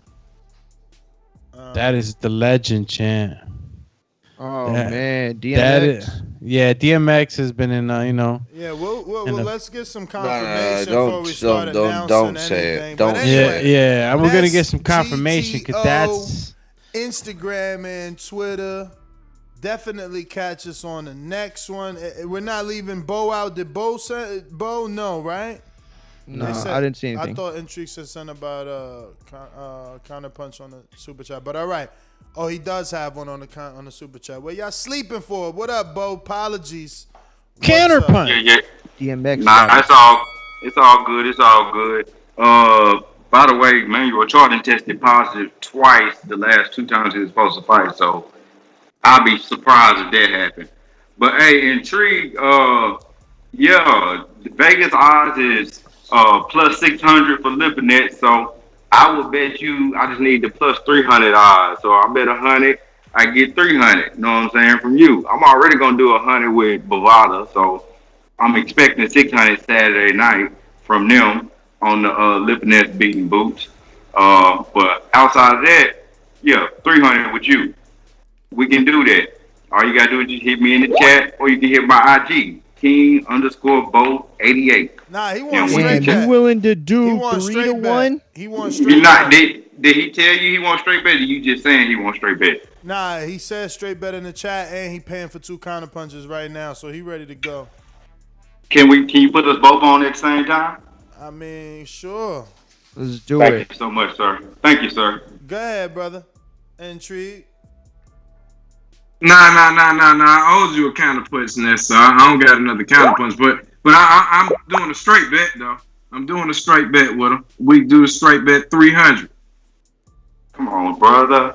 How about 100? Let's just do 100 because it's a massive B-side I'm picking in this one, and I typically don't go with massive B-sides. But I'm gonna do it in this one. 2 to 1. That's bro. cool. That's cool. That's easy money. That's easy money. It is easy money. You get a favorite. That's easy. That's what I'm saying. You should get 2 to 1 at least. Nah, I ain't balling, man. I'm trying. I heard you balling. Look, the latest single that you working on, I feel it's gonna blow. And I seen some of the videos with the whips and things. So I'm gonna take your word on it. We ain't gotta put no money in escrow. Nets know I'm good for the money though. So 100, and I expect that Saturday night. By the way, just hit me in Skype so we can change cash apps. That's all. I don't be on Skype like that. King_Bo88 on IG though. All right. I appreciate that, Ness, man. Thank you for letting us use your services, brother. No problem, man. Keep it clean. And Mr. PBC, what up? Counterpunch. Well, I just like to end the show with Billy Joe Sanders is a plus 450. Just if anybody who wants to get rich a little bit. Yeah. Shout out to TBV. Shout out to Billy Joe. Shout out to Tyson Fury, Deontay Wilder. Only true motherfuckers win. Only cheaters, get the short end. That's my call. Like I've described him many times, he's a big old dosser. Yo, so my free bet, Mario, here it is. You guys are the only 3 left. So the question was, does Canelo, can he knock out Billy Joe in your opinion? Start with you, Mario, quick. You said yes. Yes. Doomy says no. Nope. And Moore's do you say no? Moore's not only says no, but I think it's going to be a very close fight. But, so I guess I shouldn't ask it a second way. Like you went with no right away. Okay, well, cool. That being said, if you put a parlay with Conor Benn money line, Ennis money line, Joe Smith money line, Ancajas money line, Efe money line, Stantonius money line, Courtenay money line, and even go Andre money line, and then just the lonely Canelo by KO, TKO, or DQ. Yes, Mario, you're gonna wait 2-3 weeks for this bet. But how many is that total? Oh, how many people? Yeah, how many fights? Like 6. I have the exact number, but ask yourself, does it matter when I'm picking all the favorites that aren't just favorites, they're named favorites. They're not like, oh, he's favorite because he's favorite to win. No, he's actually a name and a favorite. Well, tell me the money you're getting back, and then I can answer that question. Plus 409. Okay, no, that's good. Yeah, that's. Yo, can you repeat that? Repeat that one more time. Off of what? Yeah, off of what? Can I make some money too, Ness? I don't bet, so. But if you believe 409 off all those bets, like, if you believe that Canelo can get the stoppage, right? He's a plus 110.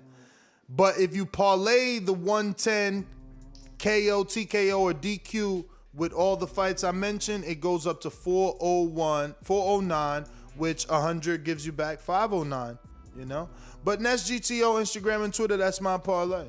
You don't have to put it. If you don't put it, you still get plus 143. So, like, if you don't think Canelo's going to win, don't even put him in the parlay. Pick everyone else I already said, which is still the favorites. And I can't believe Canelo gets you that much more for just picking him. Yeah, but if you don't pick Canelo, everyone else still puts you at plus 143. Like, who doesn't think Andre's gonna win? Who doesn't think Courtney's gonna win? Stantonius, Ajagba, Ancajas, Joe Smith, Jaron, Conor. So, like, if you are like me, you throw $2, you making $485. But if you are like Mario and you throw 100, you making, you know, $342. You bringing $242 cash back plus your 100, you know, back. So, like, it's on you. I'm just saying. Ness gotta go. Peace. At Mario Mugi on Twitter, at Mario Mugi on Instagram. Peace. Hey man, everybody out there, TBV fam, I hope everybody is doing well. I hope everybody's family is safe. As always, make sure you check me out at Moore's House 85 everywhere except YouTube. Check me out on YouTube, Moore's House. No 85, just straight Moore's House. TBV fam, I love y'all, and I'll see y'all soon. Peace. Call him. I got the bag in the living room, and I'm punching it hours a day.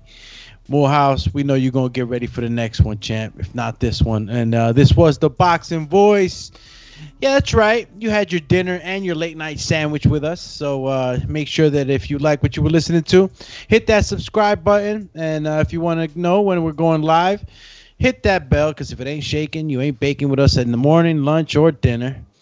And this is also a channel where you could become a member if you notice the badge icons and the emojis on the chat, and you want to, you know, take a look at the 3 tiers we have to offer on memberships.